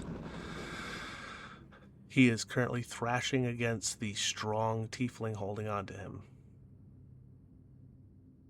You call out to Azrael? Yes. With what voice? I hate you. No. You're so fucking evil. You're so mean.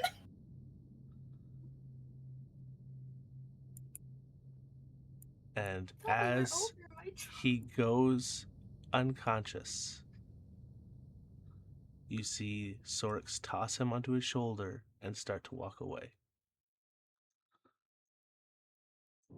And then Eskel waves his hand and goes, all right, now that you can hear me, I have a proposition. We are heading to capital. We will not hurt your friend, but you need to go to capital and you need to behave. As in? As in, I tell you to do something and you do it. Give clearer instructions. No. You're going to do things that you are not going to want to do.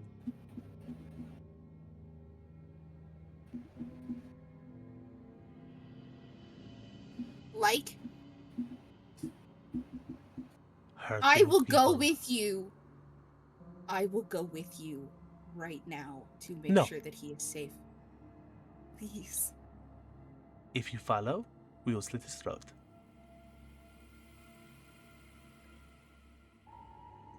Sorix is very strong. He might remove the head. But you listen to what I say, and he lives.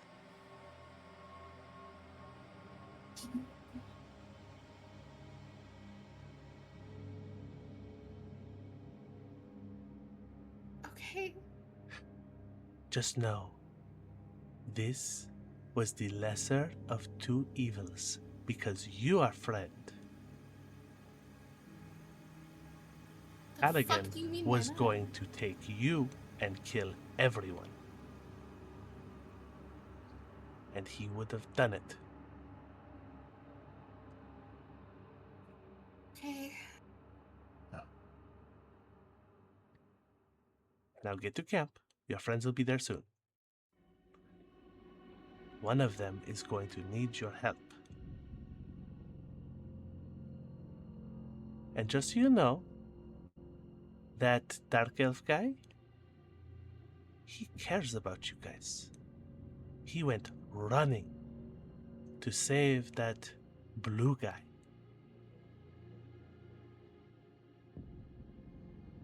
When he found out he was hurt, he ran to the rescue. I'm We're aware Lyrio cares about us. What the fuck do you mean? He had the opportunity to turn around and head to camp and let the Navire struggle. Lyrio's our friend. Why wouldn't he help us? You don't know? Know what? Oh, it's so much better not having you know. But just know he cares about you. He is good guy. I am not. Halligan is very much not. But I saved your friends' lives today. So you better appreciate it. Okay. Run along. And we will see you soon. I will be watching. Fuck. She has to go back to camp. She can't not listen. Yep. And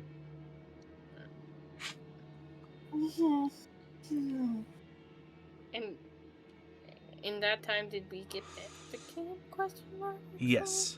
You arrive back to camp. Brumont. Mm-hmm. You see Lyriel and Captain supporting Axel as he is half conscious. Blood all over his leg on one side and his hip and waist on the other.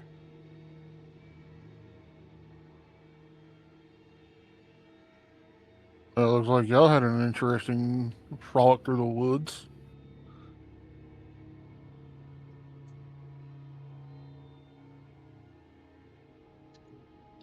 Well, Yeah. Axel fell in a pit, and I came up, and Captain didn't have a means of saving him, so I stepped in to save Axel on her behalf.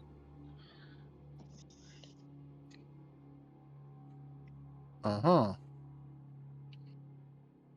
And do we have any idea how he fell into said pit? And Kevin's like, some pink fuck tricked Navire into thinking there was someone bad in the woods that she had to run from. And when I find him... And she just starts to laugh a very cold laugh. Was Captain close enough to hear the call through the earring the first time? Not the first time. Great. I hate this game. No, you don't, bestie. I really do. I thought torturing me was over. Yeah. Oh, you're a fucking liar. I thought... You're a fucking liar is all I feel right now. So what is wrong? Ron be like, so what is wrong with him? Fucking pit trap happened to him.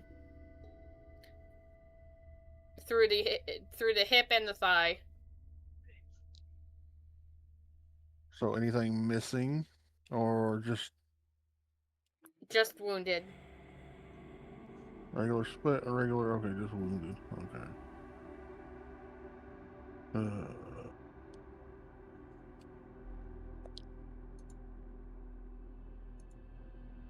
So Ramon will walk up, and he will cast Healing Word.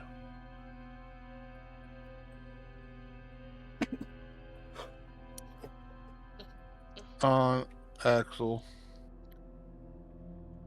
So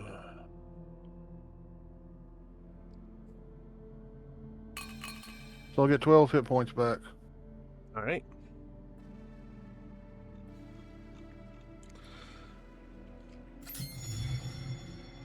I would suggest letting him rest.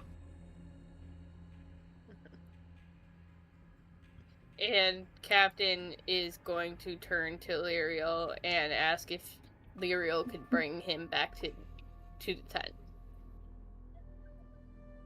Bring him back to the tent Mm-hmm. and keep a close watch over him.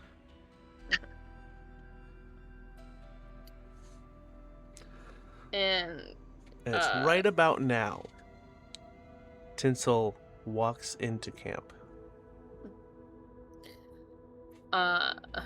She is gonna just like very silently and like very shell shocked if you were to look at her face as she exits the woods coming into the clearing, and just sorrow over her entire face. And as like you guys are all like standing outside of the tent besides Axel, yeah? Yep. As far as I know. Captain just asked Lyriel to bring him to the tent. And she let go of Axel when she did this. Mm-hmm. Okay. I'm in the tent with Axel. Okay. Getting into the clearing and seeing all of the people who she was just told was in the woods, just like safe enough because she hasn't seen Axel or Lyriel yet. She's just going to drop, like, almost fully pass out from the exhaustion and just stress and the anxiety and just full collapse.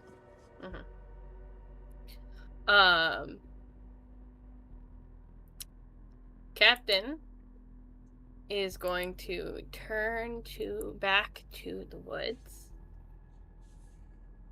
And right now, I'm going to have her fail this wisdom saving throw. As bloodlust takes over her. And she... Oh. I will say roll a wisdom save. Okay. That's a nat 1! The dice said go with it, bitch! Okay. Yep. Okay, and she is gonna, as I was saying, she was gonna fail this saving throw, and Bloodlust is gonna take over her as a, like, almost primal snarl comes from her lips, and she is going to run back into the forest to look for the one she described as pink fuck. Okay.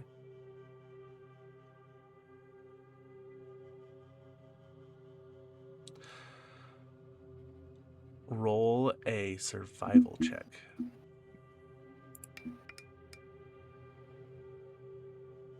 That is a 12. A 12. Okay. So you go running. Wait, hold on. Hold on. Let me check real quick. Do you have disadvantage on wisdom checks? That's what I'm checking. Yeah, -1 on wisdom. Okay. And we decided that'd be a -1, so it's not, instead of a 12, it would be a 9. Yes, because it's -1 to the score, not the... Mm-hmm. Yeah. So that's a 9. Mm-hmm. You go bolting into the woods. Is anybody going after Captain? Tinsel's shell-shocked. Tinsel's shell-shocked. I'm watching Axel. Uh-huh. Yeah. Broma, are you keeping an eye on people at the camp? Or are you going running after Captain, who just went into a feral state and ran into the woods?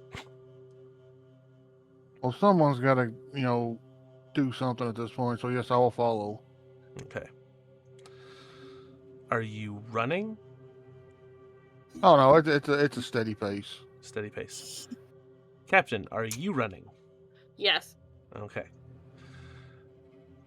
So as you run haphazardly through the woods, how far are you running? She is as far as it takes. Someone almost took out her crew. She's not stopping till she gets blood. So you're running a good distance. Uh-huh. All right. About 6 minutes of continuous running. You eventually hear something in your head. Hello? Roll a perception check. That's wait. That's also a wisdom throw, so instead of a +5, that would be... So 8 minus 1, that'd be 7. 7. You start turning around in circles, looking for where this voice is coming from. It was in your head, but you're looking around. Oh. You're not Navire, are you?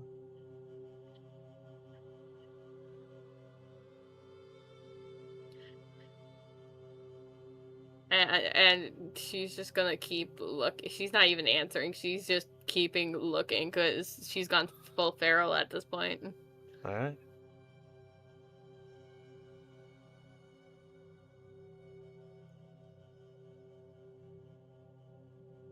You hear from deeper in the woods.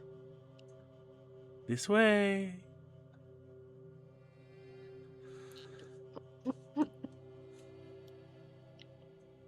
Does she hear it from a direction or? Roll a survival check or perception. Both of them are okay. We're just gonna roll it because a d20 and then just -1 because at this point the math is annoying at me. All right. That is a 2 minus 1 is a 1. Okay. So you run off in a direction. And you hear in another direction. No, this way. Are we making another roll? Yep. Whoosh! Oh, the dice are here for the plot. 7. You start running in that direction. And then you hear behind you. I was wrong. Go this way. And pop. That's a 9. Okay. You go running in that direction. And then you hear in your head, how long are you going to do this?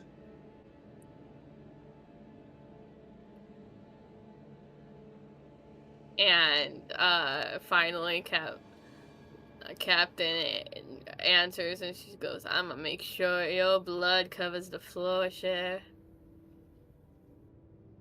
Then I will stop using illusions. And I will call out for real. You're almost here anyways. And then you hear, come on out, fishy fishy. I have to stay in character. Yeah, and do I do another? Yep. Oh yeah. Cool. Perfect. That is a 17. The dice are here for the plot, and Yes. I kind of love it. You go bolting towards where you heard that noise. And as you break through the tree line, you see a pink individual sitting on a cage. But not a normal cage, one made of glass. And standing next to him is Sorix, an individual you met before, with a unconscious Tinrin behind him. And the one sitting on the glass slaps the glass and goes, here, fishy, fishy, fishy.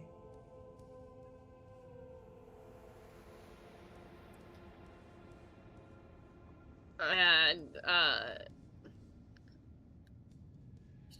and she is going to put a hand on her rapier, which is glowing red, like. It is. Mm-hmm. Do you make a break for him? Yes. All right. You get about halfway across the field before you hear a voice that shakes you to your core. Hello, my love.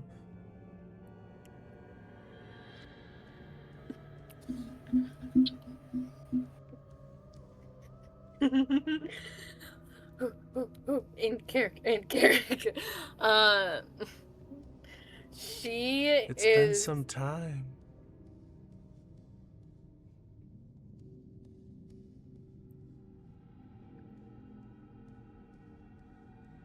She is hearing that voice. She is going to attempt to snap herself out of the bloodlust. Probably unsuccessfully, but she is trying to make sure that she is Wisdom not save. a bloodlust around him. Yep. And we're gonna do a -1, because that's what we're doing. That is a nat 1!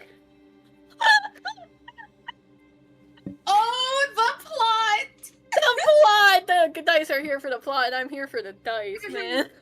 And you hear, my love, let's play a game. And like, she is, like hands on her head, trying to snap out of it, but she's not successful. Because, like, her eyes are slitted, eyes are red, like, she's not doing hot.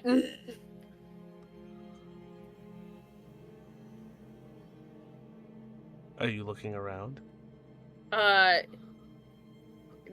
She is mumbling to herself, just like trying to like call herself captain to try and get out of this, but she is unsuccessful right now, and she's trying to cover her ears because she knows he knows how to get this so much worse.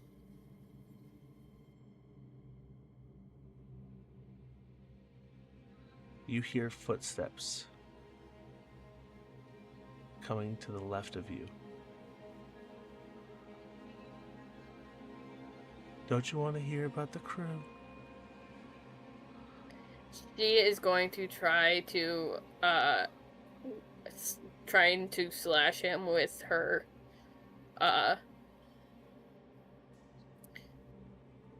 would we still call them claws in this moment? Sure. Roll Sure. an attack.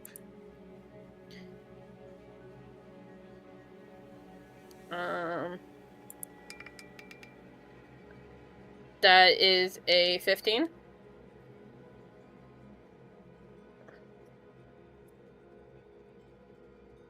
Not 1 second. Take your time.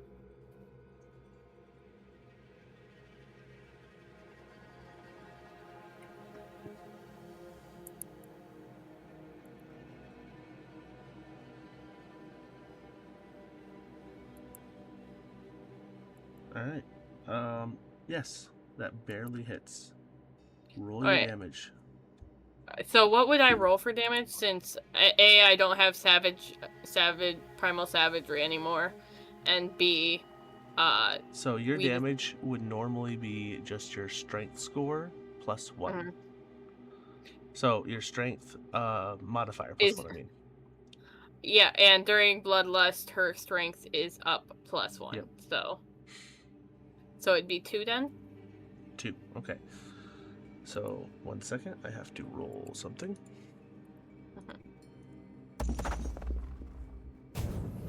Perfect. So as you slash out blindly towards the voice, you feel a hand slap your hand out of the way, not hitting the target. You know, a weapon is no good if it hurts the one wielding it. Don't try to strike me again. She's gonna do so anyway. Alright. Oh, that is a 12. And I'm guessing that doesn't hit. No. Does a 24 hit? No shit.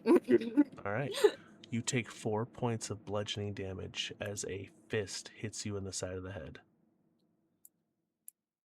And like she swirls like spins because she is not seeing clearly, she is not thinking clearly. And so it takes her a second to like readjust her her surroundings again after that punch. Why are you making me hurt you?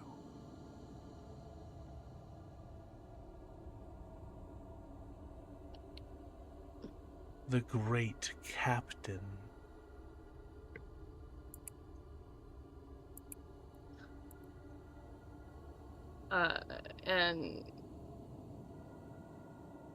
And she's gonna be like, you didn't have that tone when you tried to kill me, Moshe.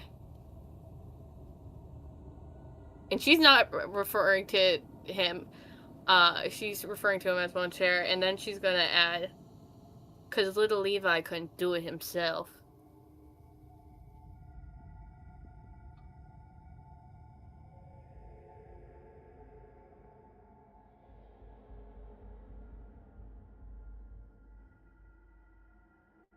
Have you looked at this individual yet? No, but she knows his voice. You said this was a voice she knows. Mm-hmm. My love, I'm not here to hurt you.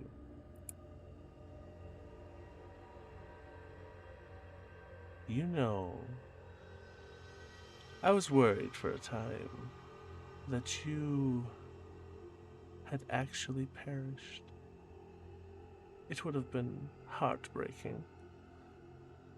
But to find out you survived, that's exciting, intriguing. Makes me want you so much more. Don't make me strike you again. She is going to attempt to pull out her rapier. Alright. I guess this is what we're doing now. Oh, and you hear sorry, I rolled 2. And you hear a shing as he pulls out his rapier. Guessing we're going with the first one because I accidentally rolled twice on that one.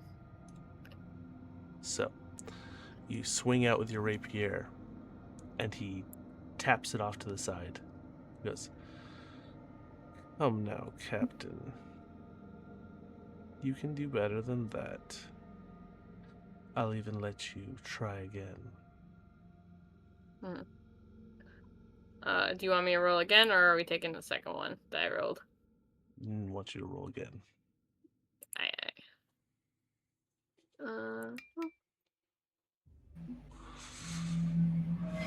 That is a 20. Roll your damage. 5.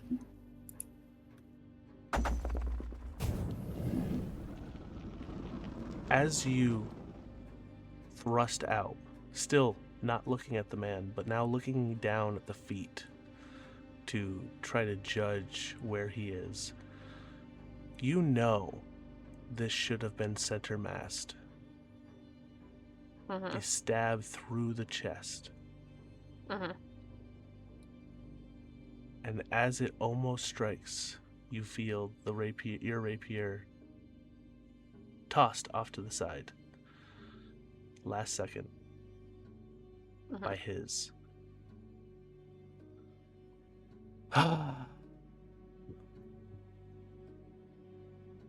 You may be captain, but you've lost a lot of your skill.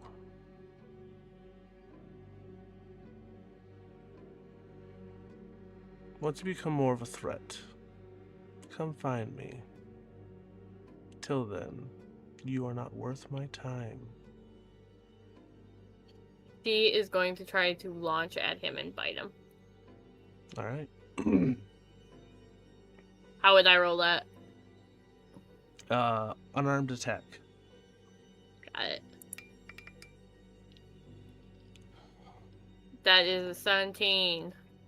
All right. That hits. And then that would be 2 damage? Mm-hmm. Okay.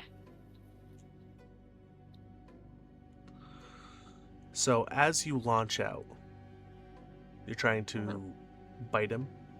Mm. As you look up and you see, you have not seen this man in some years. Mm-hmm. The short sea foam hair is now long. You see a gash, long healed across the eye. Mm-hmm. The blue water genasi skin and a white mustache goatee. And as you go lunging in for a bite, you bite into his shoulder. Mm-hmm. And as you let go, teeth now wet with his blood. Mm-hmm.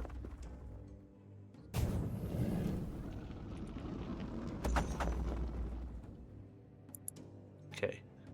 First one is a 16. Second one is a 24. Both of those hit. Okay. So,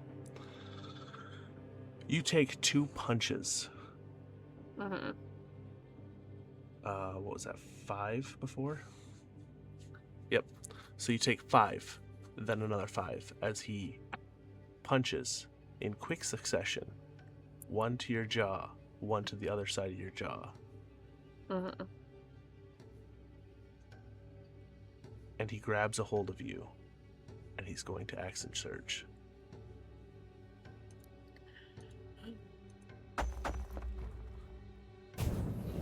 That's a 15.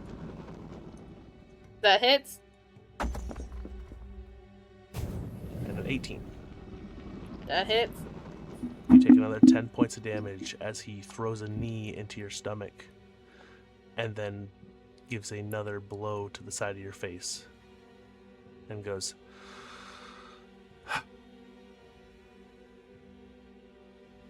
"You know, the captain I used to know probably would have been able to kill me."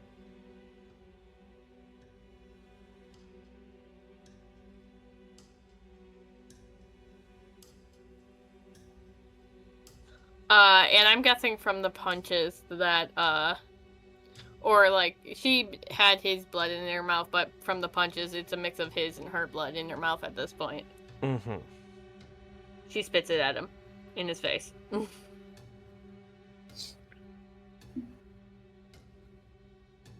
As he wipes it off, he grabs you by the chin. Make a strength, athletics check. Athletics. This would add a +1 to whatever this rolls. That's a 12. See, I rolled the same thing. He has a +4. And he grabs your chin and pulls you in. You are technically grappled. And he forcibly presses his lips against your cheek. And then pulls you away, looking at you dead in the eyes, and goes, "I've missed you so." And you hear behind you, I hate to break up the whatever the fuck that is. I hear something coming through the woods, and it sounds large. We need to go." And Levi looks you in the eye and goes, "Well, this was fun. We should do it again soon. Talk to you later, love." And he lets go of you and starts walking away. She is going to attempt to chase after him. Alright. So, you watch as Eskil and Sorix start running in one direction, and Levi is walking in another, and you are following him. Mm-hmm. You're not being stealthy. Nope. Alright. What are you doing when you catch up to him? She is going to try to launch at him and bite him again. Alright, roll an unarmed attack. Whee! That's an 18. That hits. So that's a 2. Okay. So as you launch and you bite into his shoulder, he turns, and as you disconnect, he is going to hit you again. Mm-hmm. That is 15. That hits. My armor class is 14. Yeah, and that is a 11 for the second one. Okay, so 15 hits, 11 doesn't. So, as he disconnects you, he comes around with an elbow, cracks you in the side of the head with the elbow. Mm-hmm. And as he throws the second punch, you, having being off balance from the elbow, have moved out of the way of what would have been another punch. And he goes, "Come on now. You know this isn't going to end well if you continue."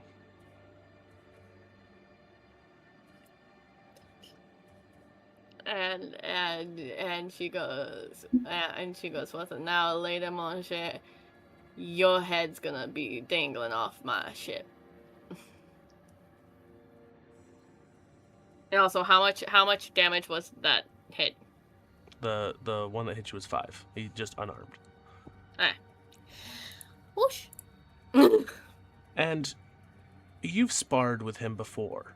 He is much stronger than he was before. Mm-hmm. And he goes, "If you persist, then fine." And you hear the shing as he pulls out his rapier. He goes, "Come on then." She is going to pull out one of her daggers. Alright.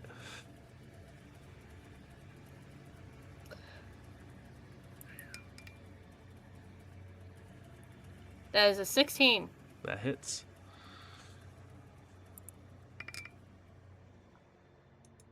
That is a 6. He is going to use parry. So as you launch forward with the dagger is knocked aside again. And he goes,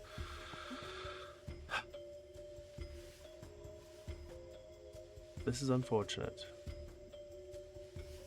but I'm not going to let you go off without an injury." And he is going to attack you. Who did he call the last fucking punch? That is a 23. That hits. And you take 8 points of piercing damage as his rapier sticks into your thigh. Uh-huh. And now he's going for his second attack. Doesn't matter. As long as this hits, she's down. 18 plus 6. Yup. She is 1 health point right now, but... That is... Gosh, 11 points of damage. She's down.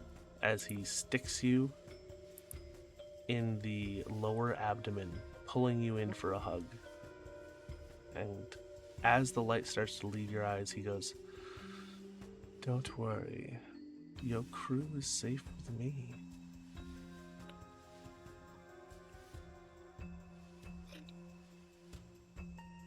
and then pulls his rapier out of your stomach and pushes you onto the ground.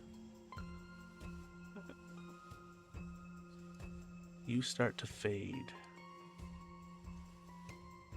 and then you feel warmth.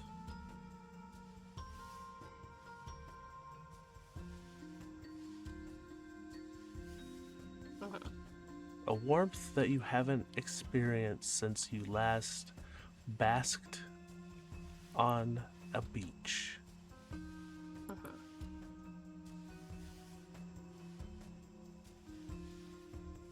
You are not conscious, but you almost hear the footsteps away.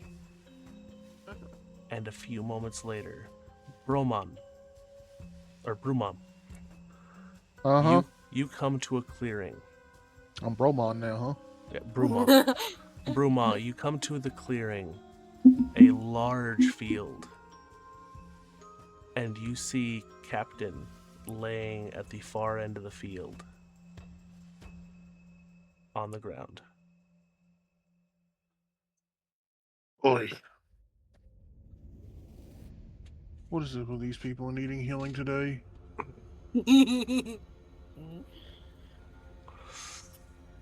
Alright, so let's see, how far away is that? About 100 feet. It is a large field. Yeah, I'll make my way over there. You pass by what looks like a large fish tank. Didn't know they had fish bowls out this far. Okay. And as you walk, you come up to Captain. Wounds all over, but not dying.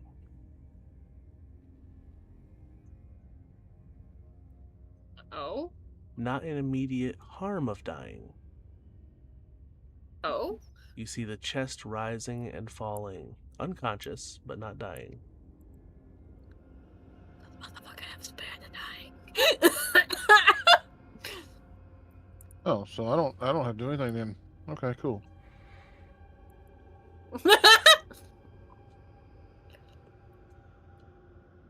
That's a wild. So I'll pick up the limp fish. Yeah. And pack her back to camp, pack whatever it is back to camp. All right.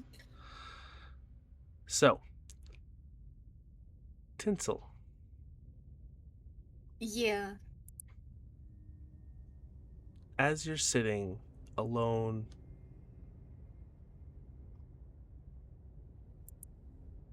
your mind filled with everything that happened. Mm-hmm. You hear in your head,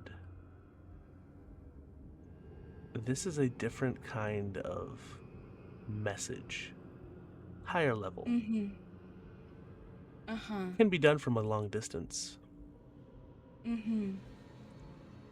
Hello. Don't worry. I and Sorix did not hurt your friend.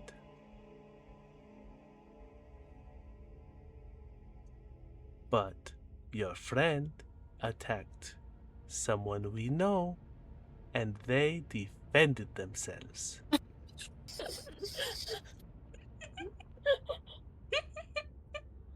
Mm-hmm. But he's nice.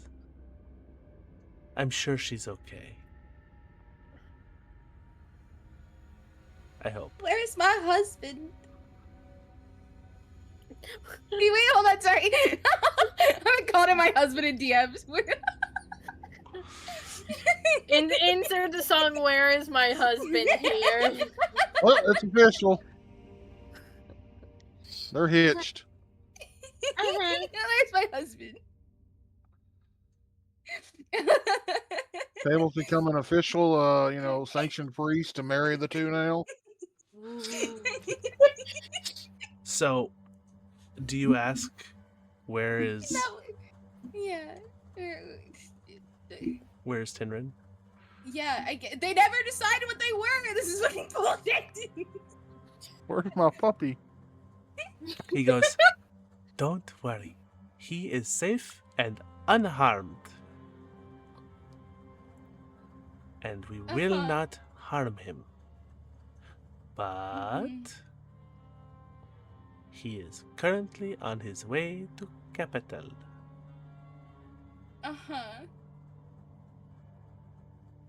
This is where we're gonna start getting random feathers sent to us.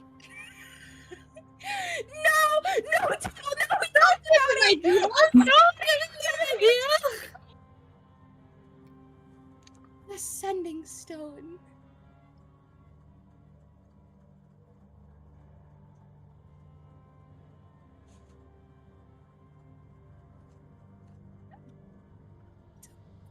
And then, because that was a spell, you hear in your head,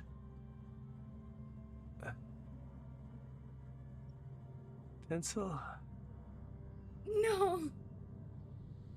who are these guys? I'm sorry. No. No.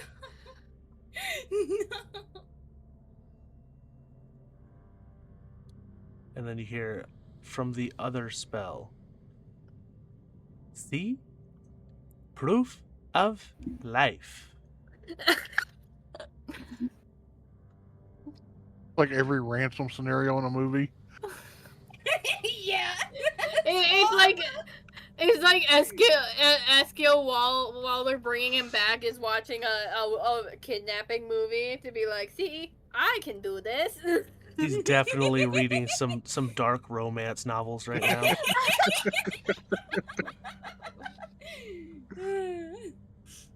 Oh no. She's just still sitting like incapacitated in the field and she's just crying. Yep. As you're sitting Oh, there, God. you hear footsteps. No. Yeah. Now, by now, Dallin and Rosalie would have fallen asleep. Lyriel is currently spending time with Axel, looking over his body like he has done before. Cal walks up to you. "Are you all right?"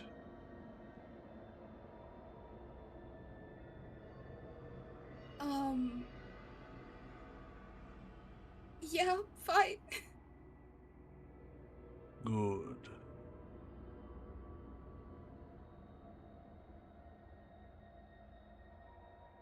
Oh.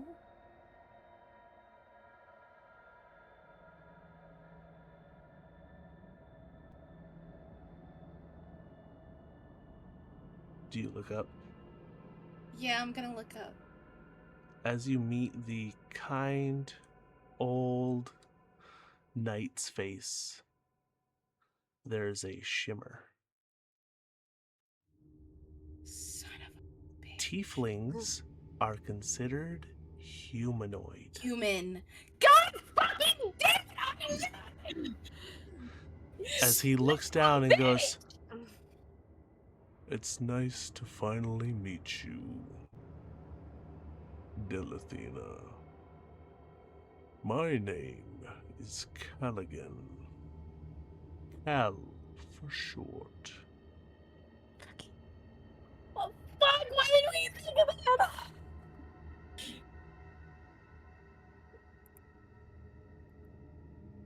"I wanted to come into this camp, slaughter all of your friends in front of you, take you against your will, kicking and screaming all the way to capital. I was convinced otherwise. But I wanted to make sure that you were on board. Eskil is very smart, a good lad. He said that you had a sleeping friend close someone you cared about. Nobody's here. Nobody. They wouldn't know. Please, Don't worry. please just take me with you. I won't fight. I don't know if I can fight. That's alright. No. Smile. Give me a nice little smile, please.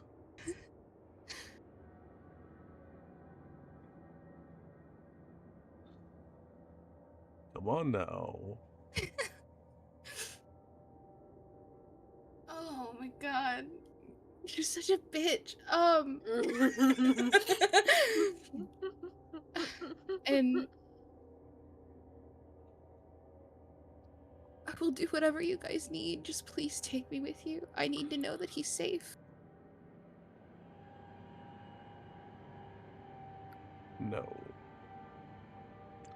You will remain with this group. You will bring them. I need one of them. Who? Well, that would be telling, wouldn't it?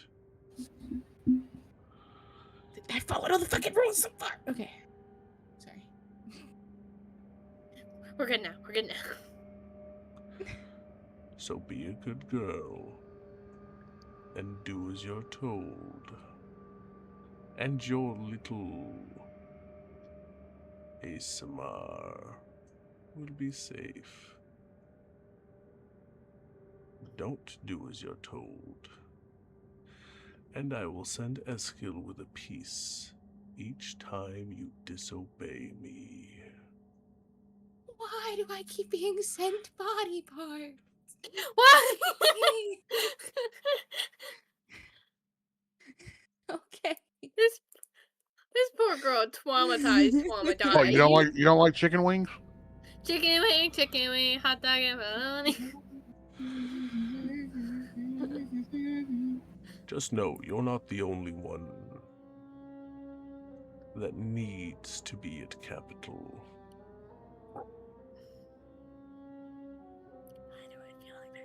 This is so out of character. Why are they going through so much work when I have potentially an infant sibling that they could just snatch? I digress.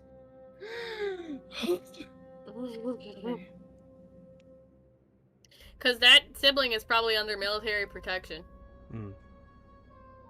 Valid, but what the fuck? Man, selling a child to be left alone. Damn. I know, right? and you say they're the Why are they bad jumping guys. through hoops? I already agreed that I would work with Azriel. He pushed me away. That's his fault. I was gonna put on the ring. I was gonna become a cleric.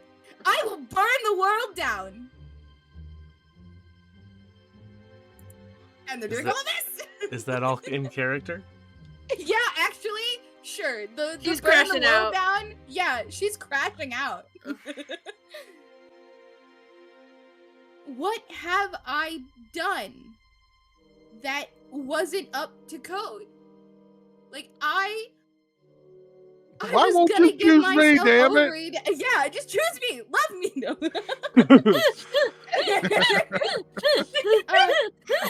Oh my god! I was ready to pledge myself to Azriel. Take over Azazel's spot. Do whatever he wanted. Why drag it He out? reaches down, grabbing you by the jaw. Mm-hmm. Do you pull away? No. He lifts you up Mm-hmm. off your feet Mm-hmm. to look him in the eye, and he goes, "Because you aren't tainted yet." Ew. The If fuck anyone, does that mean? she's more tainted than anyone else. What does that mean? You have a good heart. You care.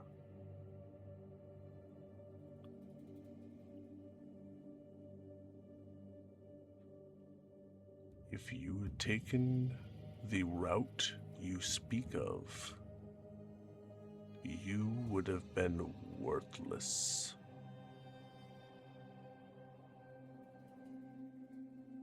That's why I say, smile. Continue being a hero, if that's what you call it. And he sets you down on your feet. He goes, and show some fucking pride. Jesus. What have we done that is heroic? We've done so much selfish shit. Oh, we saved some kids. I wasn't there for that. Yes, you were. That wasn't my goal. I was there when they were saved. That was not my goal. Yes, I understand. The rest I have done selfishly.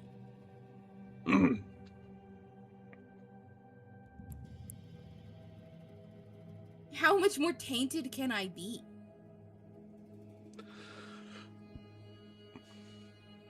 Tainted love. He looks you in the eye and goes, do you think I'm evil because I hurt the people you care for?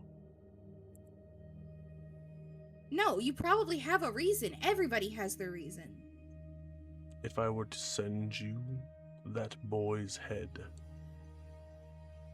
would you think I was evil?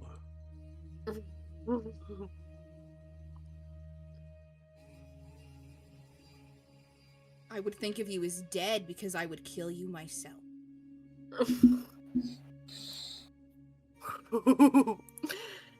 You fight for others.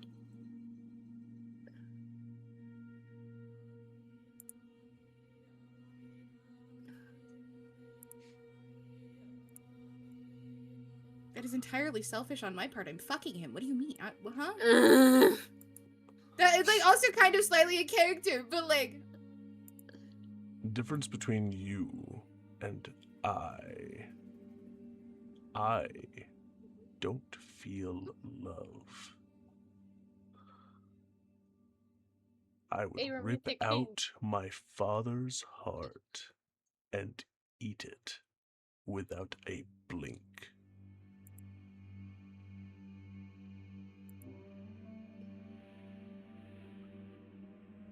Then you don't understand love.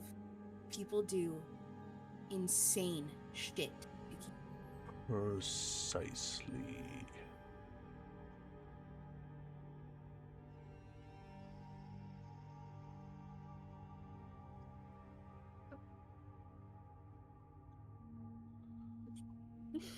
So,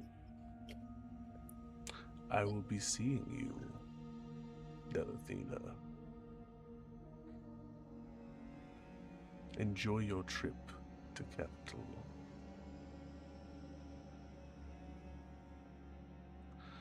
And when you get there, ring Eskil. He'll be waiting.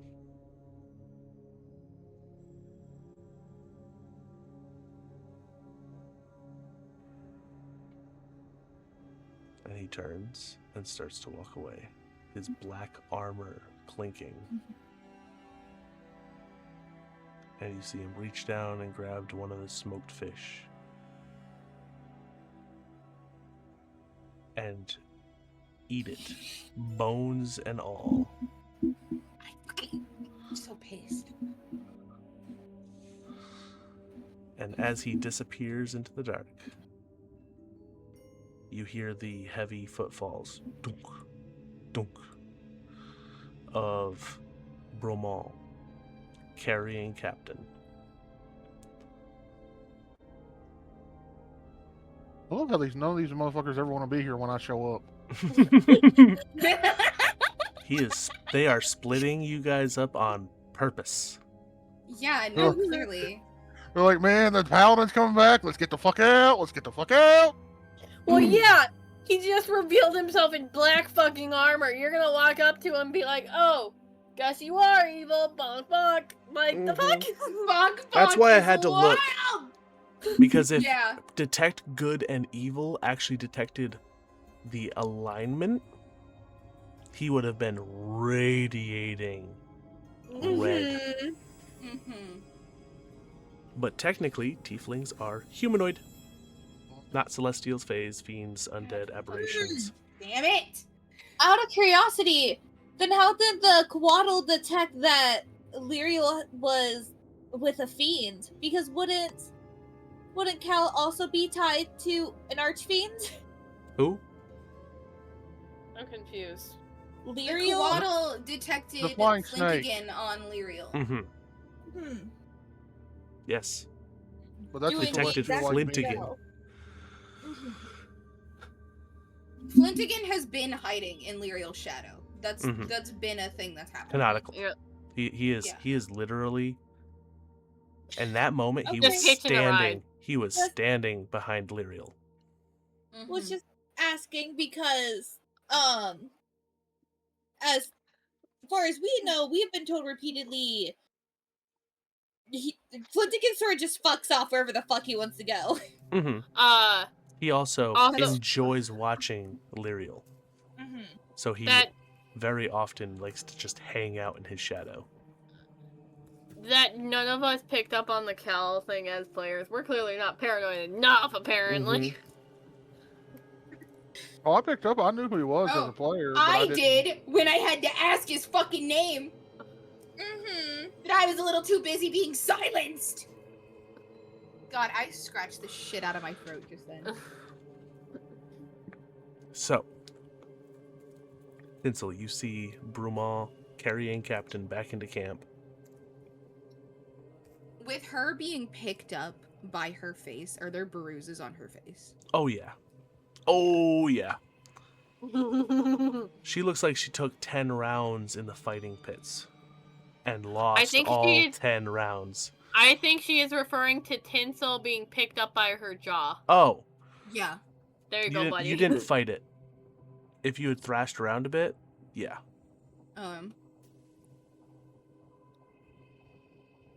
So, as Ramon walks back into the camp, seeing that Tinsel's the only one there, awake, Mm-hmm. he's gonna like, this one needs attention. He's just gonna chuck Captain at Tinsel.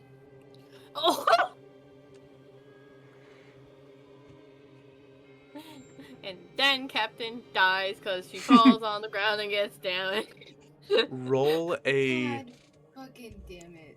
roll a dex save or strength save. I have healing word. Hold on. Who? Tinsel. Oh, me? Oh, fuck.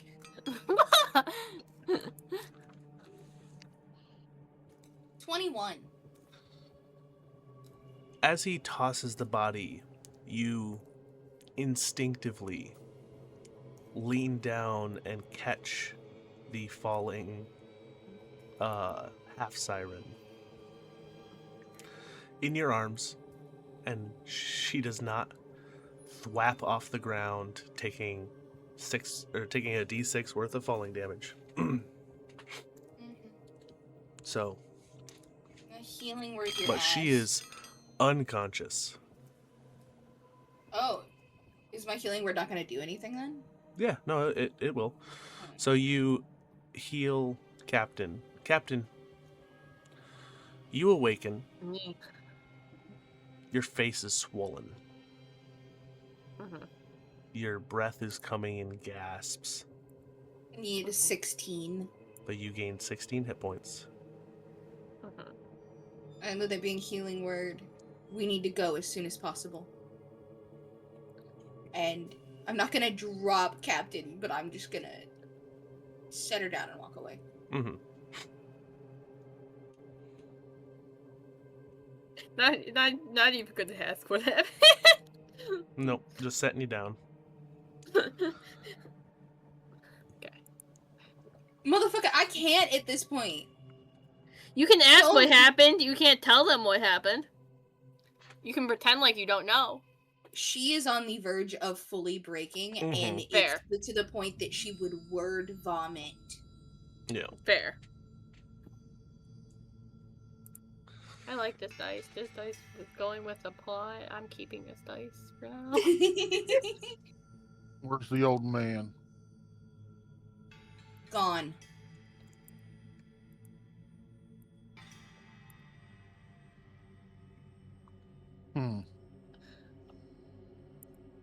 Any reason why? Nope. And she's gonna walk towards her tent. You wouldn't be lying to me now, would you?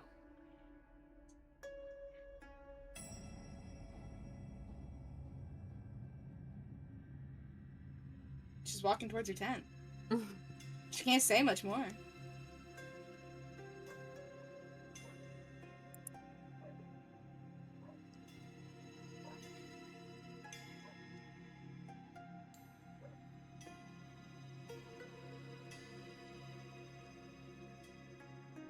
All right. Lariel, what are you doing?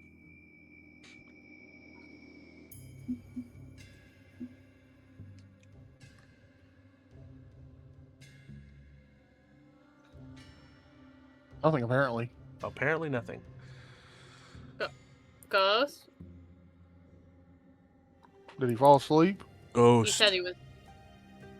He said he was fading. Yeah, like an hour ago.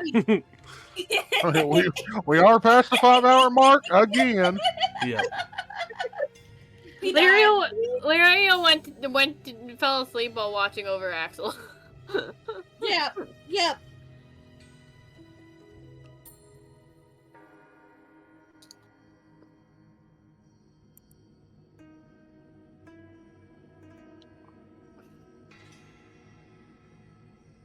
You never did hear from Lariel again. Did he actually die?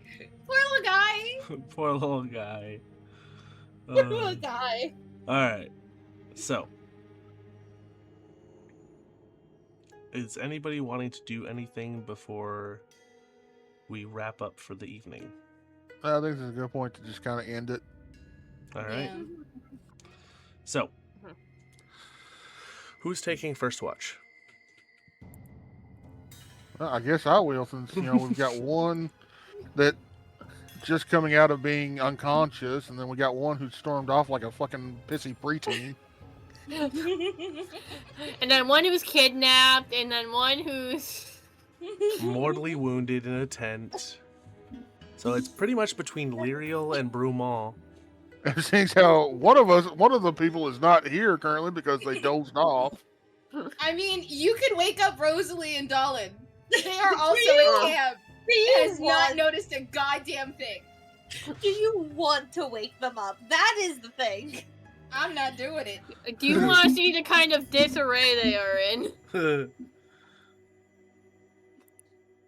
That's on you, Elephant Man. That's on you. That's I on think you, the other Magic man's gonna Man. be taking a watch. Magic Man! I'm sorry, what did you say, cowboy? I said I think the Elephant Man's gonna be taking a watch. Yep. How much of the night did we waste doing all of that? Genuinely.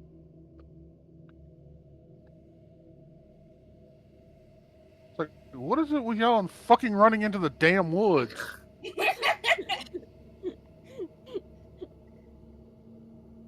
At least the furball had the sense to stay in one place.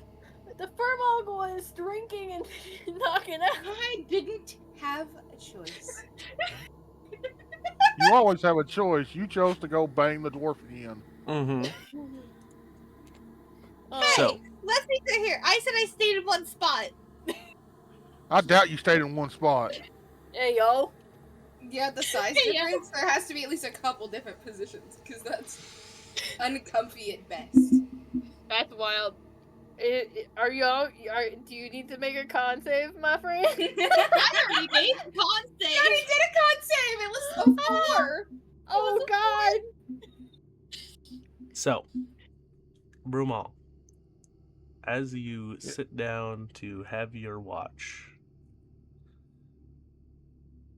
everyone else filters off. I believe Captain was just left on the ground. Yup.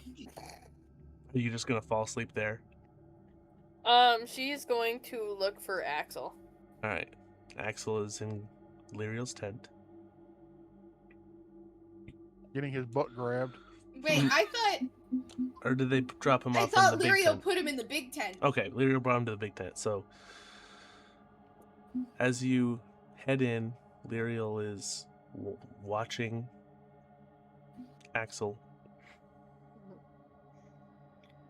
And we will have that interaction next week. I'm guessing Tinsel went to the big tent.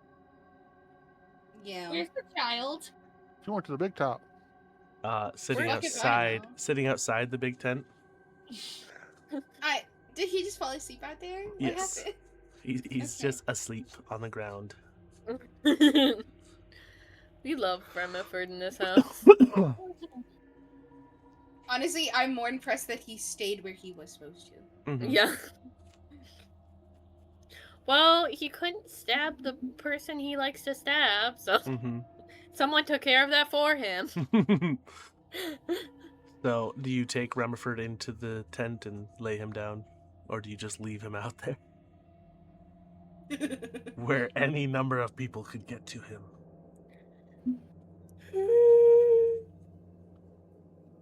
That was a Or joke. that train. I'm not going. Damn I'm trains, not, man. I'm not going after Remiford. Don't worry. Better not. At this point, why not? You're You're taking everybody. Because You're we don't taking out have everybody. kids, and we've treated him like a kid the past fucking how many sessions? He has to turn big first before he gets hurt. Yeah. So, as you all go down for your evening's rest, that is where we will pick up next Saturday, if players show up, because I think some players are going to be rather mad at me. Yeah. Oh? Pourquoi? Oh, because I stole their himbo. Ooh, this Maybe. person is doing episode 1 of their D&D thing. Ooh. I mean, look how many times they've replaced that himbo. I know, right? Stick another one in the meat grinder. Yep. Goddamn. Not tinsel slander. Well, Tinsel hasn't had a bunch of himbos. Wait. But She's fucked to get stuff she wanted. All right. There's a difference for fucking for attraction and fucking for selfish need. Yep. Alright. Well, everyone have a wonderful night, and we will see you all next Saturday. Bye. Why?